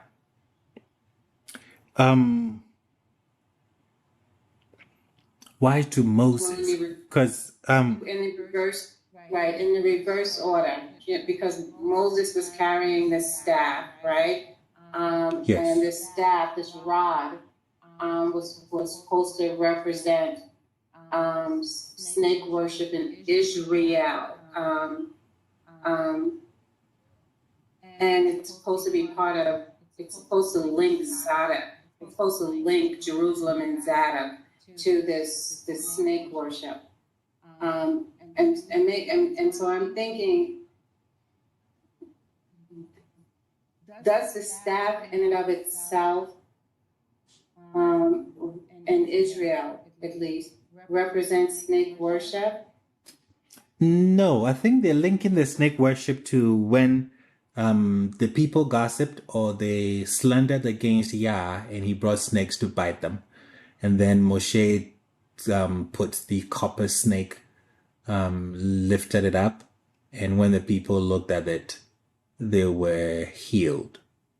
So I think the connection he made wasn't with I don't remember. It's been a while I read that article, but I think the connection he makes is not with the snakes in Egypt. Does he make that connection? All right, so let me read this passage to you. A bewildering variety of views has gathered around this brazen serpent. H.R. Hall considered that it was even older than the story of, I guess, Numbers 21. I can't read the small print claims. I have it on the screen. Suggested that it was brought up from Egypt by the Israelites. Others have argued that we have several traces of snake worship in ancient Israel, and by connecting the name Levi with Leviathan, have supposed that the brazen serpent was the sacred symbol of the tribe of Levi. Or again, it has been brought into connection with the story of Moses' rod, which turned into a serpent and has been identified with this rod. And it goes on. So when I'm thinking of this great serpent, I'm thinking about the ancient Israelites, and I'm trying to link that to what exactly were they practicing in Jerusalem? If it was Zadok, was the serpent the manifestation of their God? Yes. Let me bring this. I'm bringing this here. 1 sec. So we tie Zadok to that practice. Forget it. The practice of serpent worship we find in Israel. We tie it to Levi. We tie it to the priestly class. We tie it to Moses, and we say Zadok and Melchizedek were actually Canaanites. Yeah, I'm sorry, sis. Yeah, go ahead. That's the excerpt that you put in the in WhatsApp yesterday, right? Yeah. The rabbi put it in, yes. Yeah. When I read that, I got the impression that the author of that article was explaining to us that there was other worshiping going on in Israel aside from just Yah itself. That's the way I understood that. Whereas when we read the scriptures, it's showing us that we were exclusively Yah. And the article just pointed out that it was the serpent that was there, and this brazen serpent was actually something that was left over from what the Jebusites brought in. And that's why I was waiting for a rabbi to teach on how David, Zadok, and his crew came in and changed Israelite worship, or changed the way that the Israelites used to worship. And I think that's what I got out of it, though. But it sounds like I'm way off, so I'll wait to hear what Rabbi has to say. Yes. So I would have to. The Levi kind of connection with the serpent, Leviathan, I think is a stretch for me. And Moshe's rod becoming a serpent in Egypt is also a stretch for me. That's why I don't hold the view that that is where the snake worship started from.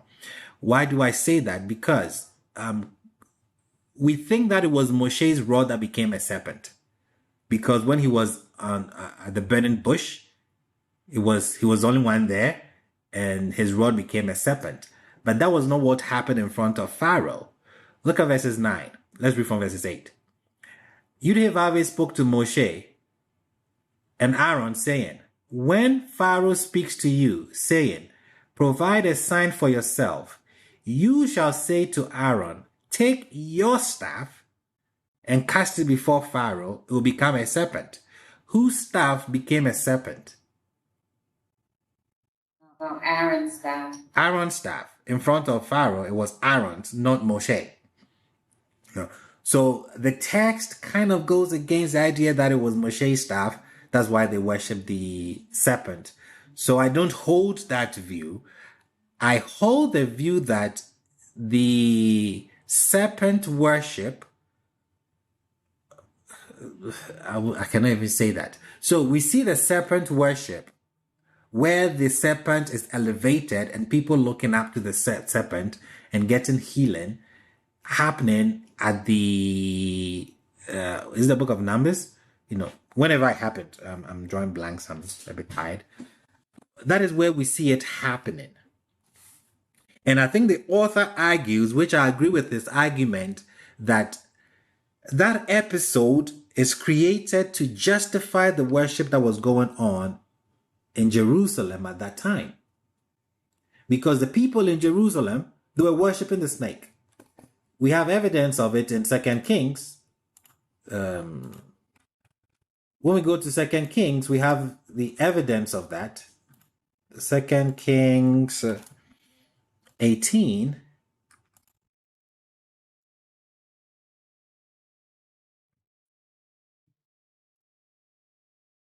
Was this one of the things or the shrines that Josiah broke down? Correct, yes. And he did what was right. Sorry, go ahead. And this is where Melchizedek came from, right? Jerusalem. Correct, yes. So he was... And Zadok. And Zadok, correct. And therefore David's people worshipped. And we believe David comes from Jerusalem also. That territory, correct. So we have Josiah coming on the stage, and we say he was 25 years old when he became king, and he reigned 29 years in Jerusalem, specifically in Jerusalem. And his mother's name was Abi, the daughter of Zechariah. And he did what was right in the eyes of Yudhevavhe, like all that his father David had done.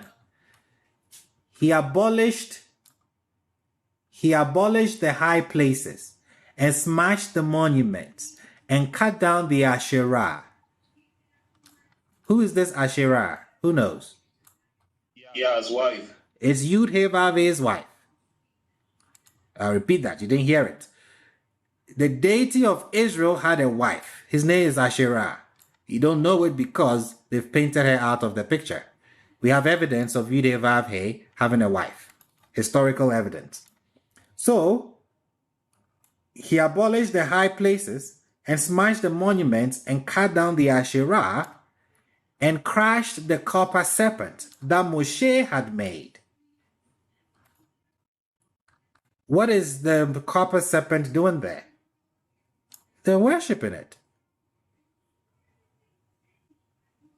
What was the high places doing there? That is where they worshipped. That is where the Levites are, that the people would go and worship. There's nothing wrong with this. Abraham created high places.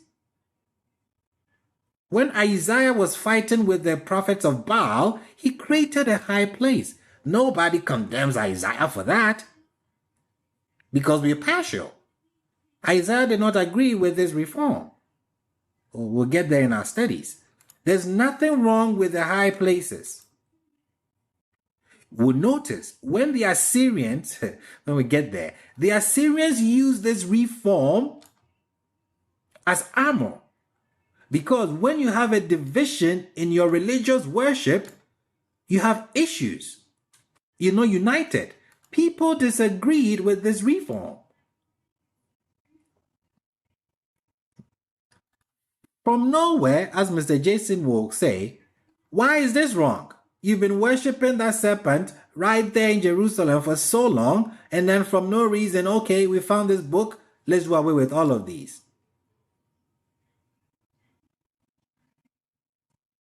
And then the Exodus, that was not one of a pilgrimage that you have to come to Jerusalem. It's a household feast. Now people are coming to Jerusalem for Passover. What's up with that? So this serpent is there. They're worshiping it. And it indicates that Moses made that serpent. Correct. Right? And so if Moses made this serpent, this is what gets me. David is worshiping the serpent. Mm-hmm. I mean, when you look at 3, he did what his father did, so he worshipped as David worshipped. And it's only when Josiah makes changes that he takes away all of those things that David was doing. And it appears that Moses also worshipped. Well, I won't say he worshipped, but he made that totem. Yes. But it says, for until those days, the children of Israel were burning incense to it. Yes. What was wrong with that? There was nothing wrong with that. Till Josiah's folks discovered the book of Deuteronomy. Where was it all this time? Oh, the northern people are gone. Yeah, it's a political move. Because Assyrians are coming. Your prayers will not stop them, I'm telling you. The only thing that stopped the Assyrians, like Mr. Jason said, they were having political issues within. If they had taken the northern, and they're bigger than you, they're stronger than the south was easy for them. But I have to go outside of the text. You see, the beautiful thing, we'll get there. The Assyrians wrote about this. We don't have to depend on the biblical text to know what happened. We go to the Assyrian text and read it from their point of view. We have the records. We'll study it in the class. What took place? I don't have to depend on only the Bible. I have the Assyrian records. They tell us. So because we're having difficulties within, that is when the Babylonians come on the stage. And the Babylonians take the place. But now you have to explain to the people, how is this possible? Because this is the land that was given to Abraham. This land was promised to Abraham. Our deity is not going to take it from us. Well, you lost.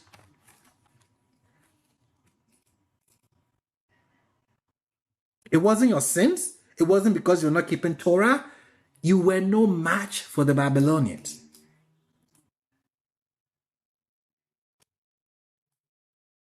That is the historical data. You can come to the theological data and say it was because of sins. Sure. No problem. Like I've said. And I'll say it. I've been bashed already, so no problem. Modern day Hebrews are focusing on Deuteronomy 28. And modern day Hebrews think because they keep Torah, their predicament is going to end. I'm no prophet. I'm telling you, you're wasting your time. The predicament won't end because you keep Torah. Try it.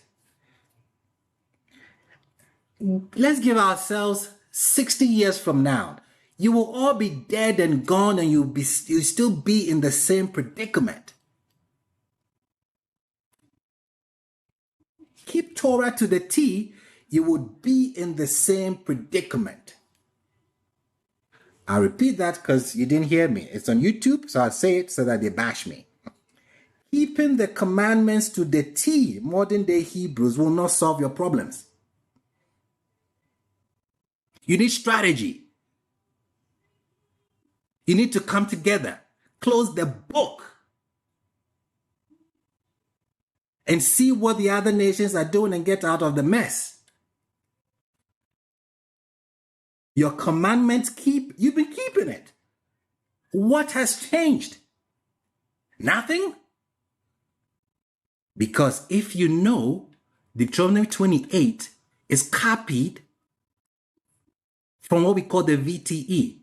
Check the curses and check that of the Assyrian overlords. It's all in there. A scribe was copying it. Copying it. I can prove it to you. If you tell somebody, if you don't do this, this will happen, it's not a prophecy. If or all. That's not a prophecy. If you take the trash out, you get to play a PlayStation. If you don't take the trash out, you won't get to play a PlayStation. Is that a prophecy? No. Anybody with common sense will know that if you do this, you get this. If you don't do this, you get that. Where's the prophecy in that? And the Hebrews are not the first people for that curses to be heaped on their head. They're not. I know you don't believe me. 40 years I'm giving you. Keep the commandments. You will still be in the same predicament. Newsflash. You're not the only people in that predicament. Go to the continent where they say they are Hebrews as well. It's worse. And they are more spiritual and religious than any of us here in the South, in the West. Why? Because prayer is not going to solve the problem. Keeping the commandments will not solve the problem. It takes strategy to be abreast with the times that we are in and getting out of this predicament. The sky is not opening. Jesus said he's going to come in the generation of the disciples. He's too late. The disciples are dead and gone. I know when you read that, you reinterpret something else. It is time to put our boots on the ground and go to work. We've been religious for too long. The dogma is too long. Hebrew community. Wear your zizit, keep your feasts, you will be at the bottom till you sit up. I'm not a prophet. I have studied the text and I've come to realize how it was written. When the Assyrians lost, they say because they did not keep the laws of their deity. That is how you justify loss. When you win, yes, we are in good standing. That is not how battles are fought now. If you don't have the firepower, you will lose regardless of your prayer. It's the same thing that happened back then. So we need to set up this thing that we're doing. I don't know where it's going to bring us. I don't know where it's going to bring us. We need real solutions. The religious dogma is too much. Too much. Yud He Vav He was defeated by Marduk.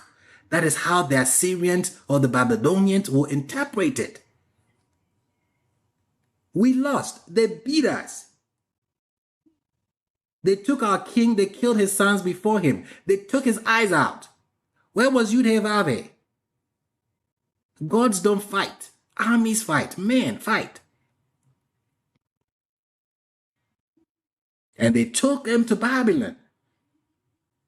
The aristocrats, they took them to Babylon. They were sitting by the rivers of Babylon trying to figure out, how do we survive?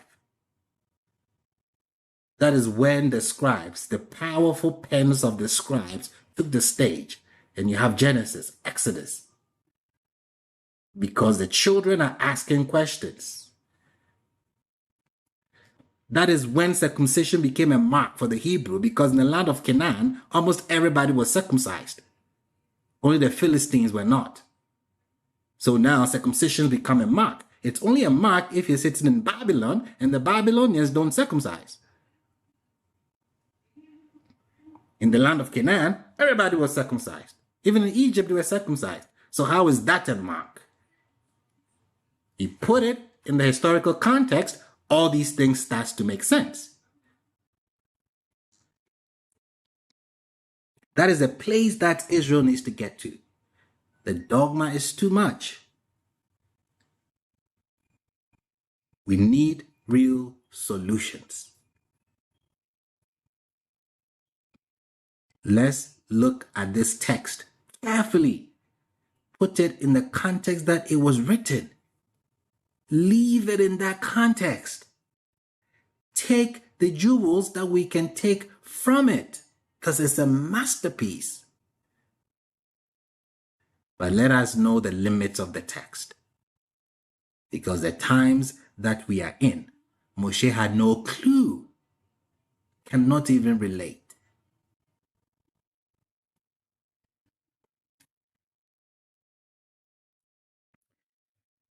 I won't say anymore.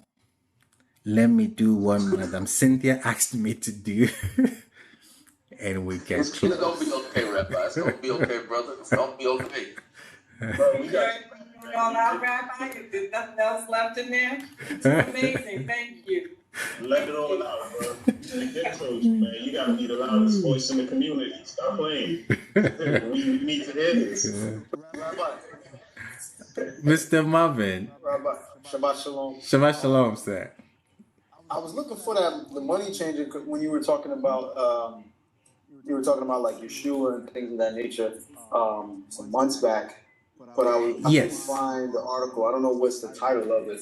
Oh, yes, the money changing in the Jerusalem temple, where they were asking for the special shekel. Yes. Okay, I would look for it and send it to you. I'll go back into the class and look for it and send it to you. Okay, great. Thank you so much. You're very welcome. So please, I'm not a prophet. I'm not prophesying. You don't need to be a prophet, though, to see where we're going. Nah, you just speaking straight facts. Prophecy is speculation. This is all facts. We're going to be in trouble if we don't sit up. I'm telling you. Rabbi, you got to put Mr. Jabet in time. I'm out too. Mr. Jabet is being troublesome. Let me bring this up and then read it for Madam Cynthia. Where does Saul come in here? Let's see, chapter...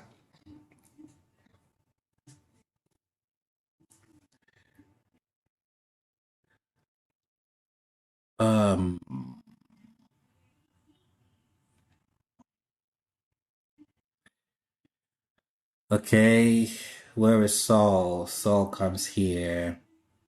I would show you the Philistines' ark. Okay, the ark was there for 7 days. Kiatabar. They come and they say they want a king. There we go. Okay.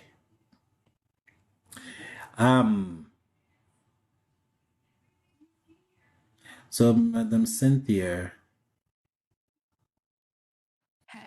Okay, there you go. Let's start from verses 3. So we're looking at chapters 9, verses 3. I'm going to read from here. So this is the commentary on the book of Samuel. It says, now the she-donkeys of Kish, Saul's father, became lost. And Kish said to Saul, his son, now take one of the servants and arise and go seek the donkeys. this was my comment on here. Kish is a wealthy man, and as such, he has a bunch of donkeys, and the donkeys are lost. We are getting mixed messages here about Kish and his household. On the one hand, Kish has donkeys, plural. On the other, in other words, he is a wealthy man, or shall we at least say, a land gentry. He has land. He has animals and donkeys. Are very much like a fleet of cars in our day. They are modes of transportation of cargo. The second thing is that he has servants. He tells Saul to take one of the servants, meaning there are other servants. On the other hand, he sends Saul to look for the donkeys and does not send the servants. It is possible that he may not trust the servants, but it is possible that Saul is that kind of guy. He's a person that will go out and do those sort of things for his father, and he would do it with the diligence no servant would do it with. We will see that indeed is the case. Verses 4, and he passed through Mount Ephraim, and he passed through the land of Shalisha, and they did not find them. And they passed through the land of Shalim, and they were not there. And he passed through the land of Benjamin, and they did not find them. Let's go to the next. My comment. Saul lives in Ered Benjamin, which is north of Jerusalem, and he lives in the town of Geba, which we have famously heard about at the end of the book of Judges. When we get to chapter 11, we are going to reinvestigate the relationship between the end of the book of Judges and this subunit, the book of Saul. As it is, we see several tensions resolved that are created at the end of the book of Judges. Saul goes through the land of Shalisha, which ostensibly is somewhere on the eastern side of Mount Ephraim. They have a full circuit through the whole area to look for these donkeys, and he does not find them. So you have somebody who is very thorough. He wants to make sure that he finds these donkeys belonging to his father. Verses 5, when they had come into the land of Zuph, Saul said to his servant who was with him, come, let us return, lest my father cease to worry about their donkeys and worry about us. My comments on that. They arrived in the land of Zuph. At the beginning of this book, we are introduced to the land of Zuph, which seemingly was named after Samuel's great grand ancestor, 6 generations back. Of course, what town is right smack in the middle of the land of Zuph? It is Ramah, otherwise known as Ramathaim Zophim. We have already seen some great things about Saul, beside the description of being heads and shoulders better than everyone else. We also see that he is loyal and diligent. He also has a sense of proportion. He says, look, we want to go find donkeys. We are going to find donkeys. But he sees it rather as going to take care of his father. Because this is what he says. If we go for too long, father will likely have a greater need, which is to worry about us. So let's forget the donkeys and go back. That seems to be a young man with very good judgment. Verse 6, and he said to him, behold now, as the servant speaking, a man of God is in this city, and the man is held in high esteem. Everything which he speaks surely comes to pass. Now let us go there. Perhaps he will tell us our way upon which we have gone. And then I read this and then we can pause. Whatever he says will come true in reference to Samuel does not mean that he is some sort of a wizard who can make things happen. It could be interpreted that way, but as we will see later on, this is not their intent, and we certainly do not understand it that way. Rather, he's a prognosticator. He can see what will happen and predict it accurately. The way the valet's words are presented in the text is a delicious ambiguity in which he says, he will tell us the path that we are going. Indeed, this is what is going to happen. The prophet is going to tell them the path on which they are going. And it has nothing to do with donkeys. It has everything to do with the salvation of Israel and with monarchy. In many situations, one would think that a servant speaking assertively to his master, telling him where they should go, at best, would not be tolerated. But instead, what is Saul's response? He takes the suggestion and he responds to it in a dialogical tone. And Saul said to his servant, and behold, if we go, what shall we bring to the man? For the bread is used up from our vessel, and there is no present to present to the man of God. What have we?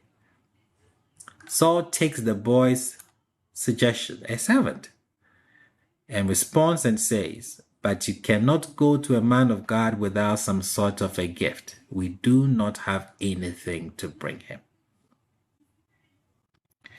This is the portrait of Saul.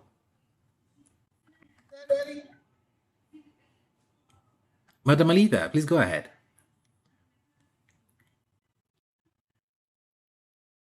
Oh, was it Mr. Drew? Somebody was saying something. No. Madam Cynthia, so that's what we have here. I don't see, what I see is a remarkable person. Yeah, because you know what? It kept on swirling in my mind. So after that class, when I was having that discussion with, I think, Miss Massey, and she said, oh, the women always get blamed and blah, blah, blah. And, maybe Saul wasn't necessarily treating her right, or, maybe she got raped by David or something. I don't know, whatever it was. I just remember that particular part of the story about him. And I said, well, that doesn't add up to that part of him. Because why would that person that was doing that doesn't fit the guy that becomes erratic, not conscientious anymore. It didn't quite fit Basil. Yep. So I was like, it was just swirling in my mind, and I wanted to bring that up last week, but it just didn't make sense, and that to me seems like that's more Saul than the Saul that we're later told about, and who he is. Fundamentally, I think that's the core of him. That's his foundation. And what happens to people is that when they go through trials and trauma, they tend to revert back to their core. So I don't think he'd have been that far from the core of this person, of who he is back then, to what he said that he is, because you can't hide who you are. Fundamentally, it will come out and stuff. So that's what I was actually thinking about. I could see why Master would have thought that, and I contemplated on it and really chewed on it. But I thought, well, so that story doesn't add up to that personality. And that is his core. That's who he really is. About he was concerned about his dad, worrying about them, and also about that. It showed what his dad was like. That the dad was not just concerned about Saul, but also concerned about the servant. And they always said that apple doesn't fall far from the tree. So it wasn't. Saul didn't say, "Oh, let's go back because my dad will be worried about me." His son, he said, let's go back because he's going to have more concern about both of us. Do you understand? Which shows who brought him up and what that person was like. And so I remember that, and I thought about it in that regard, that your core is your core, and poverty or wealth will show you exactly what you are. And it doesn't matter what it is, and That's what I mean by being a king, not being a king. I think his core was his core. He was totally disrespected as a king by David, and he had to deal with him.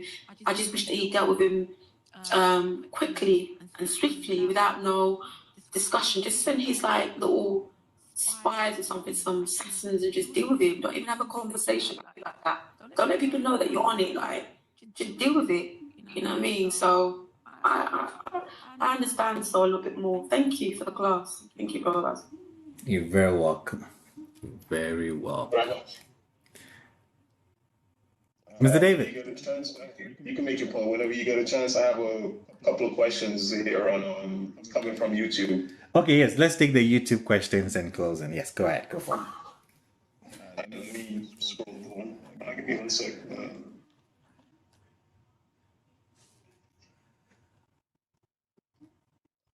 All right, the first one we have is from, or the first one I noticed is from Dor. His name is Dor of L. The first question I noticed from him is, could David be the descendant of Kish and not Jesse? Kish. Kish is Saul. Saul and David are brothers. I doubt it. I don't know how you will link. I don't know how you link them together. No, I doubt it. He made a point of how to link them. Here, let me see if I could find it, because I was talking to him about this issue as well. He said based on their lineage and their Gabar, Gabor. I'm not too sure. Here it is. David's lineage is in question, the seventh or eighth child, and Gabar is used to reference him as well. That being the case, is it possible that Kish, the father of Saul, is actually the father of David as well? Oh, he's just a mighty man. No. If that is the case, then I would say Jephthah, who was seared by a harlot, is also related to David and Saul. So I wouldn't use the Gibor hire, that phrase, a wealthy man or a man of valor, to make any connections between the two of them. Yeah, I think that's a stretch. That would be a stretch. Let's see.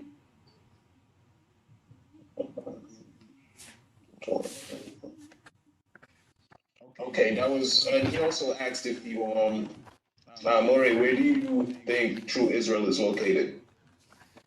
The location, I think it's where they've dug for so long. The land of Canaan, Palestine. I think it's there. I've heard arguments that it is somewhere else. If that is the case, the location will have to match with the data in the text. And this is the issue. Most people will try to determine where Israel is based on the Exodus. That is the go-to point, or that should be the go-to point for everybody, because that is made as a historical fact. Okay. An Exodus happening. We have issues with the Exodus narrative in the text. We all know what those issues are. So if your premise is based on the Exodus narrative in the text, I think your foundation is shaky, extremely shaky. Because the Exodus that happened is not what is written in the text. The text has beefed it up. Most arguments is built on that. So it will be wise to actually find out, or I think it will be appropriate to find out how the Exodus actually happened, how Israel came into the land of Canaan. From that angle, Now you can go backwards or forward to try to make a case. But if you go strictly by the Exodus narrative and the text, we have huge problems. Yeah. So until I see archaeological data, archaeological digs, until you're able to show these places that the Israelites stayed for 40 years in the desert, all of that, the kings of Edom that they ran into, all of that, yes, you would have a case. But it's going to be extremely difficult. Extremely difficult. Why do I say that? The text wasn't written when the things were happening. It was written in the 7th century. And the text, was given an ancient garb, an ancient clothing. So you have to go through all those anachronisms to really reconstruct all these things. Because the Philistines that blocked the wells that Abraham dug, I don't think they were the Philistines, because the Philistines were not on the stage then. So we have to find out who were those people. The kings of Edom that were listed, at that time, there were no kings of Edom at all. But if you're in the 7th century, all these things are on the stage. So you can write them into the text. So before one tries to figure out where Israel is and all these things, you have to strip the text of all these things, get the historical picture before you can start building your case on trying to maybe locate Mount Sinai or Horeb. We don't know where that is. It's not a bother to me where Sinai is or where Horeb is, because I don't think the Exodus happened like the text said it happened. So yes, a few people may have stood by a mountain at the back of Midian. Yeah. Did 6 million people stand there historically? No. That's problematic. The correct picture we have is that Israel emerged out of Canaan. They emerged out of the Canaanite people. There are even arguments that the tribe of Dan and Gad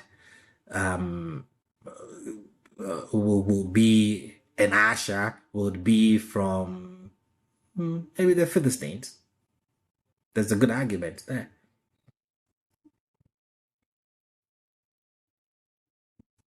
So, yeah, we have to reconstruct this thing before we do this. And one statement in closing, when we talk about race,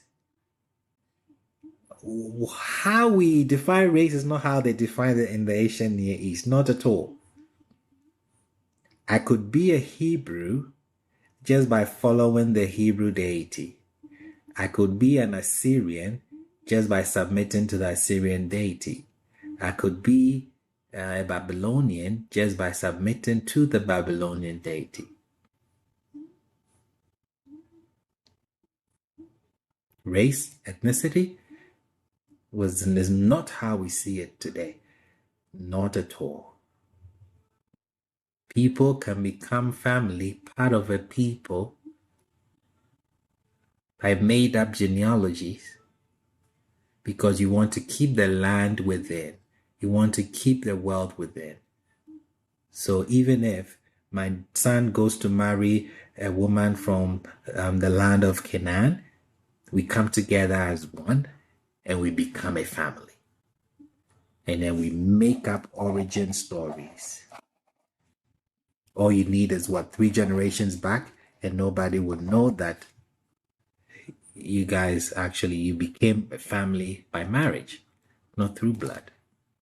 Nobody cared then. We'll look at all this data. Since there's an interest, I will not leave any stone unturned. I'll give it all out. And I want to hear what you also have studied from other places too. All of it.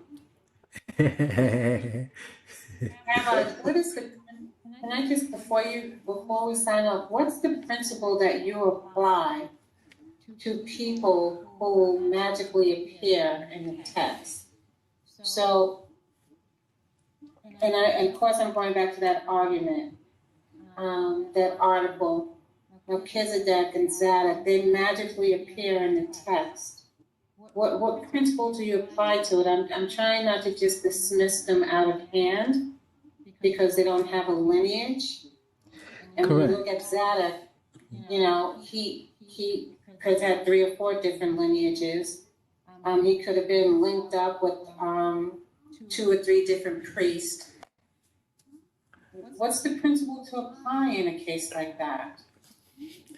I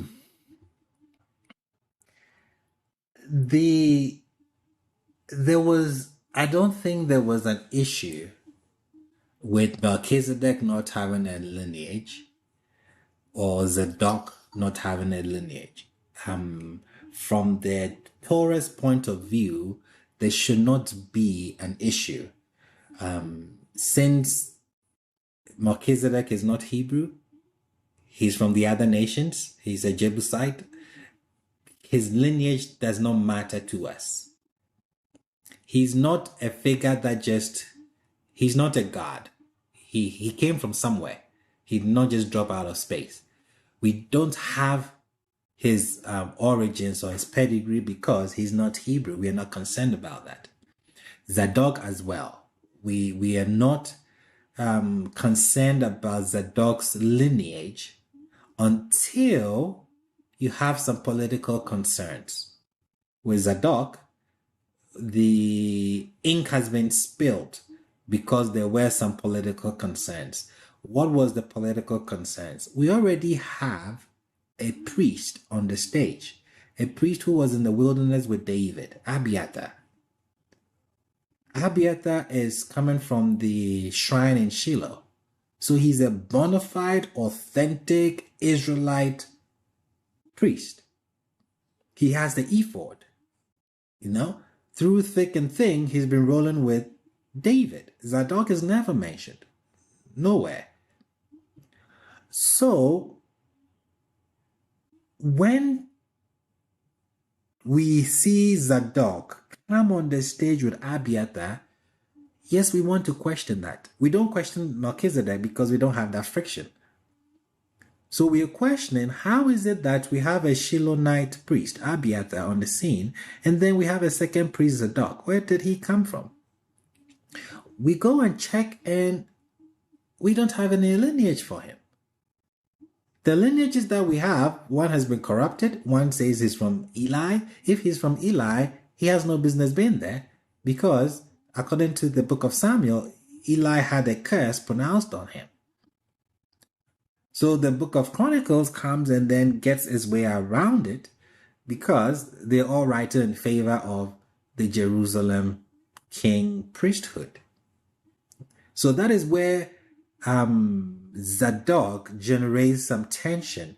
And then when David dies or he's dying and we have the change or who's going to succeed him, we see that the bona fide Israelite, that's even a wrong statement. No, it's not a wrong statement. Yes, the bona fide, no, it's actually a wrong statement. Is a wrong, what I was going to say was the bona fide Israelite priest is a wrong statement because at this time, Zadok would also be seen as a bona fide Israelite priest because now they are part of Israel. Now Judah is part of Israel. But what I was trying to say was Abiathar sides with Absalom because he was born in Hebron. Solomon is not. He's born by a Hebron woman. Solomon is not. So Abiathar naturally sides with Absalom. Maybe he wants to preserve, he wants to make the succession to the throne maybe pure, whatever his concerns were. But Zadok sides with Solomon, who was born on the other side. where maybe Zadok came from. Yeah. So this is where Zadok's issue comes. The biblical text, the Hebrew text, doesn't have any concerns with Melchizedek. The concern about Melchizedek came when the New Testament comes on the stage and makes a big deal about Melchizedek not coming from anywhere. He just dropped from the sky. Now he's Jesus. That is where the Melchizedek issue now comes on the stage. The Hebrew Bible doesn't say he did not come. He comes from nowhere. He has no father. He has no mother. That is the New Testament saying that. So now Melchizedek is also on the hot seat. A lot of ink spilled on him. But we had no issue with Melchizedek at all because he's a Jebusite. We don't need his lineage. But now someone makes a claim that he's Jesus. Now he's also on the hot seat. So people coming out of the blue, I would say, is not an issue to the biblical text, the Hebrew text at all. It became an issue when these allegations and things come into play. That's where you have all these concerns, I would say. Thank you. You're very welcome. Very welcome. Mr. Jew. I've got one question real quick. So why didn't Absalom get selected instead of, why did Solomon get selected over Absalom? If Absalom was the oldest child, is that how the succession of the kingdom works, or no?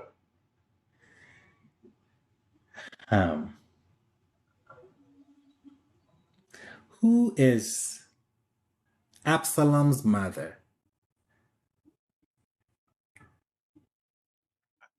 I think her name was Ahinoam, no? Makkah, or something like that. I always thought it was her or Bathsheba.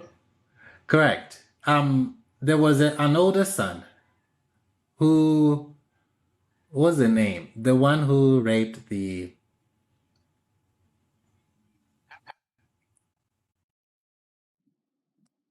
That's Amnon. My brain is... That's Amnon. Whose son is he? Amnon was the oldest one. Yeah. Then it was Absalom. Correct. He's Makkah. I think it's Makkah. Yes, no. Makkah's son. Whose son is Absalom? Yeah. No, Absalom, the firstborn. My brain is dead, forgive me. Ahinoam is his mother. That makes him Jonathan's brother. Yeah. No? Really? Yeah. No? Yeah, so Ahinoam is the first child's mother, correct? Correct. Amnon, yes. Amnon.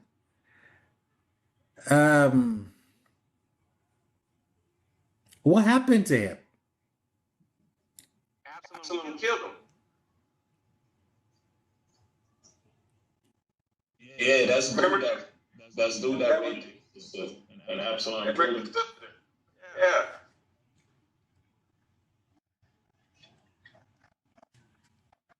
I want to say something, but it's too early. So,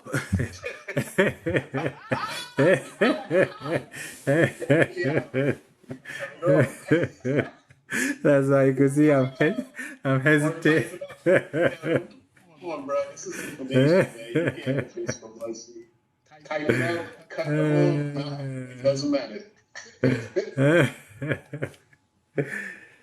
And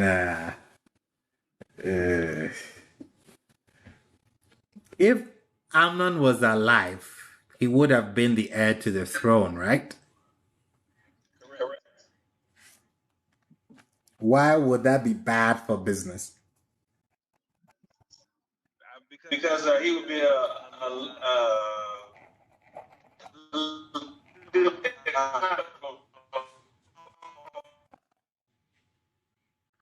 You're breaking up. Oh, stop it. You can't have that. David got old girl on his side.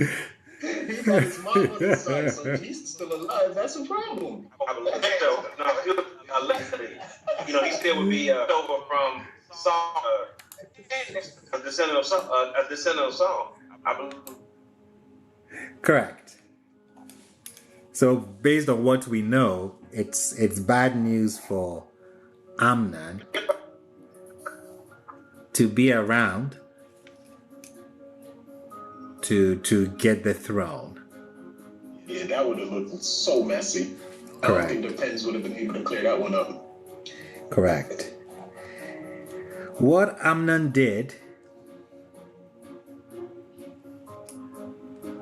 you see, when we look at these kids in the biblical text, we don't really pay attention to them.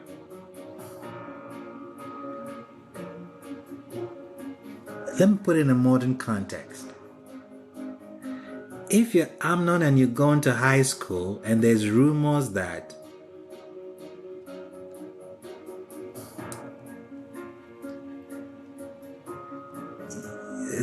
the king took Saul's wife and had you,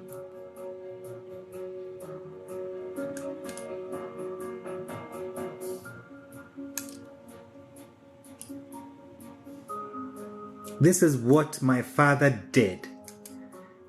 How did I come into the picture? How did my father David and my mom come into the picture? Oh, my mom was actually Saul's wife.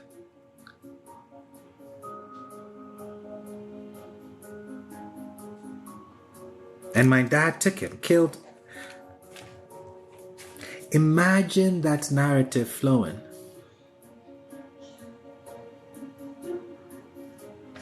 That mess. I mean, how would the kid process this, live with it?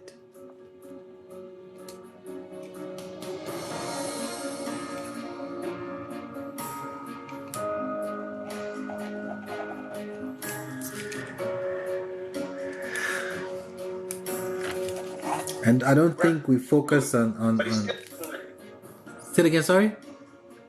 He's already still living with it. He's been living at least just say 20 years already. So it really didn't make too much of a difference. You know what I'm saying? The only reason why, according to the text, he got murked is because he messed with his Absalom's sister. He would have still been living. Now, unless you're throwing a rock and hiding your hand and saying that Amnon got killed, you know what I'm saying, and so he wouldn't ascend to the throne. Are you saying that? Are you throwing a wrench in the plans? I mean, what are you doing?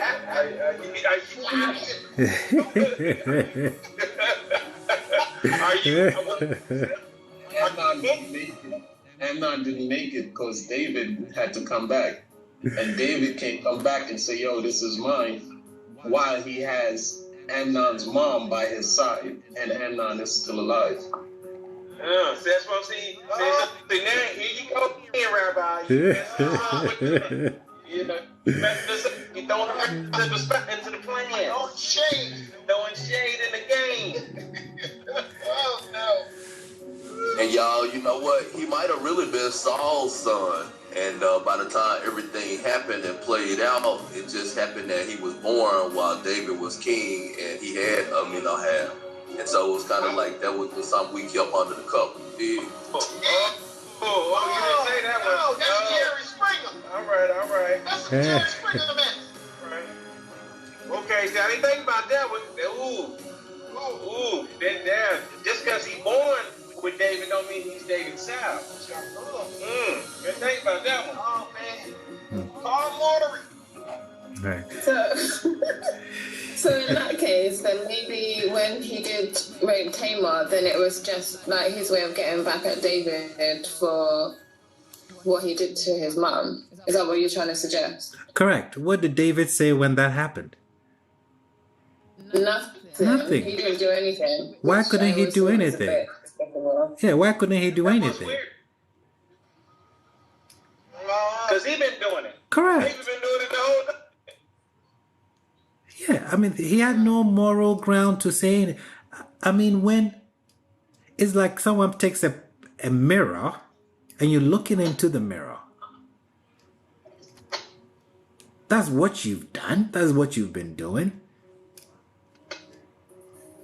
He couldn't say anything. When Absalom, was it Absalom that slept with his concubines on the rooftop? What did he say? He couldn't say anything. Correct. What is he doing? It's like a mirror has been brought in front of David. Look at yourself. How do you condemn something that you've been doing? Yeah. You cannot speak to it. I mean, a complete mess. The scribes, they are Madame Alita's favorites. They have cleaned the text. They have cleaned things up. Southside. Yep, it's a huge mess. Why is it that none of Ahinoam's children takes the throne after David? Why is it that none of Abigail's children take the throne?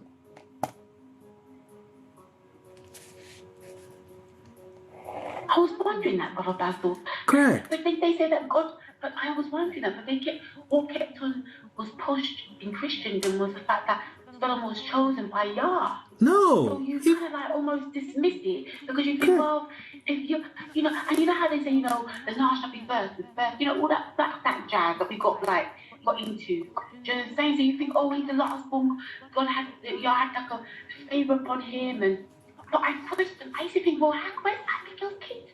How come they're not all up in the crown and that? Correct, because it just used to baffle me. Yeah, if you have a king come out of Abigail, who can come and make a claim on the throne? The Calebites. If you have anybody coming from Ahinoam, who can come and make a claim on the throne? Saul.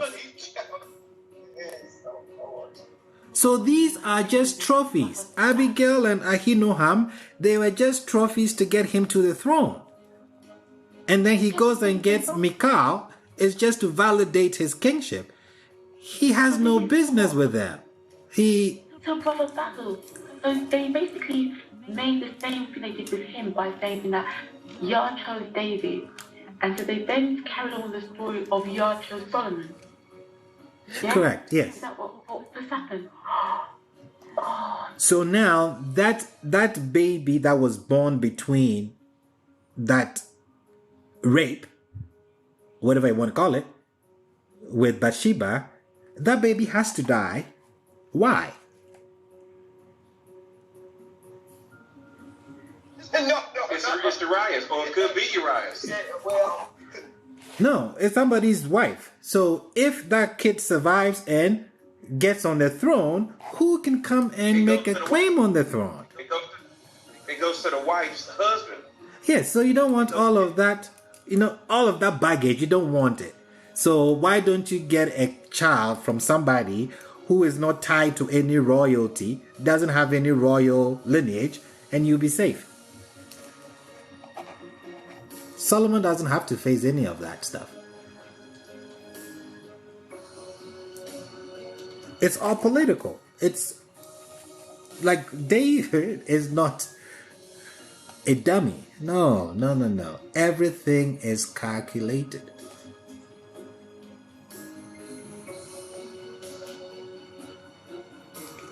Everything. And so many steps ahead too. I think Saul was the only one that actually saw what he was going after. Yep. And nobody really, he was the only one that saw what David's true intentions were. And everybody thought Saul was crazy. Yes. I mean, they're going to have a battle and then you sending gifts to a place that, that Saul is going to fall. So you're sending gifts to Hebron. The moment he falls, you have a prayer. Should I go to Hebron? Yes, go. And then he shows up. Who are you to say you're not going to anoint him as king?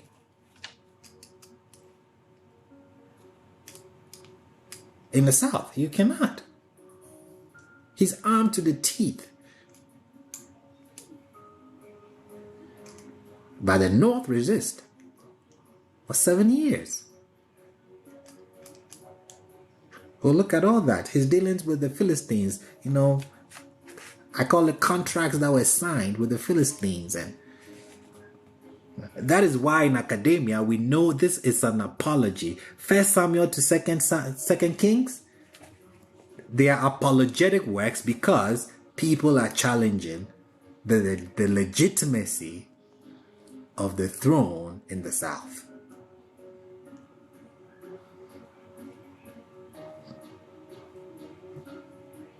You have to kill your way to the top.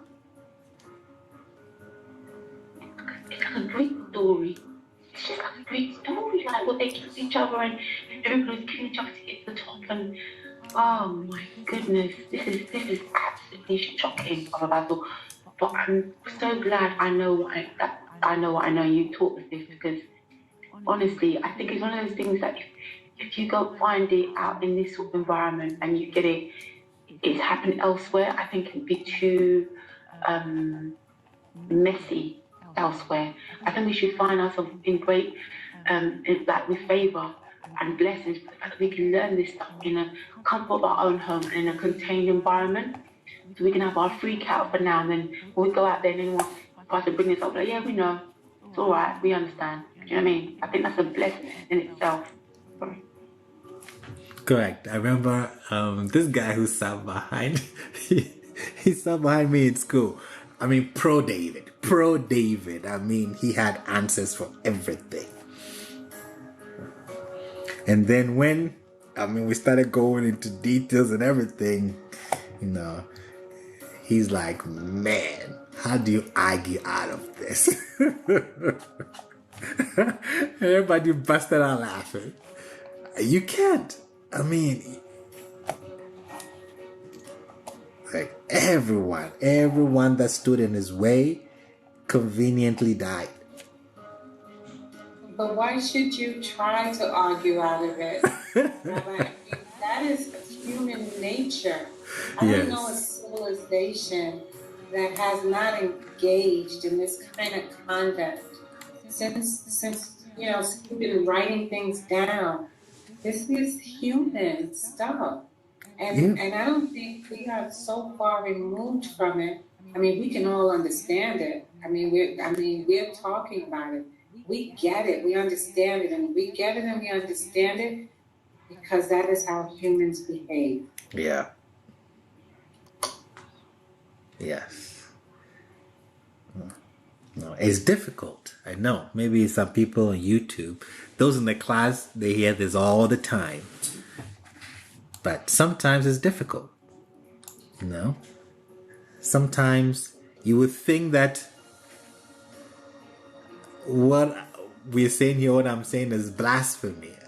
I understand. Because we've been pitched a narrative that we've all bought. But then, when you read the text carefully, there are some things you cannot gloss over. There are questions. Very important questions, concerns. And when you try to get answers, you will see the narrative changes. Like I say, regardless of what I know about David, if you put him and Saul, and you ask me to choose someone to go to battle with, I'm rocking with David 100%. Hands down. Just don't tell him your secret hideaway, that's all. Yes, but I will not bring him home to introduce him to my family. He will stay at a distance. We are friends on the battlefield. That's where it ends. Nothing else. You don't know anything about me. We're not Facebook friends. Don't follow me on Twitter. Nothing. That's it. Strictly business.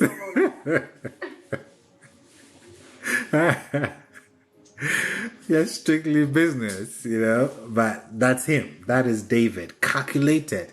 5 steps ahead of you. Before you thought, he is way ahead of you. And he would do anything to take what he puts his eyes on. And that is him. So David wrote 119. Well, I'm smarter than my teacher.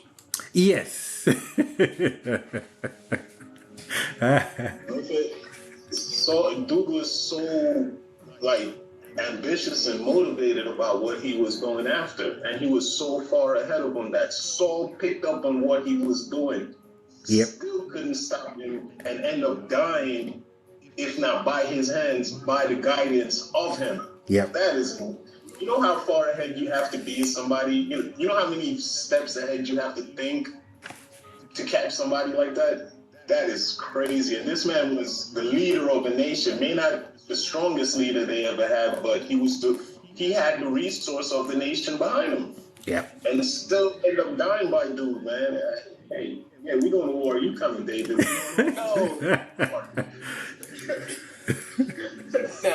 Now, David, I want you to think about this.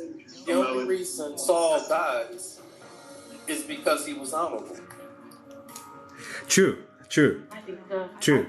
I think it wasn't just honorable. I think he was too, like, I just think he wasn't quick enough, and in the way that his strategy, like somebody like that, yeah, you don't like wait until like he's there, like hooking up with your wife. Like, he's a new guy. You should be watching hard. And then when he starts his mess, don't even waste no time. Don't waste no time with that guy. Take him out. Come on. Finish. And let that be the lesson to the rest of you. Like, if you want to try that nonsense, this is what's going to happen. You have to make an example of him. The guy was outrageous.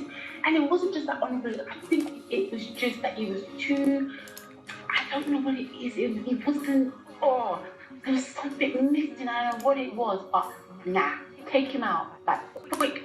And don't play around. If you have to poison a man, whatever you need, say assassins. Whoever needs to go and deal with that man, deal with him. Don't mess. He was in your house. Like, you know, the cooks are cooking his food. Listen, let's take him out, man. No, take him out. I'm sorry. Madam Cynthia, I agree with you, and I made a comment here. Let me read it. I kind of agree with what you just said. I think there was a flaw. I think I called it a flaw. Let me stop this music here. I called it a flaw when Saul was, where is it? Chapter. He was so lenient. Where was this? Chapter 10. Took about oil, poured it. Okay, 1 second. Where is it? Okay, so when Saul is anointed, let's read 26. And Saul too went to his house in Geba, and the band whose heart God had touched went with him. Okay, so when Saul was anointed, it wasn't everybody that followed him. Okay, an unscrupulous man said, "How will this one save us?" And they despised him and brought him no gift. And he was one who kept his peace. This was my comment here. Saul is going to demonstrate a lot of tolerance for people who abuse or disgrace him, people who do not honor him properly. This may or may not be a good thing. No, and I think that's what it is, brother. I sensed it, that there was something, like, you don't mess around with stuff like that. Because what happens is that if you don't deal with people who disrespect you, come for you properly and precisely, it is dangerous. You're playing with fire. And our people, that's something that I think affects us, that we don't take things seriously. When people are doing things, don't take it lightly. It's not a joke out here, right? And when I say they're going to take you out, it doesn't have to be physically take you out. It could be they could put you in prison. They could take your mental health, your mind, anything. And we need to understand that. Don't mess about. Don't get me wrong. We don't have to be paranoid. But I do think we need to be like meek. There's a meekness that needs to be about, which is you know, the same way that I can pray for you and I can do it like a Moses where, you know, I can petition y'all for you. Don't get it twisted. I can also squash up that golden calf and make you drink it. I can also do that. So let's not play games here. Don't think it's like it's just one way, people. We need to understand that when it's time to deal with things, deal with it. Don't waver. Don't be all confused. When people are showing you what's up, deal with them. End of. Yes. At this point, I don't believe that Saul actually died on the battlefield. Like, I believe that David probably just killed him in that cave when he was going to toilet or something. None of this sounds believable anymore, because why this whole thing with the witch of Endor and Samuel coming up and saying, oh yeah, you're gonna die, and he still goes to battle, not just with himself, but with all of his sons. Like, it's foolish. I don't believe that he was humble like that. I just believe he was already dead. I believe David killed him. Nobody else was really on it except the people in Hebron, and so he was king in Hebron for 7 years, and everybody else was outraged they killed Saul, and this is the rest of the cover-up story. Like, I'm not buying any of this right now. Oh boys, I know.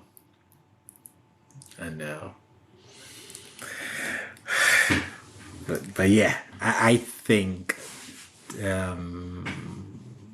if the narrative is accurate, to be told that you're going to die in battle and you still go, I mean, what else has it got to do? I mean, you cannot run. You're the king. You've been taken by surprise how your enemy is attacking. So he's like, let's do it. Let's go for it. And he does. I mean, he fights. According to the narrative, he did not back down.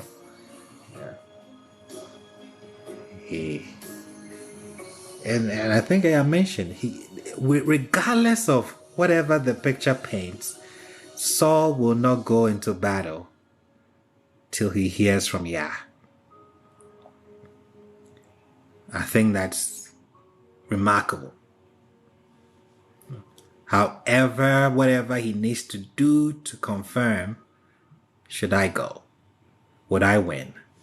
No, you will not win. Okay, let's go. No, like a last dance. I think he knew it was with David on the other side. Yeah, trade secrets. He falls like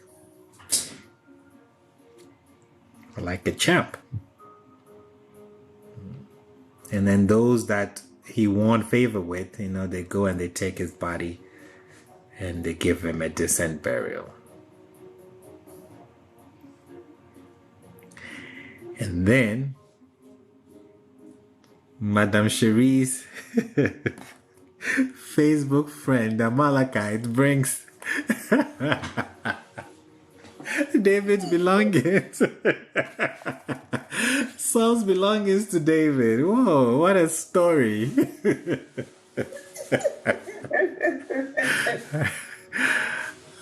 Whoa. Beautiful. I mean, the authors, if anybody needs a Grammy, they do. Whatever the highest rewards we give now, the scribes need one, because it's a masterpiece. It's a masterpiece. They did a remarkable job. Yeah. It really is remarkable. And I think they were able to write this way. I think the reason is because no one could really read, Rabbi. True. No one they never thought that we would be sitting there reading through this very poor apology. All they had to do was speak some words and everybody would fall in line. But this takes the prize. It really does. Yep. Yeah. And like Madam Pamela said, it shows you how human the text is. How like it's not anything strange. We see these things happening even today. You know? They thought they got away, man. They didn't know they had. I'm not even gonna finish my thought. You know where I'm going. Don't say it. Don't say it. I don't even think this is a bad apology. I think it's just an epic tale, but we've been taught to believe that it's true. And it's like how you have the stories of in England of St. George and the dragon. And I mean, this dragon is on the flag and everything, but nobody believes that there's an actual dragon. You know, like at the time, I don't know that everybody was meant to believe like all of this stuff wholeheartedly, but we've been taught it like it's gospel fact or whatever, and that's just not the case. I think as a story, it's an absolute like bestseller. This is like up there with Lord of the Rings and all them other classics and whatever. Like, it's really good, but it's just, I don't think it's meant to be taken as literally as we've been taught to take it. True. Very true. Wish we had the archaeological evidence, you know? All these... Nope. David, Solomon, wish we had more data. But we don't. But they did write some impressive stuff. Next week, we'll go back and look at some of the, where is it? Some of the list in David's resume that we did not tackle. Let me bring it up. We did not look at prudent in affairs, handsome man. We didn't look at that. He knows how to play psalmist. So we'll look at those three and see who wrote the book of Psalms. We'll see what these other two attributes, characteristics rather, mean. And then I think that should clear up the book of 1 Samuel. And then we'll come to David, 2 Samuel, his beautiful poem, Let Israel Sing. Jonathan is dead. He loved him like, etc., etc.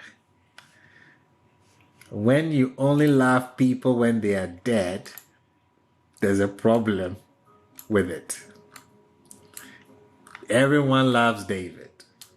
David doesn't love anyone till Jonathan is dead. Now you can write songs, let people sing, mighty warriors, let the wind stop and all of that. And the next day, you are in Hebron with Abigail on your right hand, Ahinoam on your left, and you ride into Hebron. And you come and you say, I've come to take what is mine. Nobody can stand because you have receipts. Beautiful story. We will get to the bottom of it. Beowulf, Madam Cynthia. Awesome. Like I've always said, your interest for Torah is remarkable. I always look forward to the Shabbat. If you're on YouTube, you want to join our classes, Mr. David can provide the link. This is what we do. Everyone is welcome. If you're New Testament, Old Testament, Buddhist, Muslim, So far as you're interested in the text without any biases, without any dogma, without anyone judging you, we're here for you. But again, thank you. Thank you for sharing your Torah with me. Thank you for the questions, the contributions. Awesome. May Yah bless us all. May He keep us. May He shine His face upon us. And may He give us peace. Enjoy the rest of the Shabbat. Have a good night. If you are in the UK time zone, Yah willing, we'll continue our studies next week. Shabbat Shalom, Israel. Shabbat Shalom.